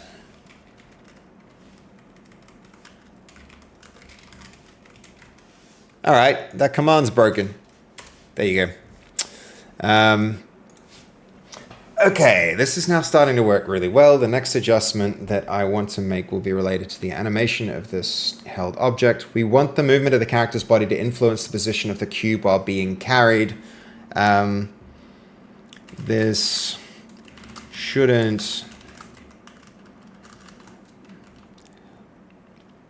To achieve this, I'd like the forward direction of the chest to be used to determine the position of the held object.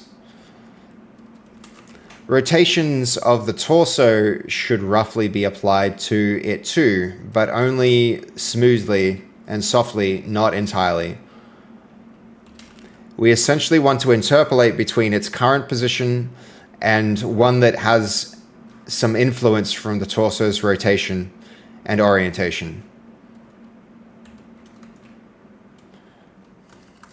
Let's plan this one out carefully so that we get it right. And not overcomplicate it as we've been doing so far with this branch. Okay, when the 7-day dawn mist starts, should it keep any monster advantages beyond maximum menace? Keep speed vision. Mist separately boosts monsters' movement and vision. While damage, health, and increase comes from maximum menace.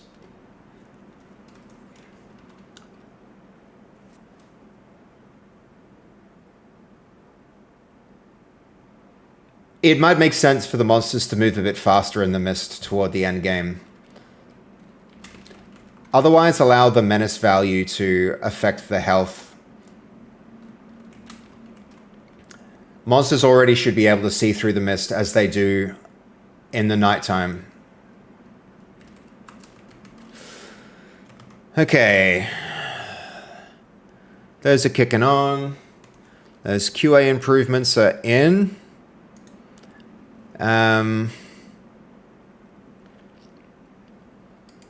I think I want to merge this in. And possibly the harness rework. Okay. Whoa, whoops. Change scene. Sorry. I'm tempted to try a one-shot web version of One Monsters. And with DeepSeek and see if it could upload a 5 GB data in one single message. So maybe, I mean, go for it. I can't stop you doing that, Wixer, if you want to. I don't know how. It'd be amazing if it just one shot made the game, but I don't think it's there yet. Okay, hey, random, but I was getting ready earlier when it was brought up. What's the main difference between Linux that makes it so superior? I mean, it depends. It depends on. Does it have any limitations with your line of work for content creation? Yeah, it does, Raisins. Its limitations are that often you want to play games. So playing games is usually they come with like anti-cheat, and anti-cheat engines just often don't really work under Linux. So it's not as good for gaming. And a lot of software that you might want to use, is only available on Windows and not on Linux. But that's becoming less and less true as time goes on. The advantages, Raisins, is that it actually, it runs for the vast majority of things. It just runs faster. It's easier to, or not, it's not necessarily easier to configure. It's more configurable, and you can do a lot more on the command line than you can inside of Windows. And you guys know how much I use the command line. It's, so it's powerful for a lot of reasons, and a lot of reasons that make sense for developers, right? It's essentially, it's more configurable, it has deeper control, and it runs more quickly.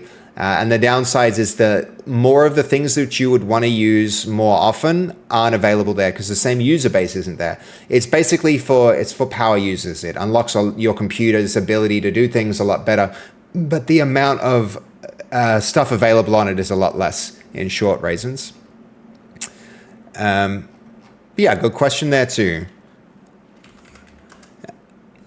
Also, the hardware requirements allow older PCs to work again. Yeah, totally, Vicode. Yeah, Vicode's 100% on it. Like, because it's faster, it means you can do more with less hardware.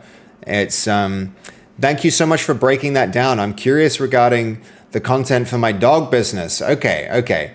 Like, Raisins, you can get a lot done on Linux. I would recommend trying something like Mint. Try Linux Mint. It's designed to make Linux feel a bit like the Windows experience. And so if you're familiar with Windows, using Mint will be a good way to ease into trying a different operating system. So I can recommend that. More security, more privacy, community built. Yeah, that's some of the big advantages. I don't necessarily know that security, like sometimes because it's more configurable, you can make mistakes that make it more vulnerable, but Dextra, I'm currently running on Linux on 3 laptops, and my desktop is running Windows at the moment because I need to play games like Valorant, and I want to play games with people from time to time, and some of those games don't run on Linux. So instead of dual booting, I'm just running it. I'm running Windows on my desktop and and Linux and everything else. How do you determine what the game's recommended specs are? You do diagnostic benchmarking. Lycro, you write software that determines how well something performs, and then you run that on a series of different computers, and then you kind of define what your minimum specs are. So you define the performance that you need out of it. You know what? I made a mistake here. You decide what you would like the experience for players to be, and then could it be virtual computers? I don't really like. It could be that, but I don't think VMs are a good way to do that. That's a really bad way to do that because even if you specify what the hardware on the virtual machine is, when you run that virtual machine, there will be overheads like unless you're doing like. There's like certain pass-through things that give you direct access to graphics and things like that. And it's like virtual machines are a bad way to test that. Often it's just you take a few key pieces of hardware and you do it like this, right? You say a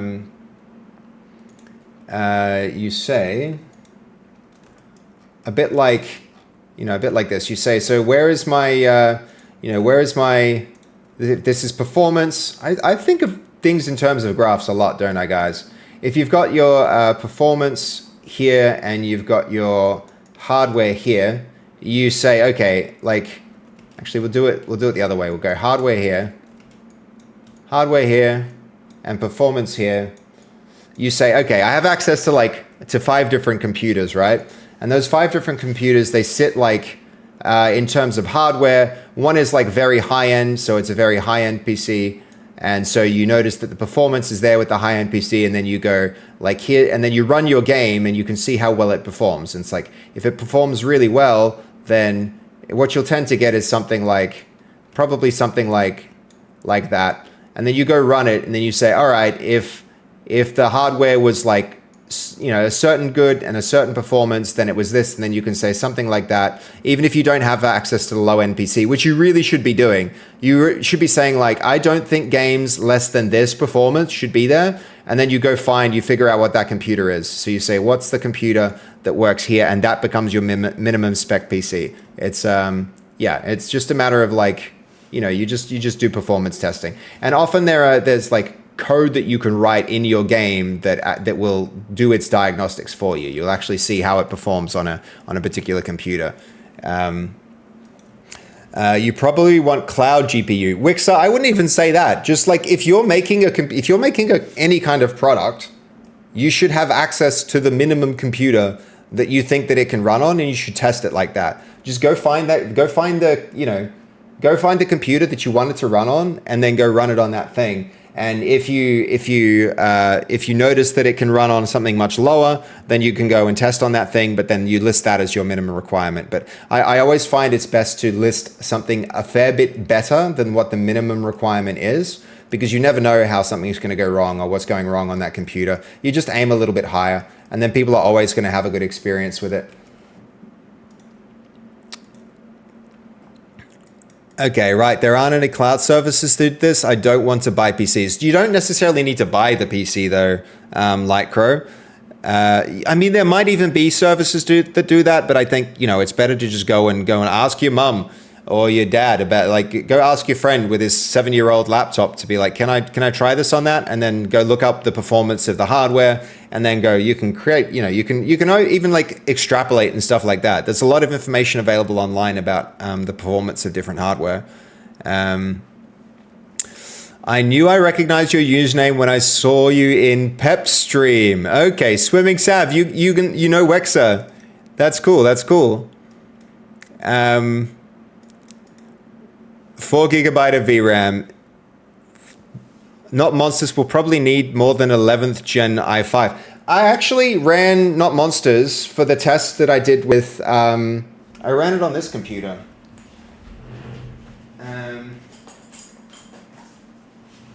It was getting smooth 60 FPS on this Razer Blade. And this is an let's see, it's like this computer's like 6-7 years old now, if I can get it out.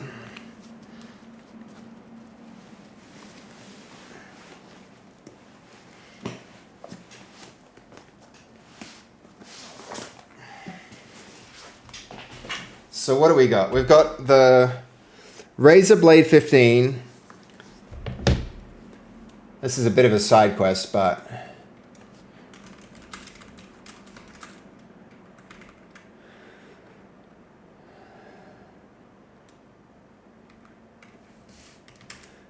$2020.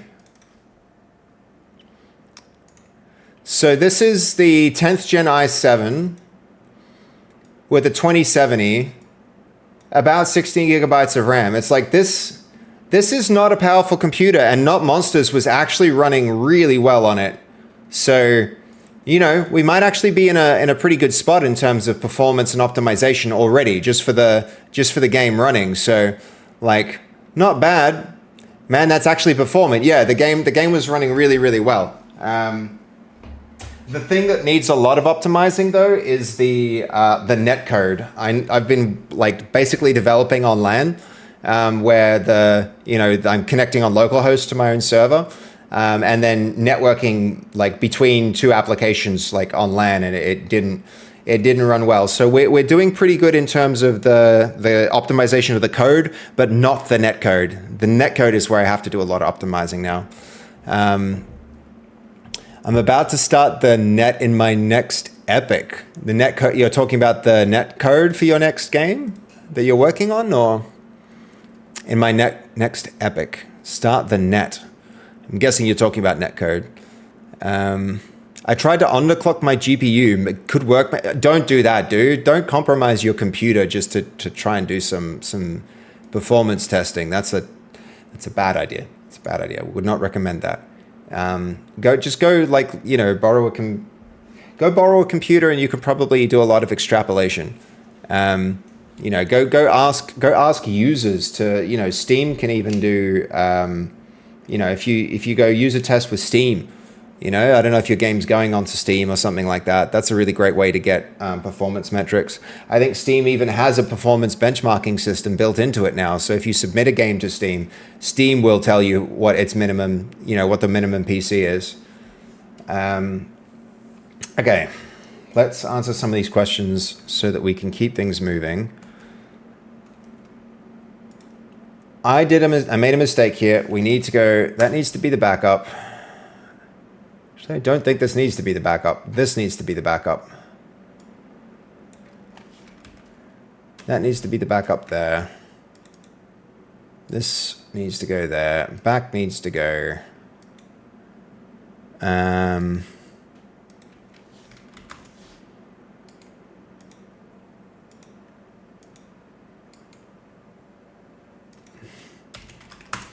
Master can go here. Back can go. It's nice when you're the only one working on a project and you can just be like, oops, I didn't mean to commit master. Just delete it. Okay. Updated documentation related to monster.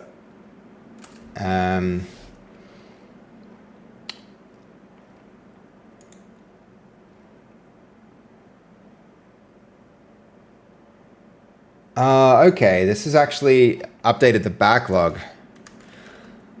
Updated backlog state with more task planning. With vertical slice plan.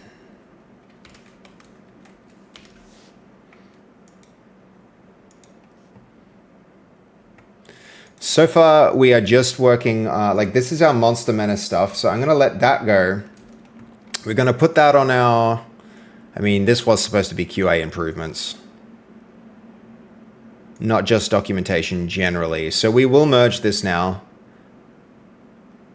So on here, master, that will merge this in there.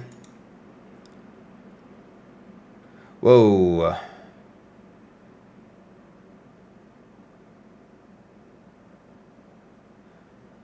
Master was in the wrong spot.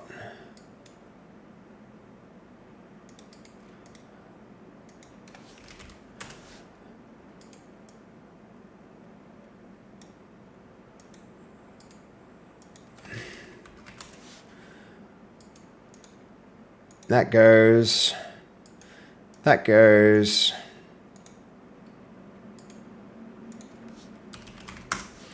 Master goes there. That goes here. Merge into master. No fast forward. Create a merge commit. There we go.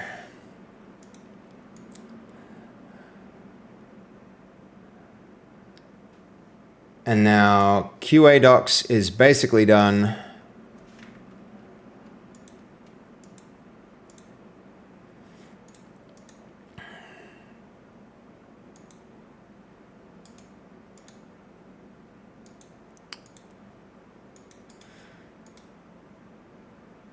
Should be able to, from master now, delete that. Yes, QA docs is done. Directory is not empty. What the hell do you mean? Of course it's not empty.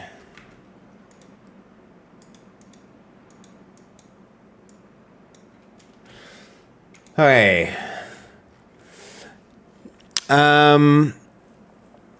Planning to, but need at least pre-alpha. Yeah.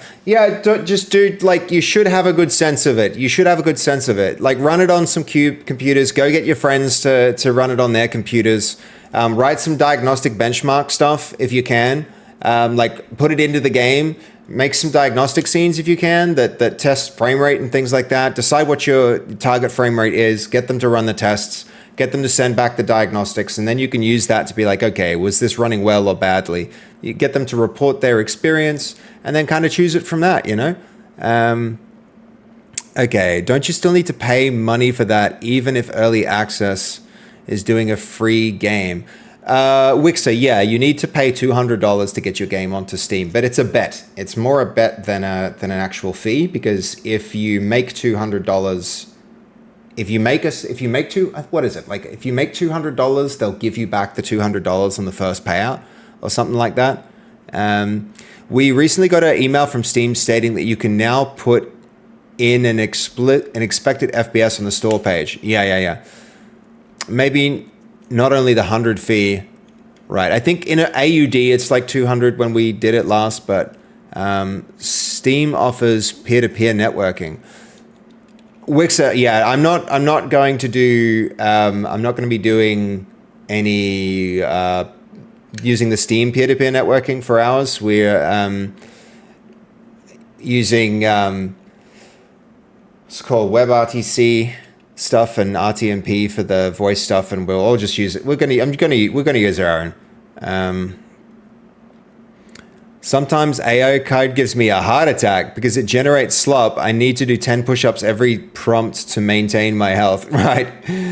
You should try it too, Seb Dextra. You're saying I should do 10 push-ups every time I read AI slop? Man, I'd be a beast. I'd be like walking around. I'd be a gym bro, not a programmer anymore. All right. I got to lock in, guys, and I got to answer a bunch of these questions, kind of important ones. So, first things first, we're going to commit the work on monster growth. Rebase onto master.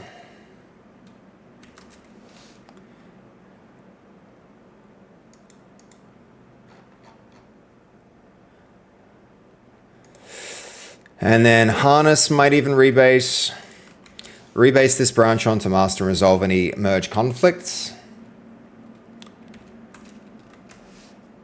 Okay. You should try co-working time just like Micro has. I feel like we could do that, but that's not really what I'm about, man. I'm not about that. I wanna stay engaged with the community as I work. I don't want to just tune out and be here quietly working. We're building this game together, guys, and like people come in here with interesting questions and it's interesting conversation. And you know, if I was just doing code, like the kind of code that I do when I'm offline, where I sit there and I don't, I'm just looking at code and fixing things and stuff like that, maybe then I do it. But I'd rather this stream stay more interactive and me be more engaged. I know how cool it is that what Micro does, but I'm trying to build community, and I feel like sitting here quietly and expecting you guys to do the same is not right. There's been cases already. If you're not honest about it, Steam is not liable. They updated terms, etc. Wixer, you're talking about the AI generated content disclosure? Okay. Good night, Goldie. Sleep well. Have a good night. Well, man, 3 a.m. How did that happen? We'll be coming up to 5 hours stream soon, and I'll probably wrap it there, so you won't be missing much, Goldie. Yo, Canal Cheese, thank you for the follow. I appreciate you. I appreciate you hitting that follow button. Thanks so much, man. Okay, there's a product level choice that affects the architecture, so I'm going to lock it in before writing the implementation plan. The simple path is to apply the real carry target, not the visual only layer. Okay, but I want to confirm that matches your intents. So should the torso influence move the actual carried object pose, not only the visual layer? I think, yeah,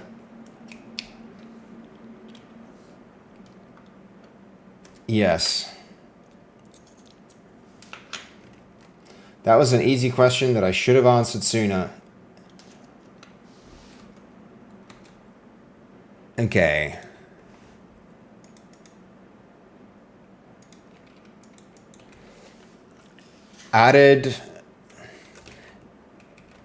Updated documentation to contain the concept of menace.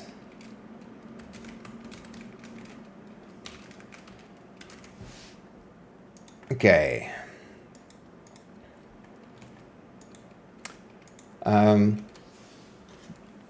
Let's now create a plan to implement this as a new file.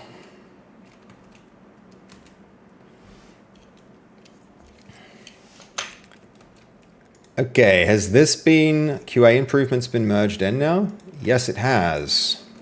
Excellent.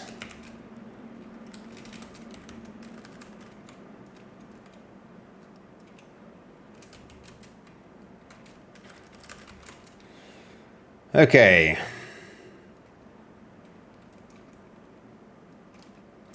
QA docs is out of here. Gonna run manage work trees. Where's our QA docs? Unlink.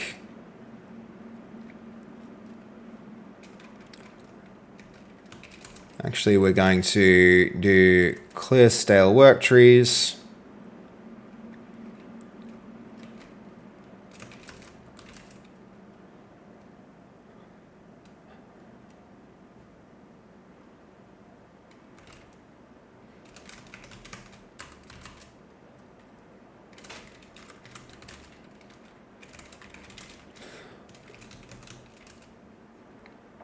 Ah, damn it.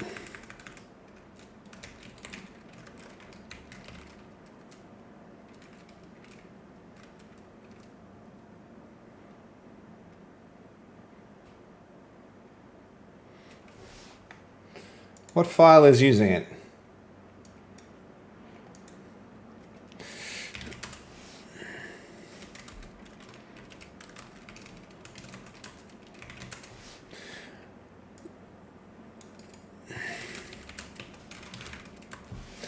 Windows needs something like this just built into it. Still at it? Nice. Yeah. Still at it. Still at it, Mylano. Still getting it done. You should try a co-working title just like Micro has. I don't know, Dextra. What do you think? You're thinking like move out of the software and game development category into the co-working category? Is that the suggestion? It could work. It could work. Maybe. Who knows? Okay, PowerShell.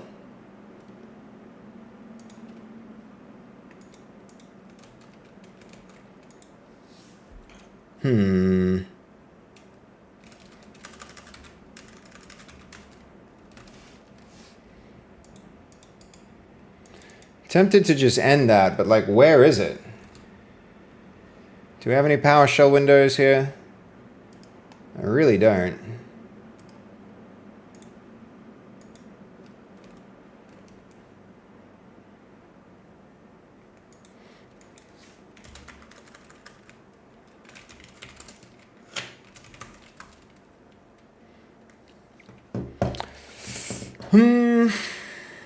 Do I kill that process? Probably. Probably.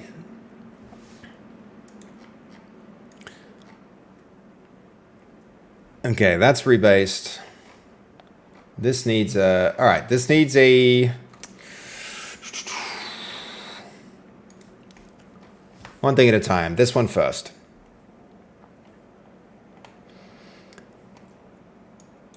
Okay, add a small actual physics carry pose influence from the character chest carry two-handed carrying. The carried object should still obey the existing shoulder reach collision carry controller, but its target position and orientation should be biased towards the chest's current forward direction, so the body gives the object a more animated connected feel. I think it also should rotate with it, but position, blend the bias lane contact. For rotation, yay, slurp this. Good. I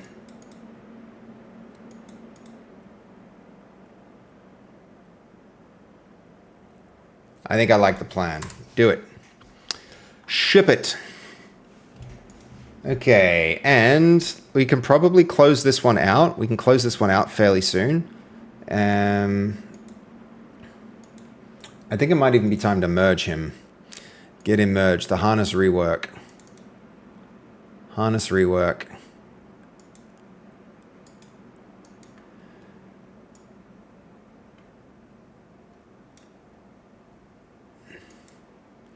Excellent.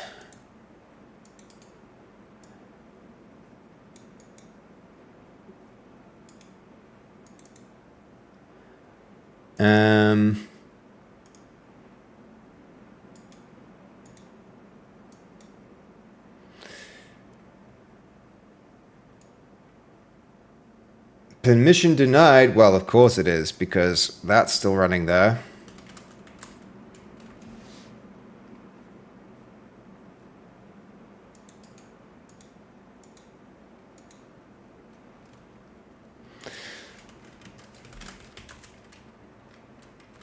Okay.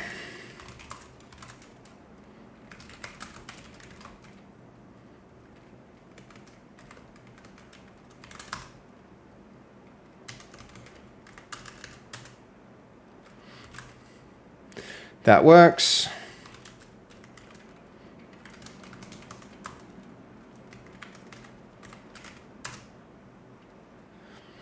I'm tempted to just like to kill whatever process is running there. I don't know which one it is, but it's none of these, right? All right, before we do that, how much menace detail should remain in... This screen might have to go. I don't think I use it very often.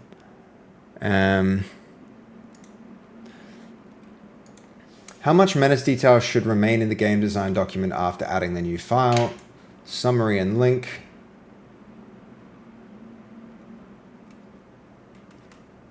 Keep the full current document wording and also copy it into a new file.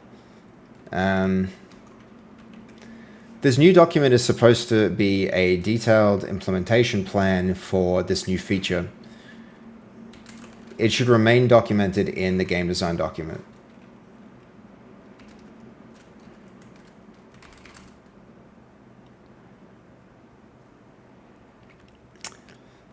Okay, that's going to be doing its thing. The other thing we could be doing, since we've freed up some space here, is consumables. So,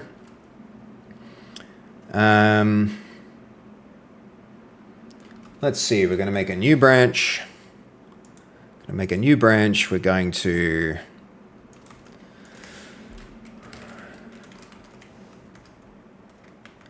do it for.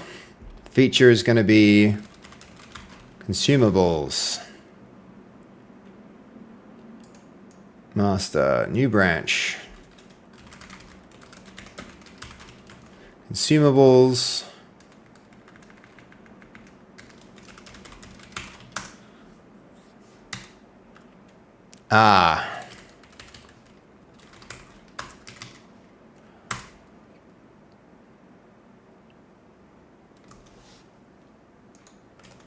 One more time. Hey, PepTech, how you doing? Good to see you, man. Welcome in, welcome in. How are you? And of course, we got to do that. Sweet, you're good, man. Just did a stream this morning? Hell yeah, hell yeah. That's awesome. How'd it go? Did you enjoy it? What'd you get up to?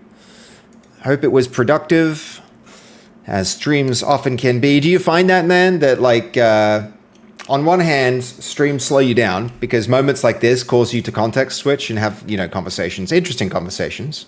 Don't get me wrong, but they slow you down because you're not as locked into what you're doing. You're like kind of juggling what you're doing between a bunch of different priorities. But then on the other hand, you built a landing page. Nice. The flip side of that, PepTech, is that I find there's a certain level of accountability that you have with a bunch of people watching you work. It's, yeah. Right. It's like chatting while Codex AI is cooking for me. Yeah, it's different. It changes the way that you work. That's the way that I'm definitely doing this.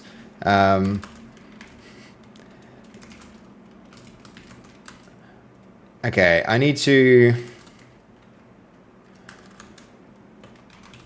think I need to kill whatever process that is. It's annoying me too much.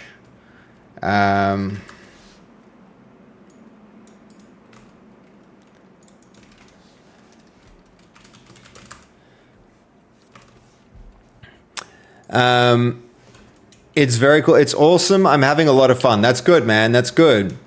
Glad you're enjoying it, man. Really glad you're enjoying it. Well, come on in, man. Make yourself at home. Grab a coffee. Lock in. Let's both get productive, man.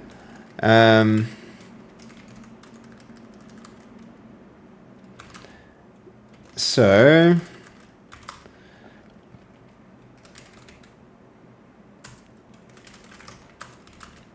now we've got consumables.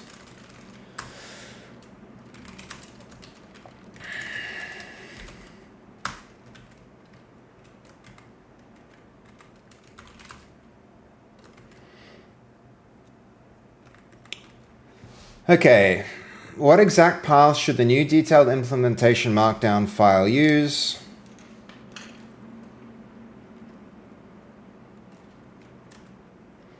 Should the implementation plan include follow-up edits to point... Oh.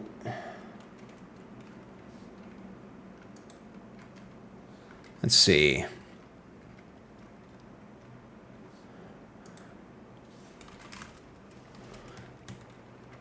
Should the implementation plan include follow-up edits to point existing docs at the new file?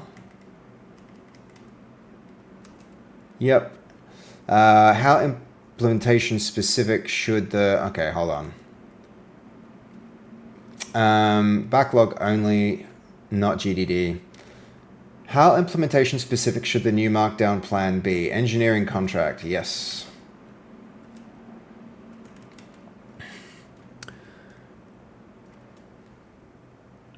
All right, monster growth, we need to...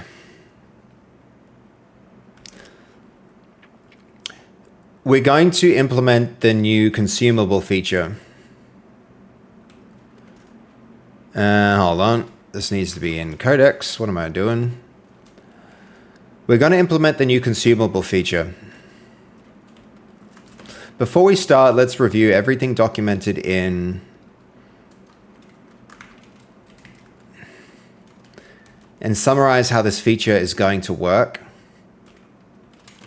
From there, we're going to revise it to fill in any gaps, and later create a new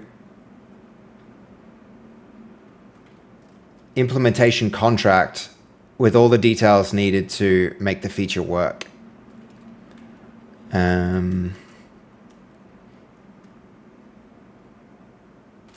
Let's start by reviewing the game design document and filling any gaps in the designs.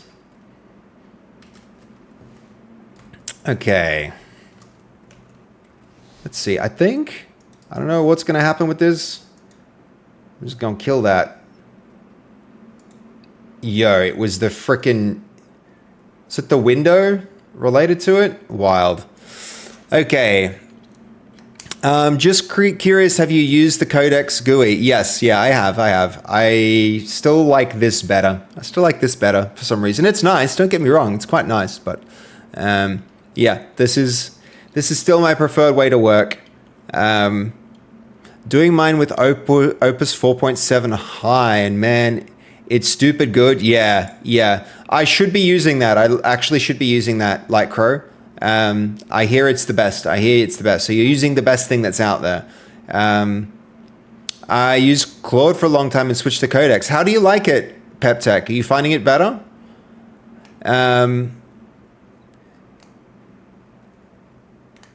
Wait, you mentioned WebRTC, but that's still peer-to-peer. Correct. Our game is actually peer-to-peer with one peer as a host. So it is host authoritative, but... okay, is there Max 2? I think recalling. Yeah, I mean, here, you can, this is one site I've been using to keep track of, how smart the different models are. Yo, that's actually the first time I've seen Kimmy K so high. I mean, GPT's slipping pretty far. And then we've got Opus 4.5 here. Apparently Opus 4.7's performing badly lately, but I don't know. I don't know how reliable this thing is, but anyway, it seems... Well, Kimmy up there, I know, right? I used the terminal UI for a decade and switched to GUI. the graphical user interface, and it gets the job done. It does. It's not bad. It's not bad. I switched back though. I switched back Pep Tech Dev. Like here, you can see. I do use it, and I have a lot of different projects that are being managed in it right now. And I could be using it for Not Monsters with all the other context. And I do really like a lot of the plugins that are available with it. And I don't mind, like, I've even tried a bit of the automations. It's good, don't get me wrong. It's not bad, but for coding tasks, I still just like the command line interface. Kimmy has been cooking indeed. Nice. Have you seen that Kimmy has built an agent swarm? What is that? They have build examples. Interesting. So it's like subdivided into a bunch of different tasks that do stuff, but yeah, I wouldn't be relying on a army of agents. I think unless there's a task that, like, where that's quite compatible, but in my experience, most tasks aren't like that. The plugins are the key thing for me, and it's totally fair. Yeah. It took me a while to switch, but I finally did. Don't get me wrong, PepTep. I have used it. I have used it a fair bit. I just use it for different tasks. When I'm doing coding on Not Monsters, it's like I find this is the most effective way to see what it's doing everywhere all at once and be brought, be brought to the bottleneck as quickly as possible. I find doing it like this is easy. And also the fact that its work trees aren't there yet. It's like the way that it manages work trees, it does it in its like that weird codex folder that sits like, I don't even know where the path is. It has this weird way of managing work trees that doesn't quite jive with me. I know what you're talking about. Yeah. For those reasons, I'm not there yet. What percent of the game is actually done now, Snapperzaf? Like, not a lot. Like, I would say, like, I know enough to know how much there is left. Even though it seems like a lot has been done, I feel like I'm probably like 20 or 30 or 40% of the game is maybe done now. Like, towards there's a long way to go. There's a very long way to go. So, unfortunately. Games are hard. Games are hard, Snapperzaf. They take a long time. AI analysis. Oh yeah, I have seen this one too. Artificial analysis.ai. I've seen this one as well. It seems like a really good site also. Yeah, thank you for linking it. That's pretty cool. Thanks, Jobman. I finally figured out a good system for that. Right. But don't feel like you can be a feature creep at this time. I feel like it's not a bad thing to prototype a lot and pick the best stuff. Yeah, I'm still trying to strip it down a lot. Like there's way more ideas than I should be doing at this point. What I find is the best thing to do with that kind of thing, like crow sessions, is to like. Have you ever read this book? I don't agree with everything in this book, but there are some really good things in the lean startup that resonate quite well with me. And one thing is like validate your ideas as early and quickly as you can, and don't spend time building features that people don't want. Okay, yeah, you know what I'm on about then. What I'm trying to do here is move towards something that I can give to people as quickly as I can. I work with lean at the job, so I'm trying to resist feature creep. I'm trying to build an MVP, like in the way that book would define it. The minimum number of things that a person would pay money to play. And it's like, there's a gap right now. There's a significant gap right now that I'm trying to close and not spend time on anything that doesn't contribute to closing that gap. Yeah. Okay, speaking of closing gaps, let's get this working.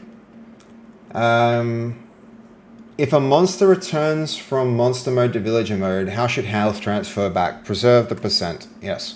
What should the implementation plan define as the first playable slice? Transform menace core. Implement the transform gating menace core health transfer. Damage and health and scale. And reveal scale before corpse feeding. Yep, that's fine. We will need corpse feeding, but we can do it in that sequence. Okay, what transform exit rules should the implementation plan document? Night only two-way. After night 2 unlock, monsters can enter and leave monster mode during night and day periods. Yes. We also need to scale their effectiveness during night and day. That's completely missing from the plan. And to communicate the idea, the monster strength is also going to need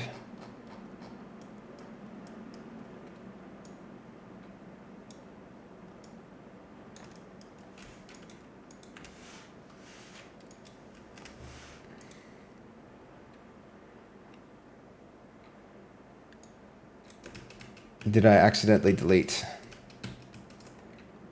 No, I didn't, but it's gone.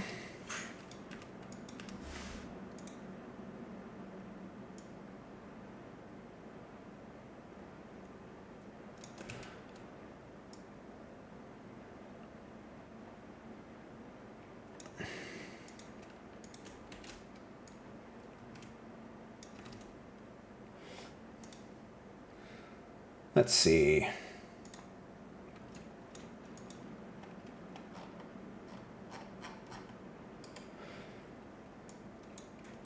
Copy as path. Okay. We're going to need that as a new layer as well.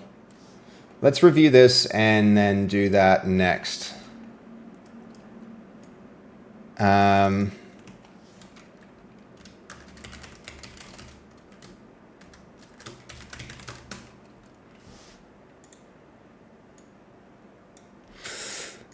Okay, look at this graph. Look at this photograph. Yeah, that's right. That's right.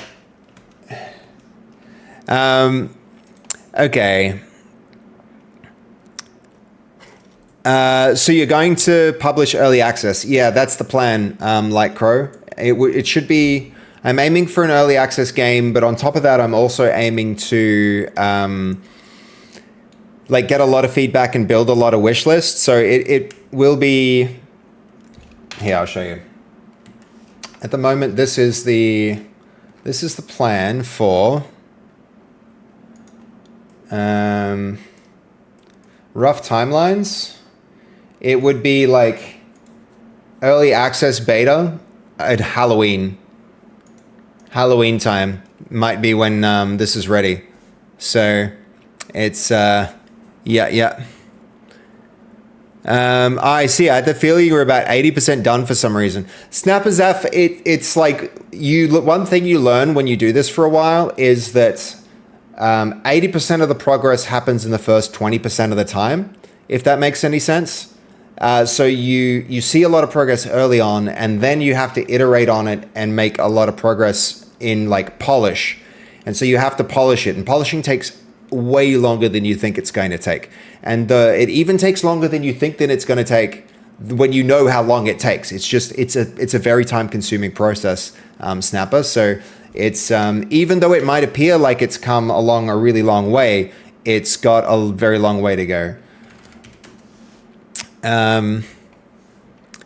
But you got the power to do it. I believe too. The last 10% seems like it always takes, yeah, that's absolutely right. You work at a lean job. Okay. Not sure I should start twitching. I'll build an executive club with my friends and play closed doors for quite some time. We'll see if we release. Yeah, that's not a bad plan, Light Crow. I mean, just look at these two. Hold on. What are those links, Wixo? Those are weird ass links, man. They're probably Kimby benchmarks, but did you get auto modded, Wixo? Sorry, man. I've got a Halloween theme at that time, dude. The whole game it's a walking Halloween theme. It's a walking Halloween theme. The game is just like built for Halloween. So, sorry, I just got sent to a URL to the Codex app snapshot. It's all good, all good. I was just saying, I hope that they bring that to Windows soon, and somehow in a terminal user interface. Right. Sorry, PepTech. It's like you got to be subbed before you can drop links here. We've just had people do weird things with links in the past, so you know we're gonna. Sorry about that, PepTech. Yo, thank you for the sub. Thank you for the sub. I do appreciate that, man. Okay, here goes. We've got too many things that need answers, and I've been distracted with chat. So we're going to lock in and look at this for a minute. Okay, implemented. This one's good. We need to test this. We need to test this one. We need to probably... We need to... Hold on, I'm just change some settings. Hotkeys.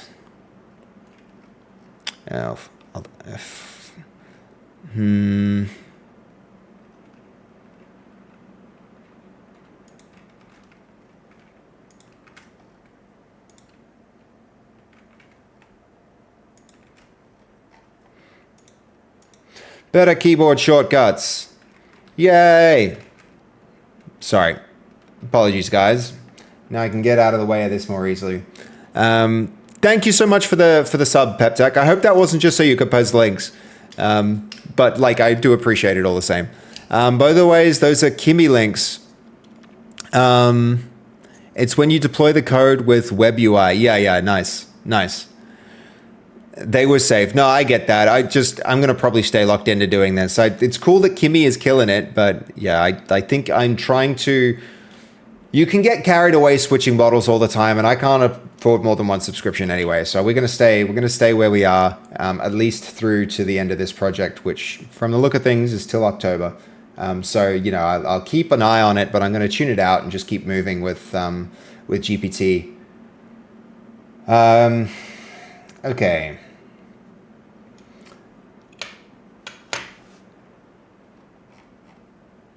This implementation pass creates the markdown document. I mean, yeah, that one's fine. That one's fine. It captured all our questions. It can go make that markdown document.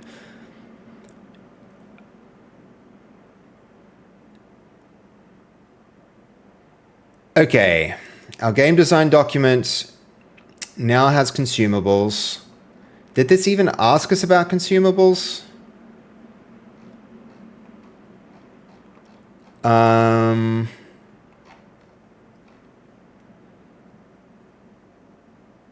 I should have put this in plan mode. I didn't, and it's gone and done some changes.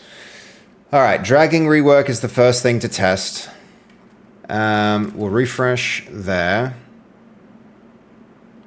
We've got monster growth, dragging rework consumables. Let's go check the dragging. Well, how do you move so fast? What do you mean, Gamosaurus? I must have done something quick at some point there. Oh, the left and right, the switch. I'm just quick. Just there fast. All right, baskets got issues that we need to probably solve. Okay, physical drag, let's see how it goes. Jumping the sides of the screen, right? Keyboard shortcuts, Gamosaurus. I just changed them, so I wanted to test them. All right. This is working terribly.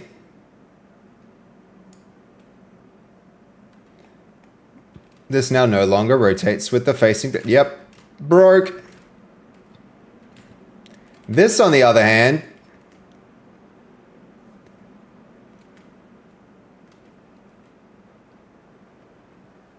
It's actually working okay.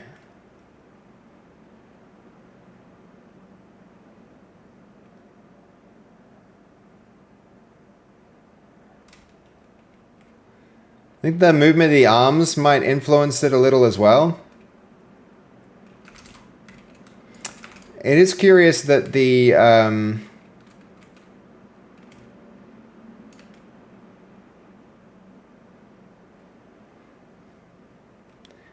I mean, its transform seems to be moving, but the rotation is not changing.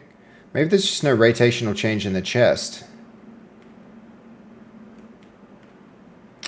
Ah, man, this is much worse.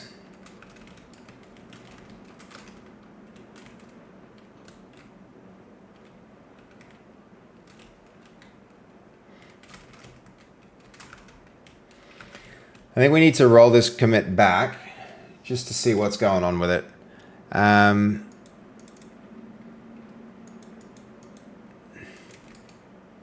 Let's stash these. Let's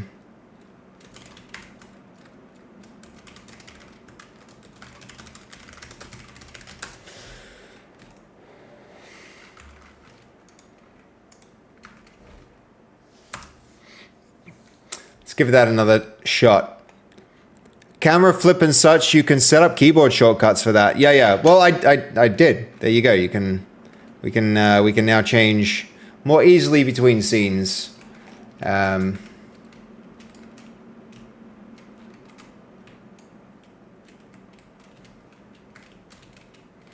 that's working fine. Whoa.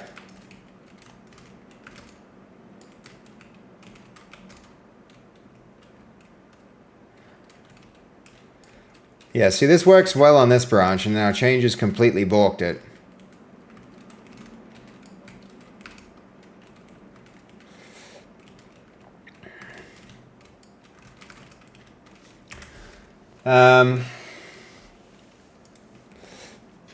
Those changes completely broke it. We wanted to keep what we had, but add an additional layer to it that slightly matches the rotation of the carried object to the rotation of the torso of the character. What we were just seeing in that stash changes, okay, we're not even gonna... The last pass broke the existing functionality and did not add the desired functionality to our satisfaction. Have another attempt with the simplified plan of applying some of the rotation smoothly to the held object.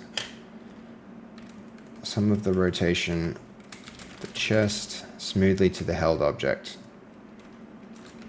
Keep the change simple and direct it at this outcome. Okay, review the game design document and added new consumable designs. The feature shape is now... What are you doing?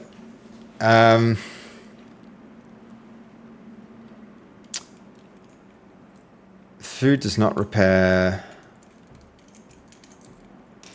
Let's go review those changes. Damn, I wish that command worked. 3:30. Ooh, 3:30. Half an hour more, guys? Half an hour more? What do you think? Maybe.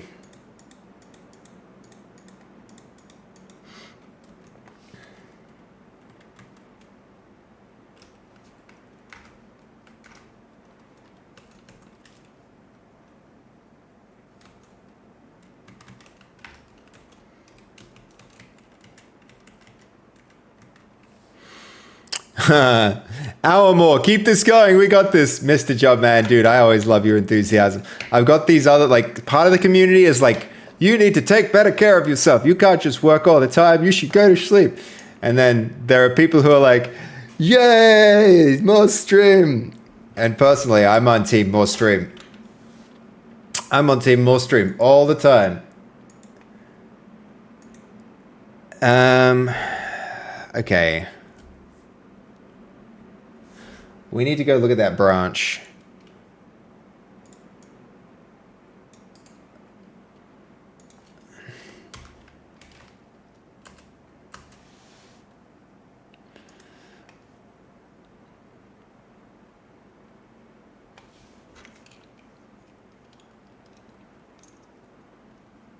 Consumables must be picked up, carried, dropped, stores. And first slice rules are consumable.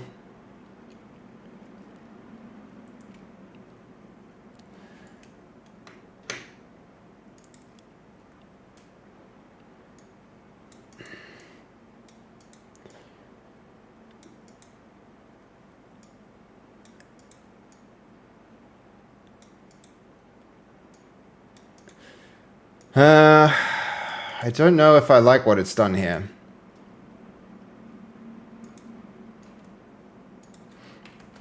Revert this change. The intended task was for you to look at the existing documentation and summarize it for me now here in this context window, not to modify the game design document.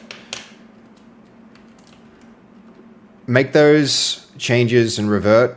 So revert the changes, then state the current game design documents information on consumables. Okay. Let's have a look at this monster implementation. What do we got? Monster growth. Okay, dragging rework. We've got, what are we actually doing here? Okay, this one's dragging. Is it dragging? Oh, I hate that I hate that Codex does that. Consumables is a new thing. Monster Menace is a thing. That really needs to rebase onto Master Truly.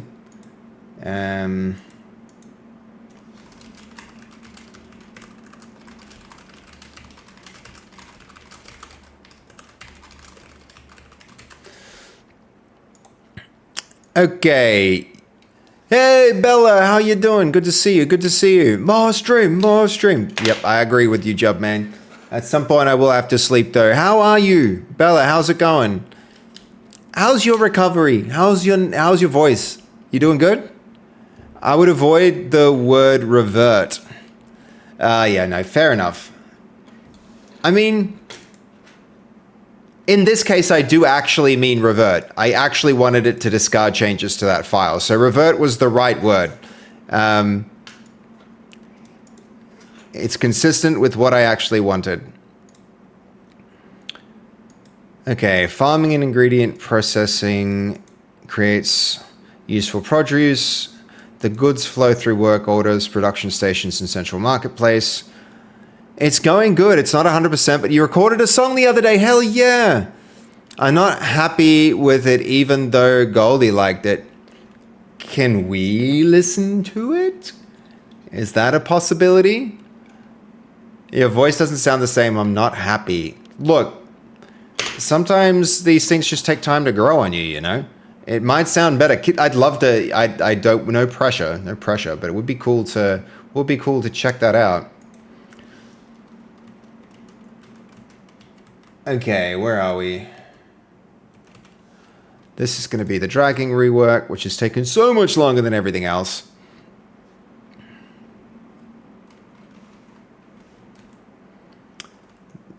This one's so behind. This needs a rebase more than anything else.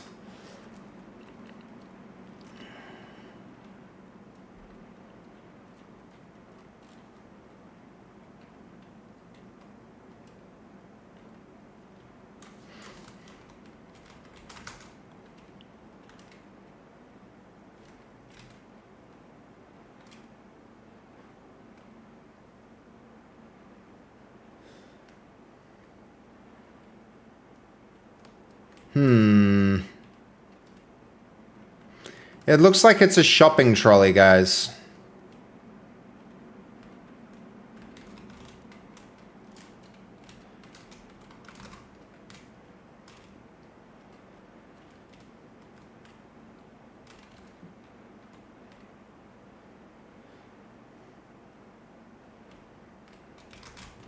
And if you run into it too fast, you just get like stuck.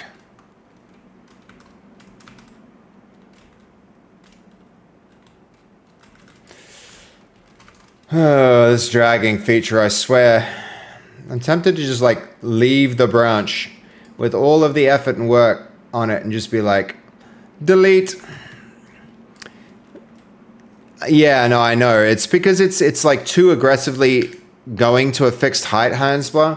And what I'm trying to do now is get it to apply more of the body's animation to the object, so that as the body moves, the object moves, but it's not really working.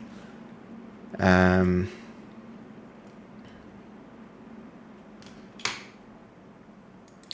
need to review the actual code, I think, to get an idea of this. It feels like it's on wheels because the height is so fixed and the animation of the object is so like. This is still really not having any effect on the motion of the held object. We need something that incorporates the motion of the shoulders, arms, and body. Let's express.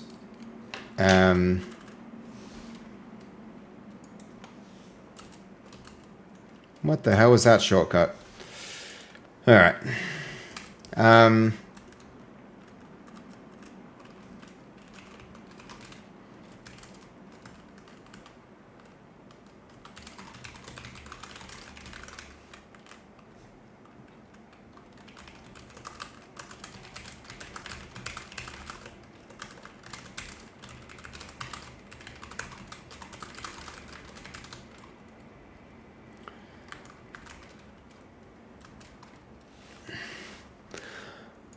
Okay.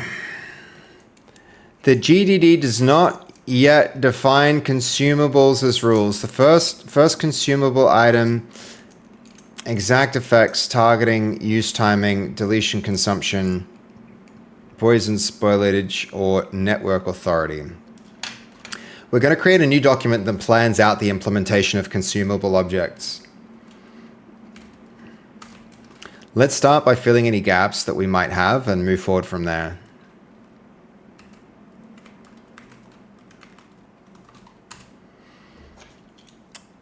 All right.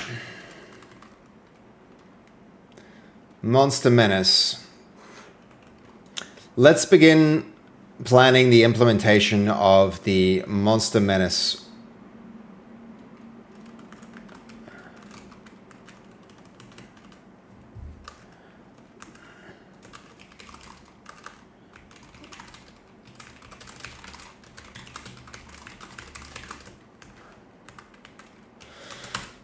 All right, let's kick that off. Nice, nice, nice.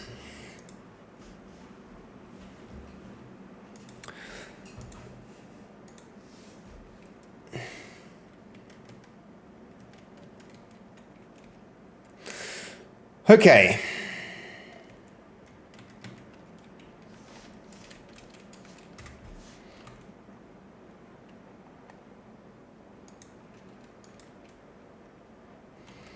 Got that object in, that's pretty good.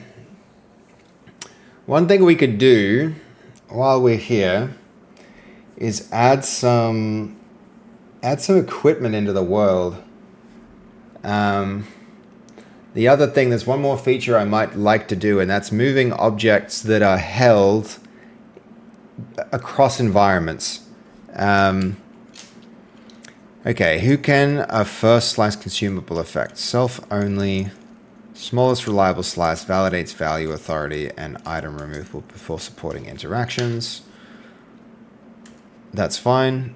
What should holdable corn do in this first slice?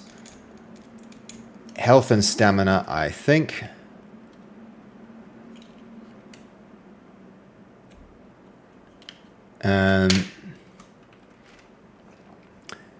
It should only restore a little bit of health. Almost negligible.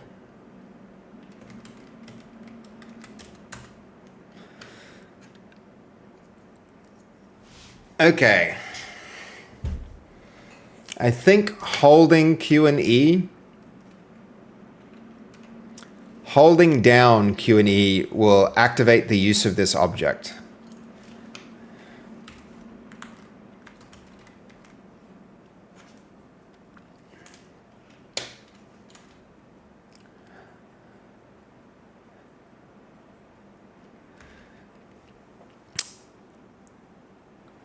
We also want to add an animation that brings the hand to the mouth of the character to indicate the consumption is taking place.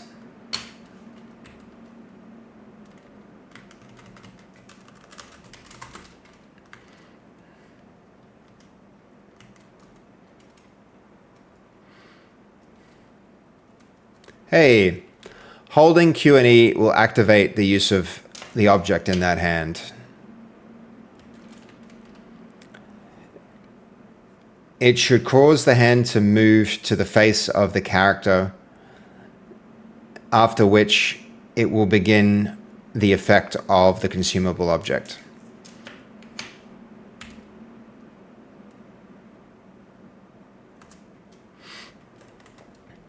Okay, what curve should... That is very annoying. What curve should the slice one implement for the simple accelerating curve is fine. What initial max tuning should slice one use at menace 1.0?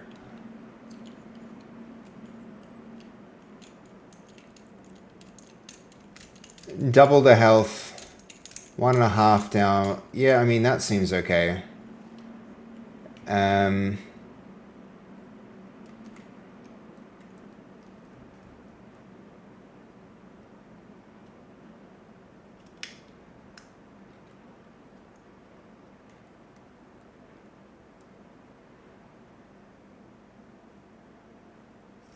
Maybe, I don't know, would it be best for the monsters to be overpowered or underpowered? There's a really good bit of advice from, what's his name? Sid Meier, where he's like, if you ever want to tune something, just start by making the value really big and then bring it down till it feels right. And that might be something to apply here. As we look at the value, I think potentially, yeah, potentially adding something big would be good. What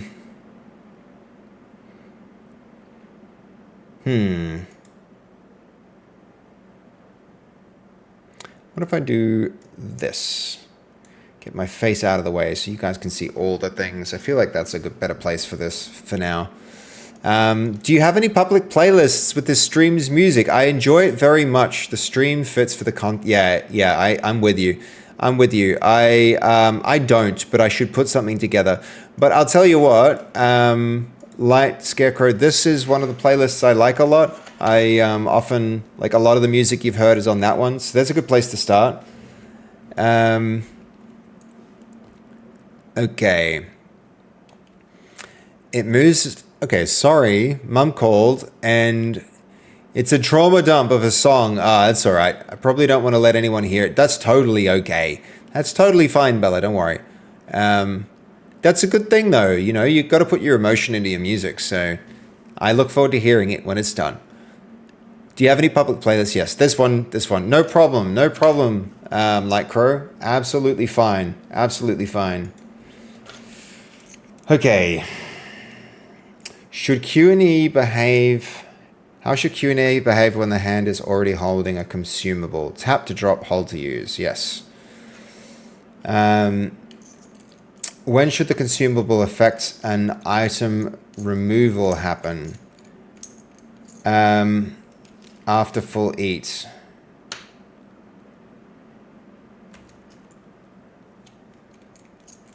What V1 recovery value should Holsable Corn use at the current 100%?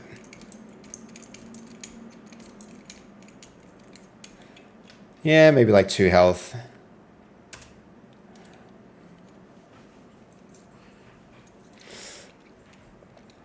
You 100% need a spotty now playing overlay. Yeah, probably. I should look up how to do that. I really should. Would be good. Yeah, I think a lot of people actually get into the music for this. Okay, I'll listen to this one later then, Bella. I'll listen to this one later if that... I'm going to open it in a new tab and I'll sit that for later. Um,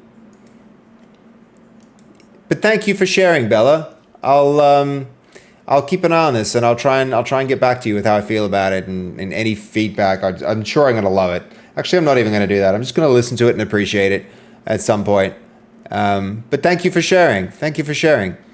PepTech, what's that command supposed to do? Help. Do you want help, or did you put the exclamation mark at the wrong end of the sentence? And that's really you going, help! But I've missed... Who knows? All right, hold on. I'm going to... That can sit here. Okay. What is the initial max tuning? I'm in two minds about this one, guys.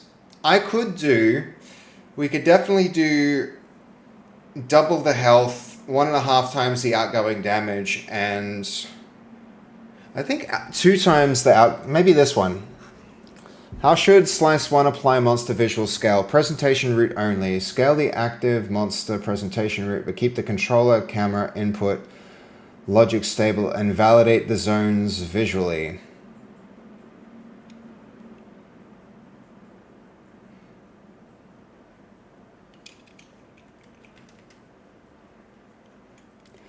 This is an interesting one.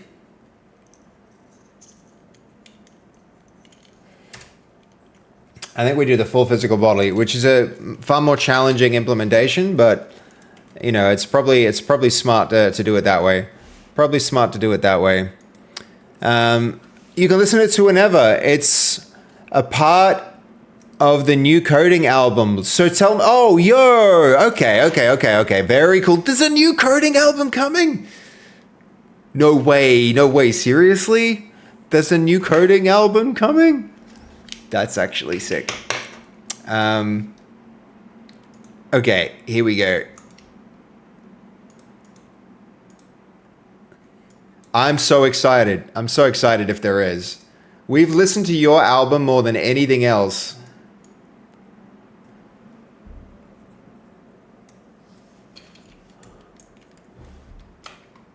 Oh, yes.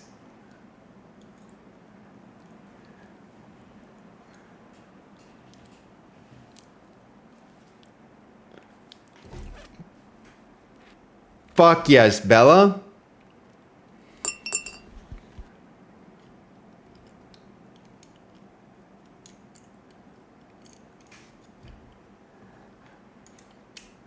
I do love the cello. Yep.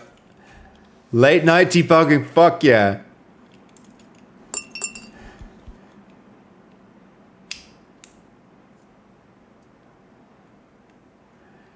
PepTech, you gotta check out her music though.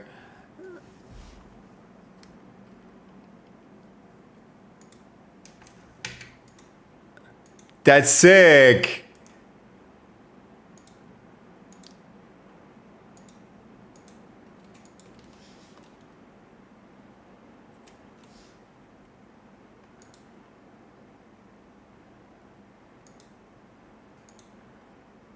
Guys, how good is this?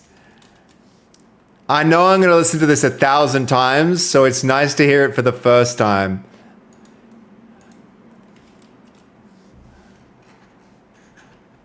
It's so good.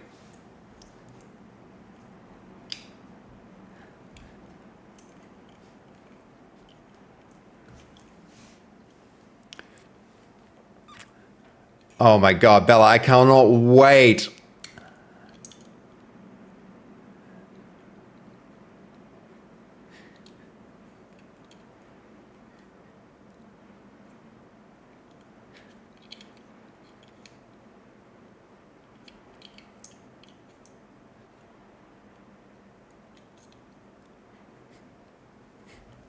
Yo, it's so good.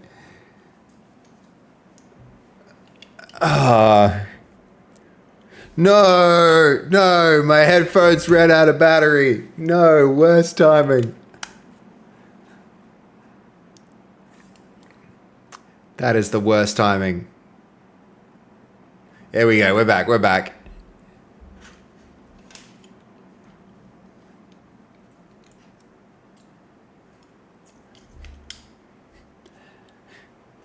Bella, I don't know how this music doesn't have like a million freaking follows. It's so good.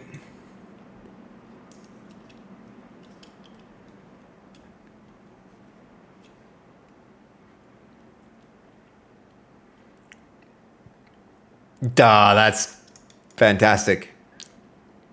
That's so good. That's so good.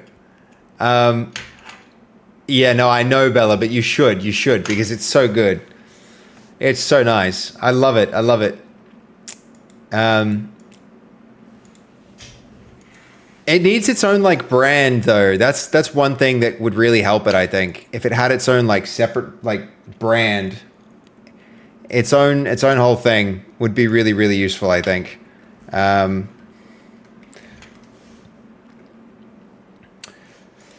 right. So let's see.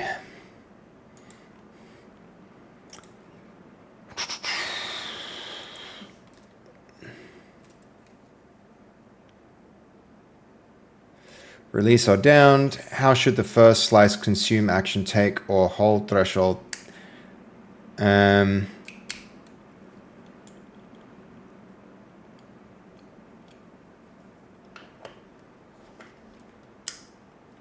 One Mississippi, I think like that. 0.8. Where should the new implementation planning document live?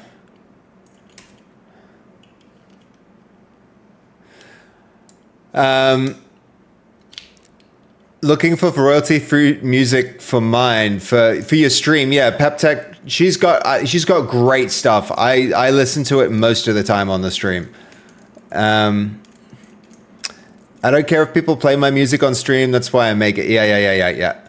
So people have a vibe stuff and don't get DMCA'd. It's like, yeah. We have used it on stream like a lot. Like a lot. Okay. Dragging rework. Let's give this a run.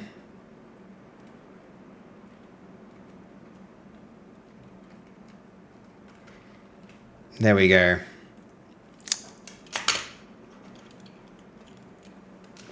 I hear something finish.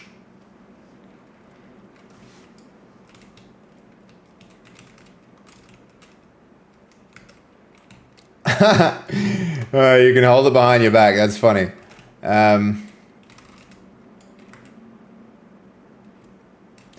Yeah, that's looking a bit better.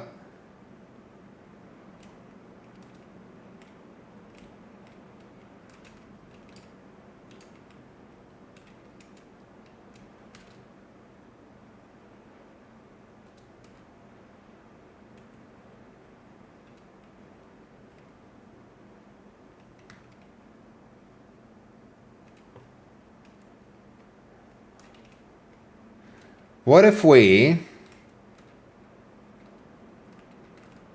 It's now tilting. It's now tilting as he leans forward, which is a good start. It's not really leaning left and right, but that's much better. All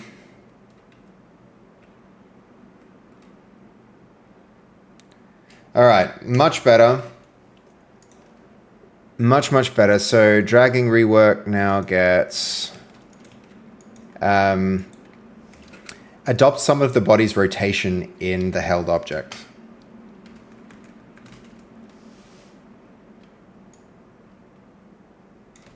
One thing I should also just confirm as we do this, just use NCS, no copyright sound. Yeah.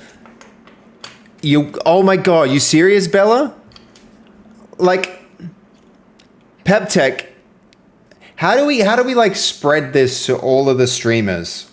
That's what I think we need to do. We need to go to like, I should get freaking, I'll message some of the other like software and game development streamers that I know. There's a few who are going to be really like good for this kind of thing.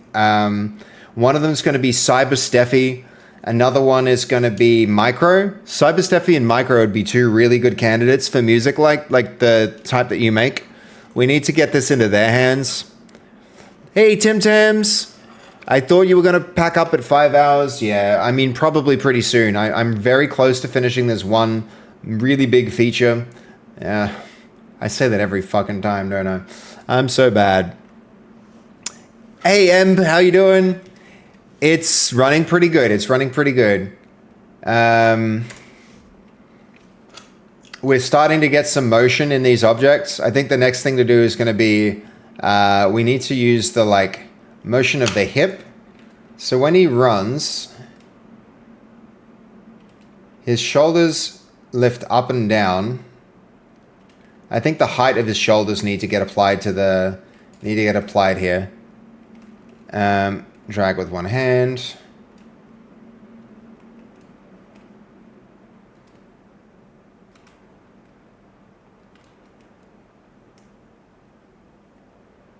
Something wrong with that cube, but this box is starting to work quite well. Notice how it's wobbling as he moves? That's what we want. We really want that wobble.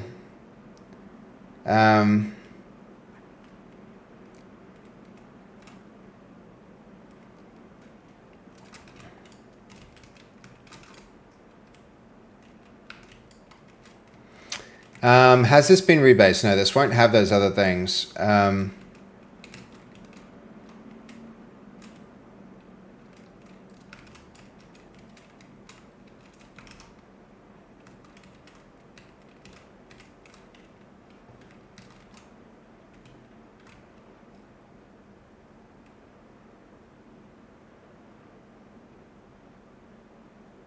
They're not all consistently moving.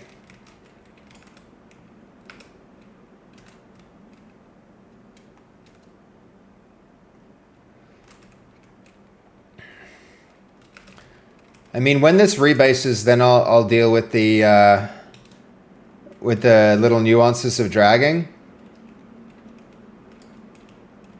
I think containers has the move speed adjustments, so we don't want to put that in yet.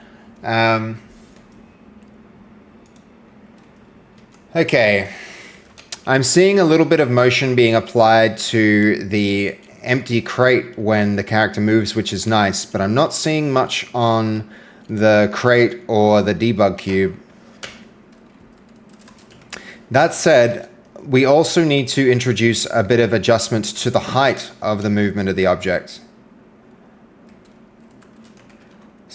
With a very simple implementation, take the height of the shoulders and add some of that offset to the height of the cube. As the shoulders lift and fall during the run and walk cycle, so should the cube. So should the held object. Okay. Go to bed. It's good for you. It's true. It's true. Bedtime soon. Bedtime soon. After this. After that one, if I get that one little thing, I swear, if I get that going, bedtime now. You see, who had my back? Hold on, Jub. Where's Jub when I need him? Come on, Jub man. You tell him. Come on, Mr. Jub man. Get him. Come to my defense. It's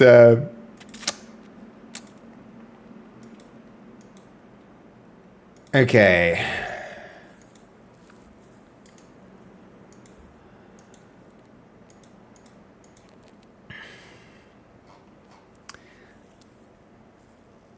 This has been such a difficult feature. You can see how long it's taken to make progress with it.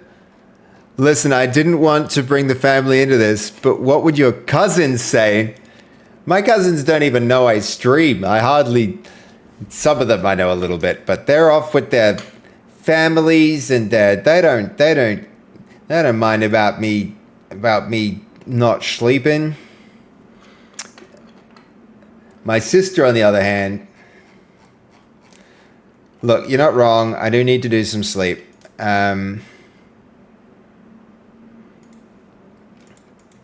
Added a detailed implementation plan for Menace.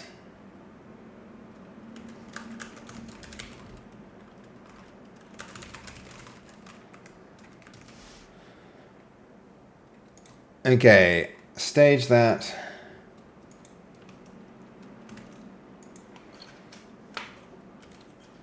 Send it on this one.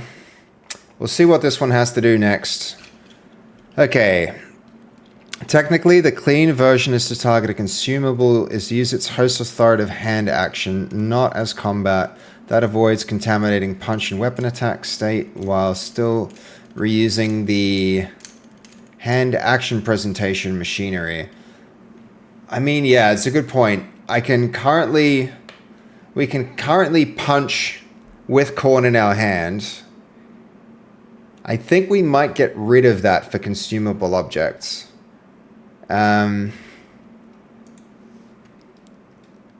Okay. Right now, if you're holding a item, you can punch with it, but this should be overridden for consumables. Clicking with a consumable in hand should engage the consumption animation rather than the attacking animation. Okay. Well, that didn't work. I'm sorry, Jacob. I am going soon. It needs... Really, I truly just want to get this thing done. Look, I've been trying to get this done since... Where is it? We'll wind all the way back. Look. The dragging rework. I started that on the 22nd. I've been doing that since Friday.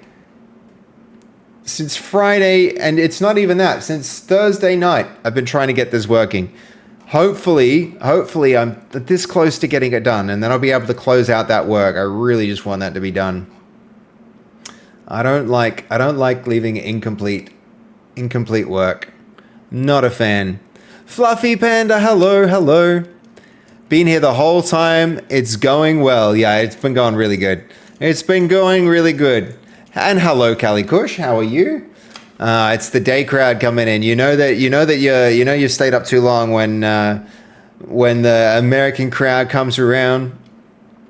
Have to jump, guys. Great stream. Yeah, it was a great stream. PepTech. I think you discovered this stream today, right? This is the first time. Did I see you as one of the? No, that's not true. It was last time. It was a while back.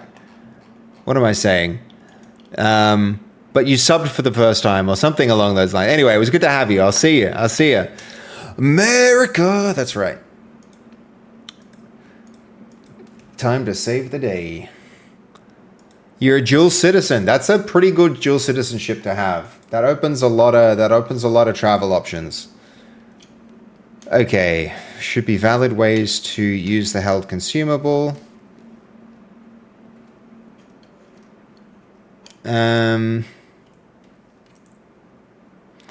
Actually,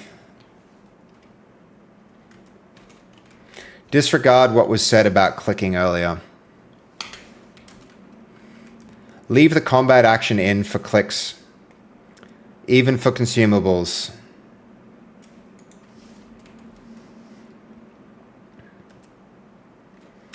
If both hands hold consumables and the player clicks, which hands should consume? Use the Q and E button, which is held to determine which object is consumed. Q for the left, E for the right.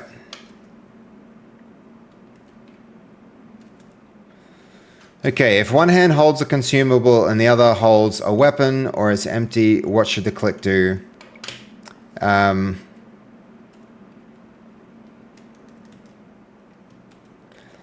Disregard the earlier statement.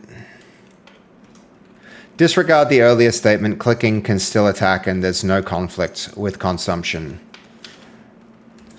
It should even attack when holding a consumable. Q and E, when held, consume the consumable.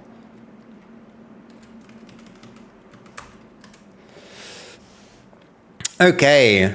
Seb and chat, you choose chicken or burgers to barbecue. Burgers. I say burgers. Yep. What about a chicken burger? Chicken burger turbo. That could be a vibe.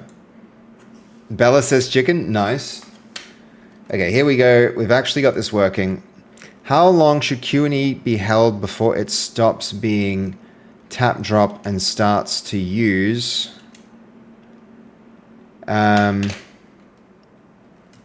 something like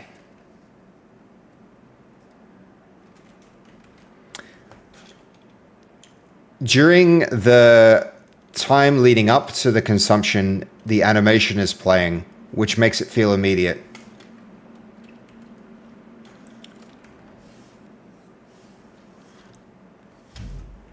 Which makes it feel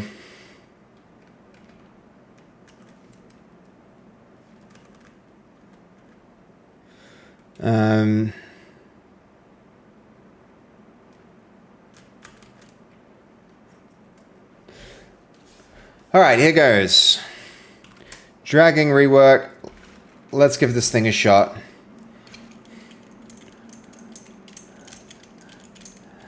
Yeah, char grilled chicken burger, yum. Like, hell yeah. That does sound freaking awesome.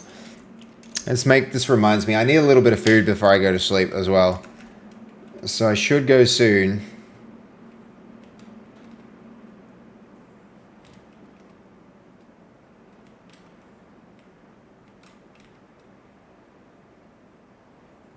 That is looking better, guys. Especially when I get rid of the running.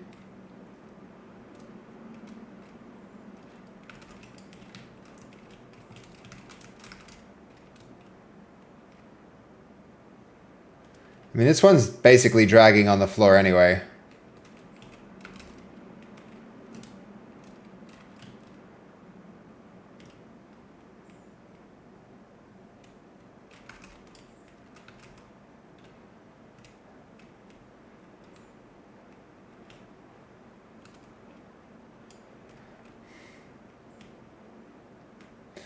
Yeah, this object might be too big for a drag action.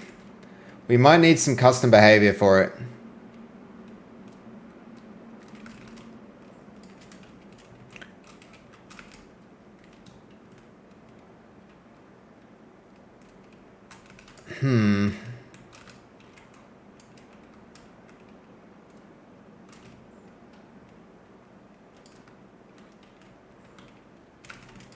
All right, well, this is... Whoa, whoopsie daisy. You can create some chaos with these physics.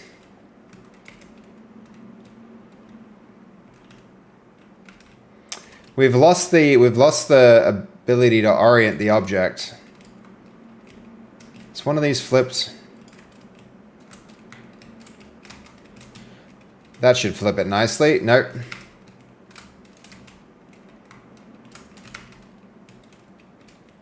All right, there we go. If I grab this, it should... Yeah, there we go. That oriented, right?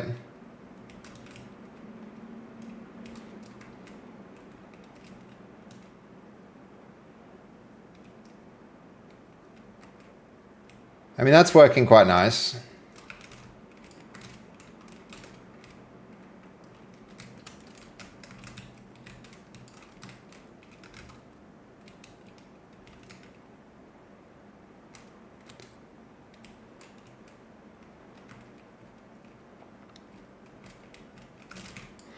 All right, that's good. That's good. I'm happy with that progress. We can't merge the branch yet, but not unhappy with that. So let's have a look. Who do we have around?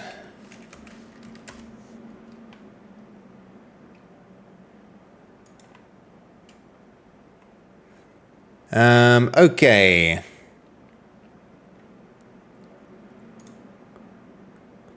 Who have we got? We've got... Ooh.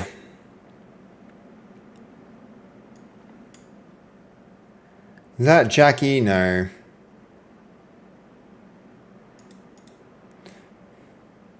Not a lot of options. Not a lot of options.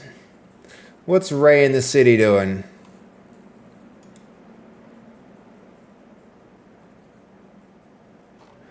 Okay, it could be Lana, could be Lana.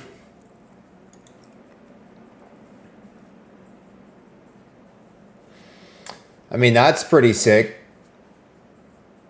Not gonna lie, that's pretty cool. That's pretty cool. And there's Katie. Sorry, Perry.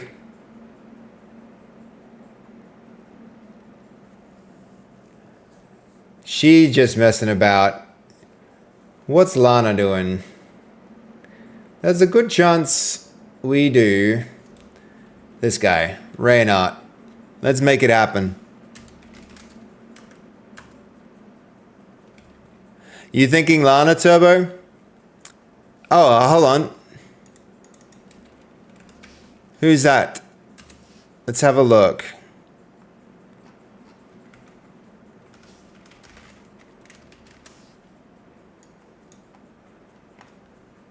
All right, what's he actually doing? What's he making? He doing a game jam. I can get behind a game jam. That's pretty cool. Ayo, I was reacting to the dragging. To be fair, you think the dragon's good? Hold on, Wix has got a suggestion here. He's not using AI making 3D Metroidvania in Godot. It's similar to Minecraft. All right.